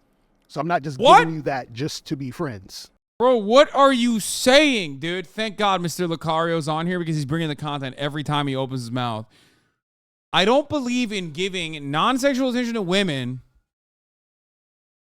unless we're in a relationship. Like, I go to Starbucks, and if the barista's a woman, dude, I'm fucking her, okay? If she asks me, if she's like, hey, sir, what kind of coffee do you want? I'm taking my dick out, okay? I'm on many lists. I cannot be within 500 yards of a school, okay? You don't understand, because that's very important to me. Non-sexual attention, okay? Non-sexual attention is only for relationships. Every other woman, I'm sexually harassing. So I'm saying, like, I'm not just going to do that for you. And so what it is that if I'm going to do that for you, you have to be under my program, which means that we're in some sort of sexual relationship between me and you. You see what I'm saying? So that's how I look at that. I think that men and women can be friends. It's just not because the man wants to. Most often, it's the man is trying to sleep with a woman. Right. And he's trying to hang around long enough for her to slip up and make that happen. I mean, let's keep it 100. Exactly. Right? So can they? Yes. And that would have been the technicality. Like when I saw you moving, I'm like, must be something there, right? But overall, most of the time, you're not going to see a man be friends with a very overweight woman. You're not going to see a man be friends with a very unattractive woman unless there's some kind of financial reward there. So by and largely, I don't buy guy friends, particularly with any girl I'm seeing. It's like, yeah, right. I think when I think about it, like, and I had a technicality on the other side because I'm like, yeah, part of me really believes that can happen. But then I go back to my experience in life and my friends, and it's really hard. I was running over there in my head, and like, should I sit down? But I was running all these scenarios from life experience of my friends who have said that, girls and guys, because it's not just guys, and it's never worked out that way. It just never is. And I think it's if you find the person can be, yes, a person can be an attractive person, and you not find that person attractive, and you be friends. You have friendship and attraction. That's my thing. Yeah, part of a relationship is friendship and getting along, and then on top of it, you find that person attractive. No way. I just think it's a very rare thing. Yes, a person can be attracted to me and you not find them attractive, and I can be friends with that person. But if I'm finding that, or if you're finding that person attractive, and you build a friendship, and you connect, and you probably want to be with them. That's like, I don't think I'm not gonna say it doesn't exist, but to me, just again, in my experience in life and just knowing my friends and people, I don't know one that has worked out that way. I mean, there's nothing wrong with like your own experiences. Obviously, if that's what you've seen or that's what you personally experienced, that like you yourself couldn't be in a friendship with a woman, like, again, that's your personal experience though. Whereas the question is like, can a man, any man, be in a regular friendship with a woman? Like a real friendship, like they're actually really friends. Yeah. And he not want to sleep with her and find her attractive? Right. No. I think it's BS. Because like at that point, like we're also talking about like, now we're talking about like what is an attractive woman, right? Are we talking about just looks? Because in this case, like there are people who like honestly don't like have sexual like desires for a woman who isn't like emotionally linked. I think it's, is she attractive to you? Yeah. I think that's like the basis of it. When you look at specific situations, so for some of these females that work for you, for example, if they're very attractive, do you feel, I would imagine you have the capacity to compartmentalize that? Gift from God. Yeah, man. The second I sign their check, it's gone. It's gone, right? So I think it's the same thing with friends as significant others as well. It's like I have the ability to compartmentalize it where it's like, all right, this attraction is just dissipates. So is that the barrier that can make a man friends with an attractive woman? If there's that barrier of him being in a relationship, or are you working for them? Well, first of all, we're not friends. You work for me. Right. You know, I care about you fully. You're part of the family, but you work for me. We're not personal friends. And me and you will not be in an atmosphere we're alone. Right. So when you go back to it, is it a thing where if you're both single, do we all think that you could be friends with an attractive woman? If we're both single. Hell no. Nope. I don't know. No. I don't know. A man should not cry in front of his kids.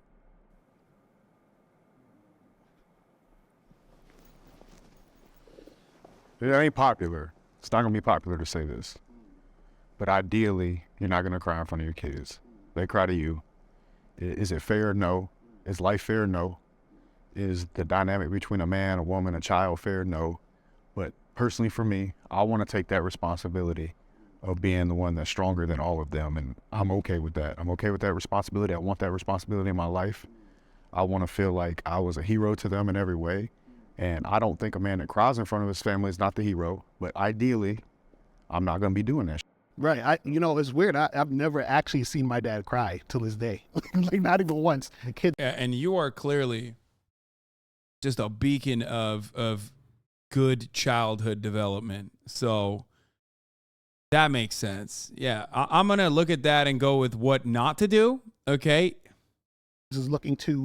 Yeah, he's well adjusted. So what's the problem? You know what I mean? Their father for that strength. And so if they're seeing their dad cry, right, I feel like that creates fear in the situation the kid has with their father. If you're crying in front of your kids, it's the same thing as crying in front of your girl. It's a bad representation of what you're supposed to be in that situation for them. Now, I'll tell you when I do cry. Bro, when you see like one of those kids with Down syndrome get put in a high school basketball game, he starts nailing threes and the gym goes crazy, bro, I'll be crying my ass off. I'm so happy for the kid. It's like happy, I'm like laughing, I'm like, but other than that, man, no. Wait, what? Bro, where the fuck did that come from? What a weird, what? That is such a specific example that he just like pulled out of nowhere. Why did he say this? What is bro saying, dude? What is he cooking? He's cooking with something, dude. What the fuck? It's been on his mind since he got there. He's like, finally, it's a moment where I can bring up the Down syndrome kid that I was thinking about. What the fuck? That was unintentionally hilarious. What the fuck did he say? You know he watched the compilation videos of just exactly that? Dude, it's such a stupid thing to just blurt out for no reason. You know when I do cry, I cry when I see Down syndrome kids sink that 3 at the gym. And then that song starts playing, dun dun dun dun dun dun dun dun dun dun dun, and then it's like you're watching it in slow motion. It's crazy. That happened to me in real life. No, not at all. Call him the heat. Can the person who like has kids? I was gonna. But look, I have a father who I've never seen cry, so I get that. I was that man. Again, you have to understand my kids. My middle daughter, who I'm going to talk about, is 26 years old. Now, for some reason, out of all 3 of my children, that middle girl, from the time she turned 13 to 17, 18, we just butted heads, right? And the relationship wasn't going to where it should be going. And I want to be close to my kids. We sat down, she was about 20, maybe 19, 20 years old. We had a heart-to-heart about our feelings and how we really felt about each other, and I cried. And 6 years later, some years later, better relationship than we've ever had because she saw a human part of me and not just me trying to be That's it. That's exactly it. When you see a parent cry, you don't see them as like weak. You see them as human, which is probably important to like adjust appropriately to the real world. You know what I mean? Like I don't think I ever did when I was younger. I never saw my dad cry when I was younger. I can't even think about it, but like when I was older, I did. And I never thought about him as like a weaker person. You know what I mean? It's so weird. Odd. What you guys are talking about, which is a good thing too. You can count, my wife can count on one. He cries for the Down syndrome kids, but not his own. Wait, hold up. Maybe his child has Down syndrome. Actually, I don't think he has kids. Fuck you. Fuck you, Dad. You're crying, you weak bitch. Yeah, exactly. Dad, you're not alpha dog. I'm disowning you. One hand, how many times you see me cry. I think my son had, and my other daughter have it. But I'm going to tell you, for that enriching moment, and that's again just coming with years, of having those tears with her and talking about how important it was that our relationship worked, and then hearing her come back and saying she felt the same way and breaking through that, I'm the father, I'm going to be the strong one, made her break down and both of us be closer than we ever have been. Can I ask you a question about that? Do you think that if you could have set her down earlier than the age that you did and just had a vulnerable conversation, that maybe it could have happened? Like it wouldn't have had to build all the way up to tears? No. She wouldn't have been able to hear it, or? No, because what was going on from my understanding of our relationship is that, you know, young people, I'm very independent, my children are very independent. They don't want to be controlled in a certain way. And as a father, you still have to keep that control. She was only seeing that side. So she was only seeing this domineering person trying to squish what she thought that she wanted to be or who she wanted to be. And that wasn't it. I was just trying to play the father role. I saw my dad do it. Never a tear. He's that man, you know, and I was raised by that man, and I took that on. I remember sitting my son down and telling him, boys don't cry. And I still to this day regret that. And I still talk to him, he's 24. I still talk to him about I was wrong, because I do not think that's the way we're supposed to live our lives. And I think that's why you go back to the statistic of how a lot of men are depressed. We're supposed to have emotions. We're human. Now, I don't believe every time you turn around, you should be in front of your children, ooh, and your wife, like, you know, I think that's a drastic thing. But I know dropping a tear as a father for me made a relationship and so much closer and so much better than it would. I'm telling you, I know what that it would have ever been. You don't think you could have shown that vulnerability without the tear? No. My dad was capable of expressing emotion, not from the standpoint of being a whiny little baby.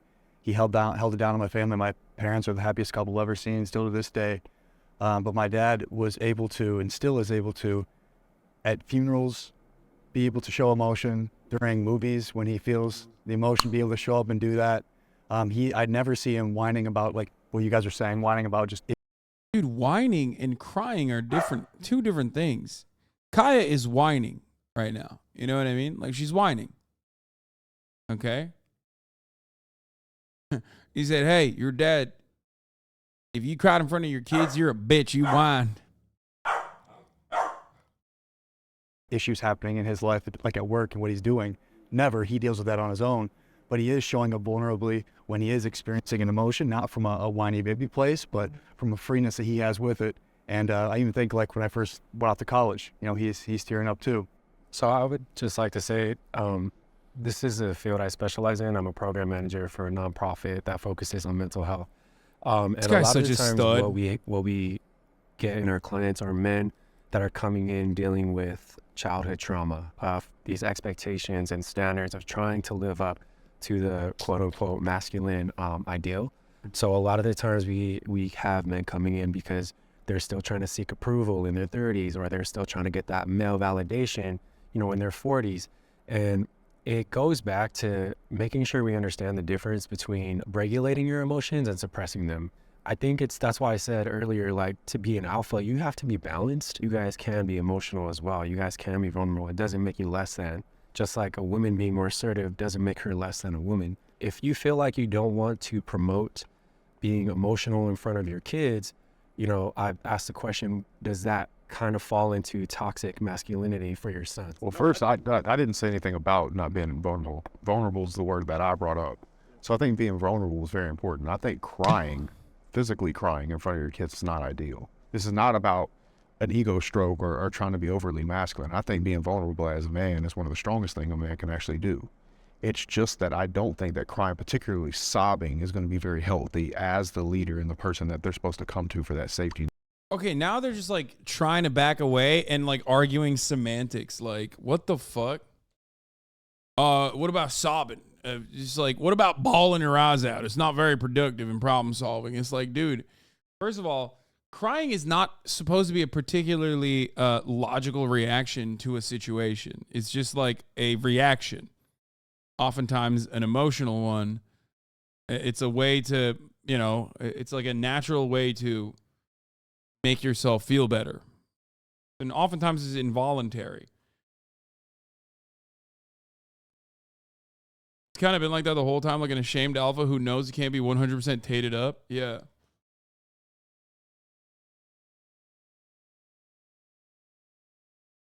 You're allotted 5 tiers per year. Use them wisely.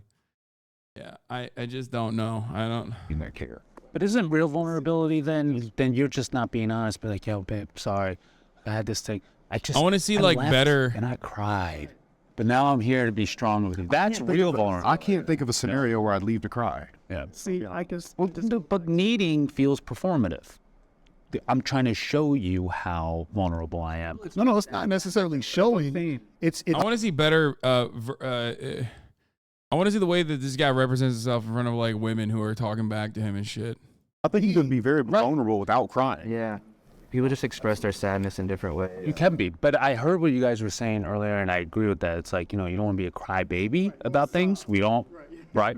But it's like to be at, for instance, if I'm at a funeral and this person meant something to tell me, no, can't do that. Or I see something on television or a movie that moves me, like, you can't do that. It's like kind of like a very weird thing. And I think you guys touched upon that. There's just like a weird stigma behind like crying because it seems like we keep associating crying with weakness. And the issue is that like, again, there is a big difference between crying and sobbing. Yeah. So hysterically sobbing, like I think that should only do if you like say you lost a loved one like really close to you, like say like your significant other, say like horrible accident, like stuff like that. You know, like there are obviously scenarios for that. For like, we saw the one the fucking clip of him just like popping off against this trad wife who was like, there's a whole you're genre fucking now beta. of women who are going on these shows like This Whatever and Fresh and Fit and actually destroying these fucking losers. There's a little context. Apparently this guy who she's talking about, he came on to talk about the importance of self-control. That's like his whole shtick, okay? Can I ask you one more question? Fire away, honey. Okay. Look, he's not even looking at her. That's what I mean. He's like kind of, you know, he's kind of A-coded. You know what I mean? Like it's giving a bit neurodivergence for me at least. Like I'm just saying, he's just like he can't look at like anyone. He's always like this.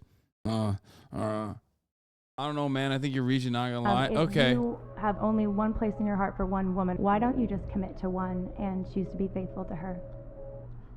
I'm just not wired that way. I spent my whole 20s trying to fix myself. Thought You're something a was man wrong of with me. self-control. You work out, you do business. Yeah. You can possess your own power and It's just do not- directed. I think you guys just don't want to claim him, which, you know, I'm more open-minded than you. Okay, you're just gatekeeping, and that's what it is. It's fine. You're gatekeeping. You're gatekeeping. It's just not how I am. It's not how I am. I've You think that might be a limited mindset? I think it's none of your business, but I don't want you to think I'm triggered by you. I'm not. Let me just mention that real fast. You're not getting to me. I just want to let you know right now you ain't triggering me, girl. I think you're annoying, but I'm not triggered. That is a trad wife, pro-life woman, by the way. I mean, I don't give a fuck. She just owned him. It's fine. You know what I'm saying? No, you are. You're annoying. Bro, don't you see how pathetic you are? Oh my God. You're annoying. No. The slightest bit of pushback and of pointing out their hypocrisy sends this guy into a total meltdown. Annoying. Yeah, literally. She And has no totally idea. not triggering me, And by it's the way. totally not her business. None of your business. That's always, people who are not triggered always say, I'm not triggered, by the way. Like, there's probably no better way to show that you're certainly not, like, emotional in that moment than immediately being like, I'm not triggered. Fucking Kaya. Drop the plate, dude. business. I literally came on the show to talk about it. Yeah, 100% not our business. This goody two shoes type way, and that's fine. I'm gonna live my life on my terms, unapologetically, like truly. So you can ask me this 85 different ways. At the end of the day, I'm gonna walk out of here the same man. And that's my favorite. I refuse to change. I refuse to change or better myself in any way. It doesn't matter what evidence or information I'm presented with. I promise I will never change. I won't change my mind on anything, regardless. Reminds me of Tay saying you're boring and annoying. Yeah, I mean, that is literally the alpha dog nuclear weapon, dude. When you say you're boring, you're annoying. For like regular crying, again, kind of like we all touched upon, that we're not saying that you have to cry every other day, but like there are like cases where it's okay, it should be okay. As kids, we look up to our dads to be able to how do we react to certain scenarios. Do you feel that like, okay, like for instance, like my dad didn't cry. I don't think I've ever seen my dad cry. I've seen very bad like sad scenarios, straight face, you know, and I feel like I developed that as like a kid. Like as I got older, like I have to keep this inside because that's exactly just how I saw my dad do it. How would you basically like explain to your kids how they feel like they should let out their sadness? Should they keep, especially if you feel like you're not really expressing sad emotions in front of them? I think probably the best thing I can do is like explain to you what my goal as a father is to explain them the truth of the world. Truly, hey, this is the truth of the world. This is how the world is. Here's some competencies and things you can do to set yourself up, because my ultimate goal for my children is to have choice. So I can have a son, he could be gay, he could cry. He could be straight, he could cry. Like I could have daughters that were dominant masculine. I don't care as long as they have choice. I personally, my preference. And yeah, I don't believe that. I don't believe that. I actually don't. I think he's just saying that. Because like everything else he said thus far is the exact opposite of that. So how am I supposed to believe that like both of those opinions live inside of the same dome?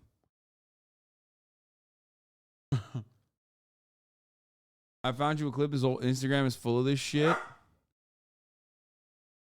That a man should never cry or show emotion from a woman. And the reason is, if you were to translate the words, he's screaming, I can't take care of the situation. You can't trust me. And so the woman's like, man, I better get masculine real quick. The women are scared that a man cannot, because men are weak. Men are fucking weak. And if men were stronger, women could trust them more and let go. And whether you like it or not, fall into that feminine frame, because I think that's what they're naturally propense to do. So would you say weak men is the root of the feminist Absolutely. movement? The weak men are the biggest problem in the world. I am a big believer. Dude, why is it that they always like blow this out? You really think you can fight a guy? Why is it that they like blow these up? Like it's like always deep fried. It's like triggering me a little bit. I don't know why. It's very weird, right?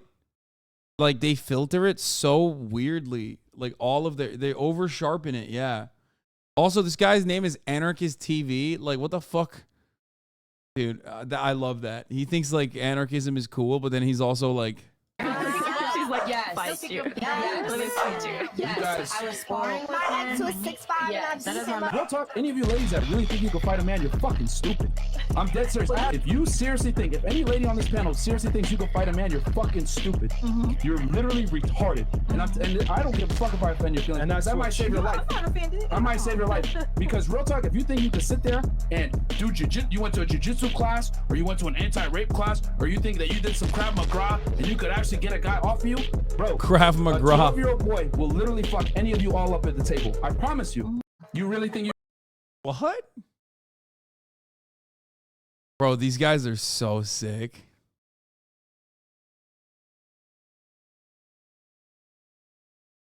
How this rich girl keeps her man. As a woman who makes 7 figures, like my money does not retain my relationship. Like my ability to, There you go. if he gets home at 6 a.m., me making breakfast when he gets home is what's retaining my relationship. It's never been my ability to, I'm a Forbes lister, top of my game, but that doesn't retain my relationship. Me cooking from scratch 3 times a day. Do you think they'd ever debate someone like you? Yes, they want to fucking debate all the time. I told them, get your clout up. Every time they've like approached me, I'm like, listen, I'm sorry. You're too irrelevant for me to fucking debate you. I did debate him one time because he snuck into the conversation I was having with DJ Academics. And then it was like a fucking 3v1, which was pretty funny because like all three of them together couldn't like put one fucking normal take together. Like they had the 4v1 with DJ. No, it was 3v1. It was like him and the other one. You got Crowdered? Yeah, not really though. Yeah, they looked very stupid.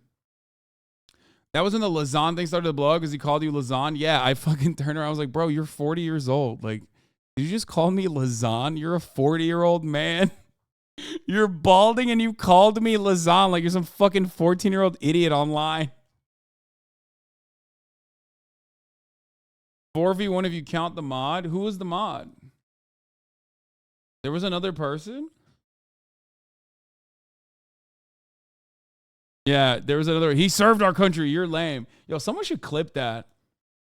Did we ever put that up?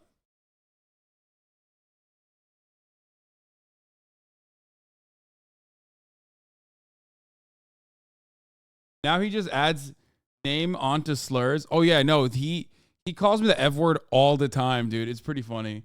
He'll be in the gym. Like I'll see it. Sometimes I'll see it. Like people will fucking post it in like my subreddit or whatever. We usually delete it, but I'll catch it before they delete it. Where he'll just be at the gym at like 3 a.m. and he like takes a photo and posts it from the gym and he's like, I'm working out at 3 a.m. and I bet F word HasanAbi or no F word Anabi. Like I bet he's not. And it's like, yeah, it's fucking 6 a.m. here. I'm sleeping. Why are you in the gym at 3 a.m. fantasizing about me? What the fuck is wrong with you, dude? Bro, they had no chance. You just a bully. Yeah, I mean, that's the other thing. Like, I think these guys think I'm like, because I am an empathetic person, that I'm just going to sit there and be like, why are you saying these mean things? Like, no, I will fucking rip your throat out, dude. What are you talking about? I'm an awful person. Like, I'm not a good person at all. I'm a bad person. Yeah. One from September, I'm using the fact that she got on the stand and said, fuck that. I was so right on this, by the way. This was awesome. Oh, shit, I'm wearing the same shirt. Meg Thee Stallion for having sex with men that she had originally hooked up with. I'm telling you why it's not like that. No, but tell me that. Just, I want to know what you mean. Why do you think Kelsey texted 911, Tory shot Meg? Hold on. So, all the Manosphere dudes want to be you because women love you. I mean, I don't think Manosphere dudes love women. Like, I don't think they want positive attention from women. I think they kind of hate women, to be honest. Man was debating 3 people and making coherent points and still had the brain capacity to take little digs at them and roast them on the side. What a beast. The amount of passion these men have for defending Tory Lanez is inspiring and homoerotic. I'm still blown away by the former Fed not knowing part of the Bill of Rights. This guy had the ability to take away freedom. Insane.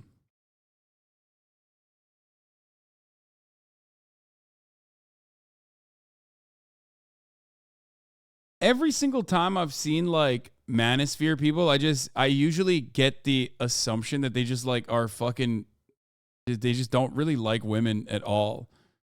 Like not for sex, not for company. They just like straight up have a disdain for women. You know what I mean? Women to the Manosphere folks is like the top of the hour to the HasanAbi heads who are not subscribed. They don't like it. They don't like it at all. But like you can change that. The Manosphere guys could change their attitude towards women, and you can change your attitude towards the top of the hour ad break and think, oh my God, I don't even see it no more because I'm subscribed for $5 or for free with Twitch Prime or by getting gifted a sub if you're lucky. You will change your attitude towards women and the top of the hour ad break. Here's the 3-minute ad break now. Kaya is very upset about the ad break. Tate et al. Are not sexually repressed because they aren't having the right kind of sex, but more so because their ego is too repressive and controlling to actually allow them to gratify their base urges. Tate and, for instance, PUA guys who are typically disgusted by actual sex are generally attracted to women. They just have become so focused on controlling and dominating women to ensure they can achieve sexual gratification, they've mistaken this act for gratification itself. This is a vicious cycle of sorts where they mistake the inability to achieve gratification with a perceived lack of control. I can't tell if she's pacing because she like needs to pee or if she's pacing because she's bored because she keeps going for her tail too. So it just implies that she's bored. Oh, okay. She sat down. She's fucking bored. Okay. Okay. That's the worst part about it is that like I never know if Kaya's barking because she's like bored and wants attention or if she's barking because she needs to pee or poop and it doesn't want to do it in the crate. Speaking of alphas, did you see this L? Yeah, I did. We talked about this already. It was awesome. I'm an alpha. Liberals fear me. Readers added context they thought people might know. John is misrepresenting his actual physical identity.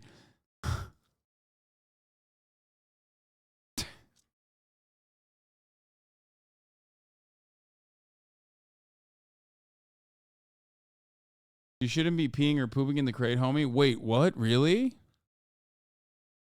What the fuck? That's crazy.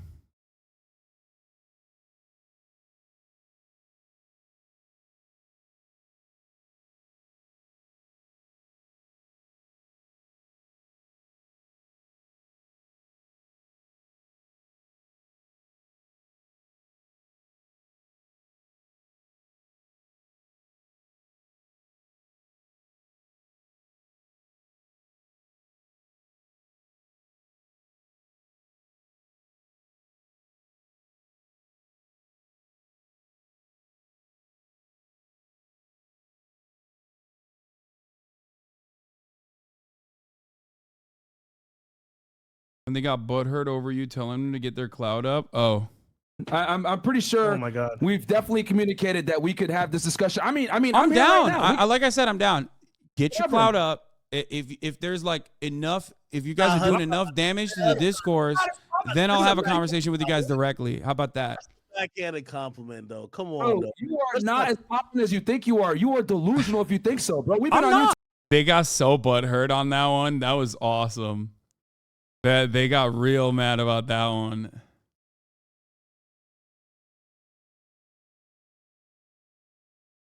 You're not popular. I'm not competent. I'm not. If that's what you're saying, I don't think I'm a competent debater anyway. There's better debaters than me out there. You're not just a cloud farmer because I've seen you talk about situations and ideas that are from very small creators. Well, because it's not about clout. It's about the damage being done to the discourse in general. That's what it's about. It's about fear. You are scared right now because you understand that when it comes to intersexual dynamics, you are incompetent. Just like talking about this trial, you are incompetent. You don't know all the details, yet you're still speaking. The difference between me and you is I don't speak on something unless I know it. It's pretty crazy. It's pretty crazy because you were very confidently talking about the Fifth Amendment, which you definitely did not understand. The trial discourse aged like fine wine. I know. It was such a fucking slam dunkaroony, dude. Holy shit.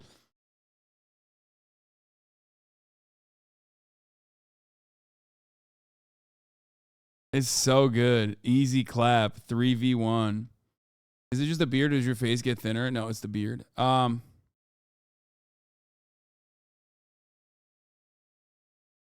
This is some fucking philosophy mumbo jumbo, okay? Don't ever come to me with some intellectual shit like this. The Liv Agar tweet, I mean. What was the trial? The trial was over Tory Lane shooting Megan Thee Stallion.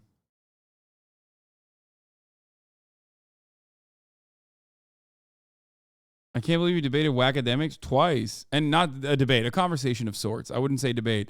He is, in his words, a fan of mine.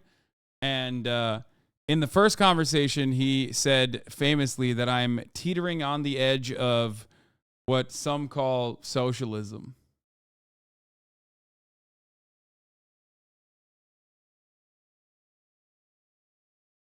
That's what he said. He said he's a fan of me and Tim Pool. Yeah. Oh, how could I forget that part? I think I wanted to erase that from my memory. To be mentioned in the same light.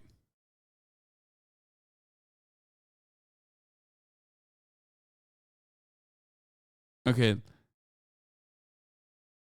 Double standard nobody wants to talk about. Why the system programs women. The dollar is completely fucked. Tate's advice to heartbroken men.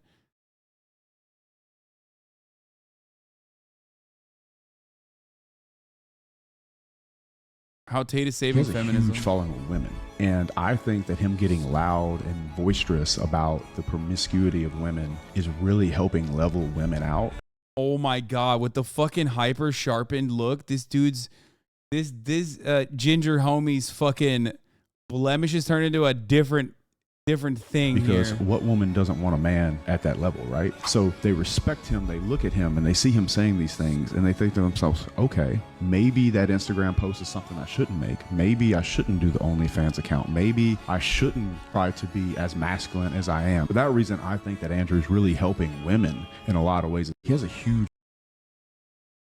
The idea that like Andrew Tate has a lot of female followers is pretty funny. Yeah, no, definitely. And he's saving. The West is collapsing. Therapies for useless women. Tate's sweet revenge on Vice. Damn, these accounts have fucking fallen off a little bit, huh? The truth behind Tate's arrest.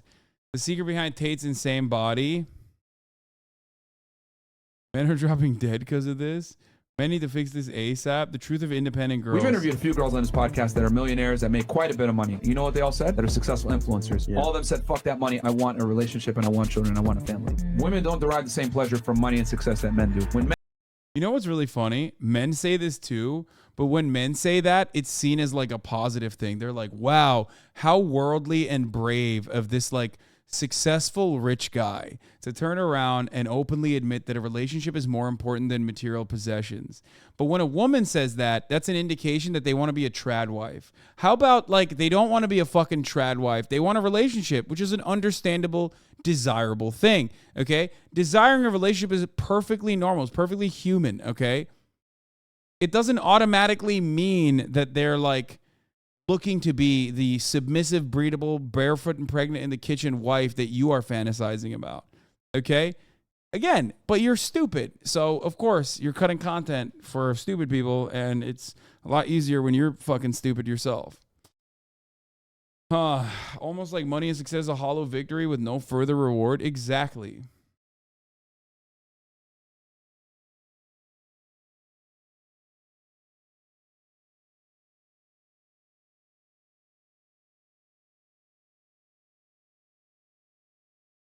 men get money and success, they say, okay, cool, I can get a family. That family will be dependent upon me. When a woman makes money, she says, I'm strong and independent. Then you got to ask yourself, independent of who? Of men 9 out of 10 times. And we're better together than we are apart. So if you're going to be independent and be by yourself, well, there's a high likelihood that you're going to be sad. Women derive pleasure from people, not things. We've interviewed a few girls on this podcast that are millionaires. And Message X, he wants to collab on merch. What do you mean? Message X, why doesn't he just DM me? Why are you DMing me in the chat? This is a thing that I will never understand. Like, got my number. You know what I mean? Why is he communicating through juicers? I bet he didn't even say that. Scientific facts on the hoe phase. Okay, I'm going to throw up. I can't watch more of this. I thought this was going to be content. It's too stupid for me. OMG streamer noticed me. Bro, you've been in here for 10 months. You should know better than this. Come on now.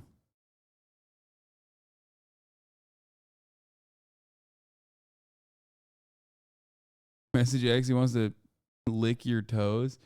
I can't believe I couldn't even finish this last 3 minutes. And you know, what it's I that good. aspire to be and what I want to be and what I get to be is that strong man for my family. We all kind of believe that like we have to be a hero for our kids, right? Especially when they're super young. And honestly, Okay, I don't want to watch the rest of this actually. The thing about racism is this is like, I don't, and I know all of you feel the same way. I don't have time to worry about what race somebody is because I'm too busy making money with winners. I feel like, truly, I feel like worrying about race is for broke people.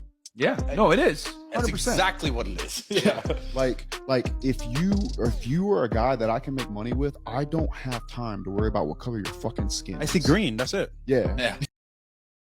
Fucking facts, bro. Fucking facts, bro. Yo, you got more clips on this, homie? This guy's fire, dude. You need to clean everything in your life. And I'm not telling you to clean your act up. Okay, I feel like this dude cycles now because like the weight difference here versus others is crazy. That's not just like a camera lens difference. You know what I mean? I'm going to simply state to you why keeping everything in your life clean is going to make your life substantially easier. You want a cheat code? This is it. Wear clean clothes. Take a fucking shower. When it comes to your home, vehicle, and anything. Okay, this is like a classic, normal, good take. Yeah. How to be elite. We kind of touched on it a second ago, but I think success is a two-way thing. The first part is climbing the mountain, right? Yep. But the second part is putting your head up and looking for more mountains to climb. So constantly, every day, I'm looking for things that I don't know that I don't know. And when they come into my consciousness, I have something else to climb. And I always attach it to why it'll make me a better person. It's not like I'm learning how to cook shit. You know what I'm saying? Yeah. It's like, why does global economy work? Are we going to go through de-globalization? What is the treaty of, whatever? Yeah. Switching from Joe Rogan to my new bro. What the fuck is this? Or I still do. I select, like, he had paper talk. So now that I don't listen to Joe Rogan anymore, I still do. I select, like, he had James Reed on. Great Netflix special document series on chimps. This guy, James Reed, I think he spent 400. How did you find this, dude?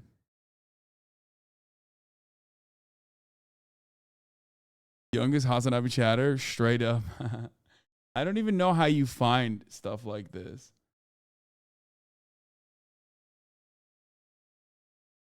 Thank you. Thank you. Welcome to the jungle, brother. Welcome to the community.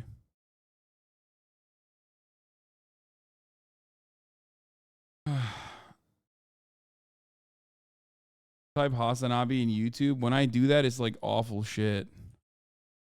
Actually, that's not true. When I just typed in HasanAbi, let's see. Debating Trump fans. It's just mostly just my videos. And then HasanAbi clips industrial complex shit. For the most part. And then videos I've reacted to show up too. How a socialist made capitalism worse. Classic. Dark Viper AU.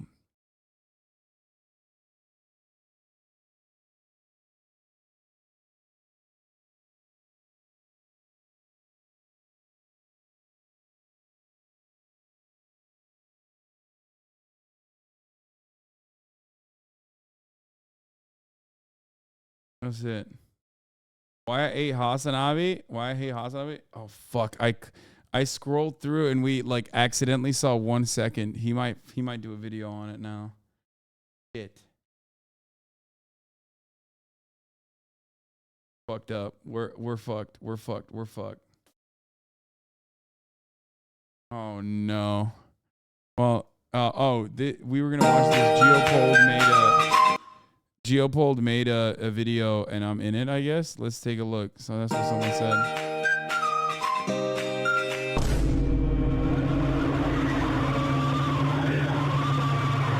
See the money, I see the money. The G boss ass niggas gang shit, I'm on top. Long grill niggas, I'm on low. Young Chinese boy, little Chinese boy, young Chinese boy.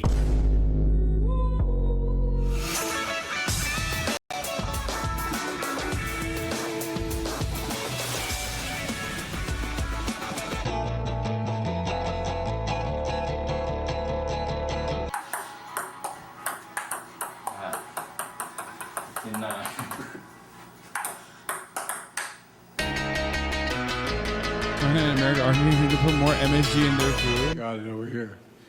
Hey, folks, how are you? 我在北京。 Station calling U.S. military aircraft. Please identify yourself. This is the Chinese Navy. This is the Chinese terror sky. Please go away quickly in order to run documents. I am a United States military aircraft conducting lawful military activities outside national airspace. I am operating with due regard as required under international law. So, China, in an attempt to stop their infamous tourists from leaving the country, have actually built their own replicas of Western tourist cities. For example, here we have Paris, France. You can see dirt, piss, riots. And here we have Paris, Yingshuang district, Hangzhou, no dirt, no piss, definitely no riots. Here we have London, UK, bad food, terrible weather. And here we have London, Songyang district, amazing food, the sun's shining. Here we have Wyoming, USA, cold, boring. Wyoming,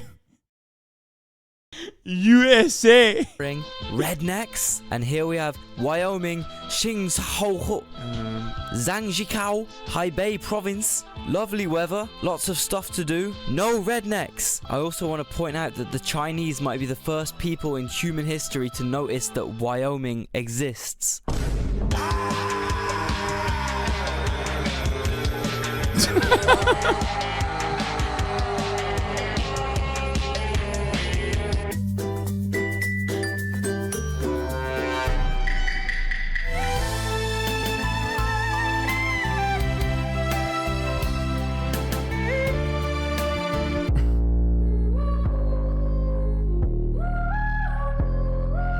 I just woke up in a steaming mood, yeah? Because I live in a shithole. Do you know what I mean? Birmingham.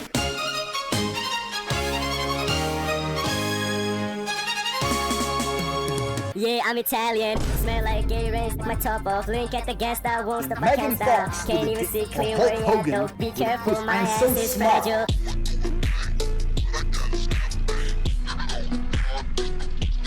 You stupid. They're not. What's 9 plus 10? 21. You stupid. 朋友是一个坚韧不拔的纪录片，在香港。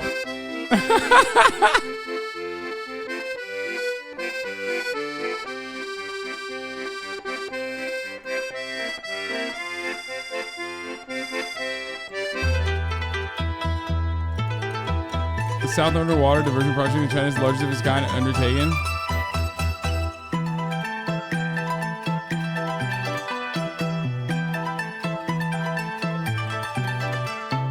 Least patriotic Chinese Twitter user. Living America like bad dream. Very bad government. Everyone angry. No share culture. Just many white Mexican Jubilee. This terrible fortune. Lack core strength. Unlike glorious Han Chinese. Nightmare country. Hope someday Japan sink into Pacific Ocean. Fish people go underwater. No longer land menace. Enemy is not good. When China annexes United States. I hope the glorious CCP will. The fuck? Hey, dude, chill. Okay, sometimes you have bad takes. Okay, calm down.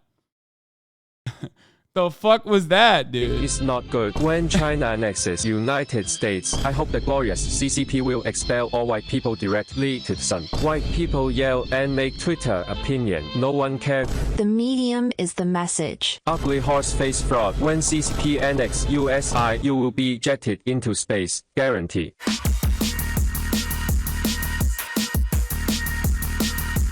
Okay, that was pretty good. That was good, except for that one part, which we won't talk about. That was a stray for no reason. I caught that, but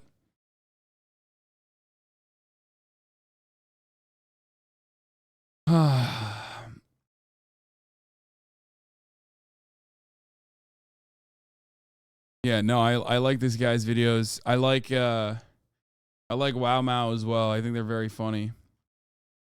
Even though he's shit on me before. I'm sure he's shit on me a bunch of times, but still pretty good. You're in the recommended video right there. Wait, what? Hiroshima survivor slams G7.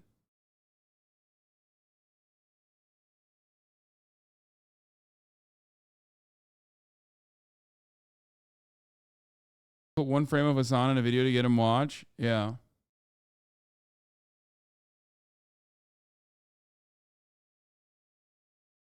You must watch you as well. Too many sound bites from your stream.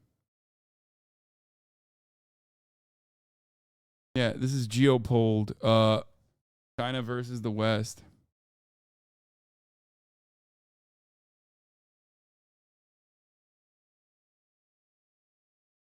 Oh, recommended at the end of the video. Dubai versus Kazakhstan? No, I'm not in that video. All right. When is the Marvel stream liar? Well, not today. I'll tell you that, because right now I am going to end the broadcast and spend some time with my sleeping dog, who's actually doing very good. He's doing very well. You know what? I'm gonna fucking sub the Geopold. Good video.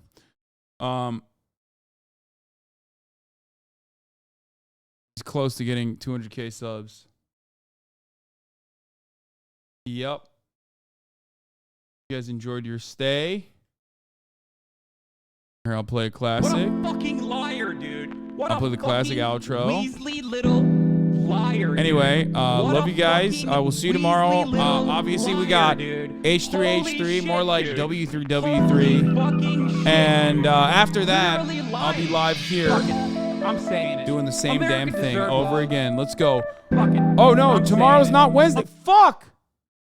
Tomorrow's not Thursday. It's Wednesday. I'm going to be live at 11. What the fuck am I saying? I did it again. In my mind, it's literally, dude, there's something wrong with me, bro. There's actually something wrong with me. There's something wrong with me. Tomorrow night, we got Little Rhonda, and Elon Musk getting together to do the fucking the Twitter thing. They're gonna announce. Fuck, man. Yo, why is this Wednesday? Why does this Tuesday sound so Wednesday, dude? Why does this Tuesday feel so fucking Wednesday? And then there's a PlayStation showcase too.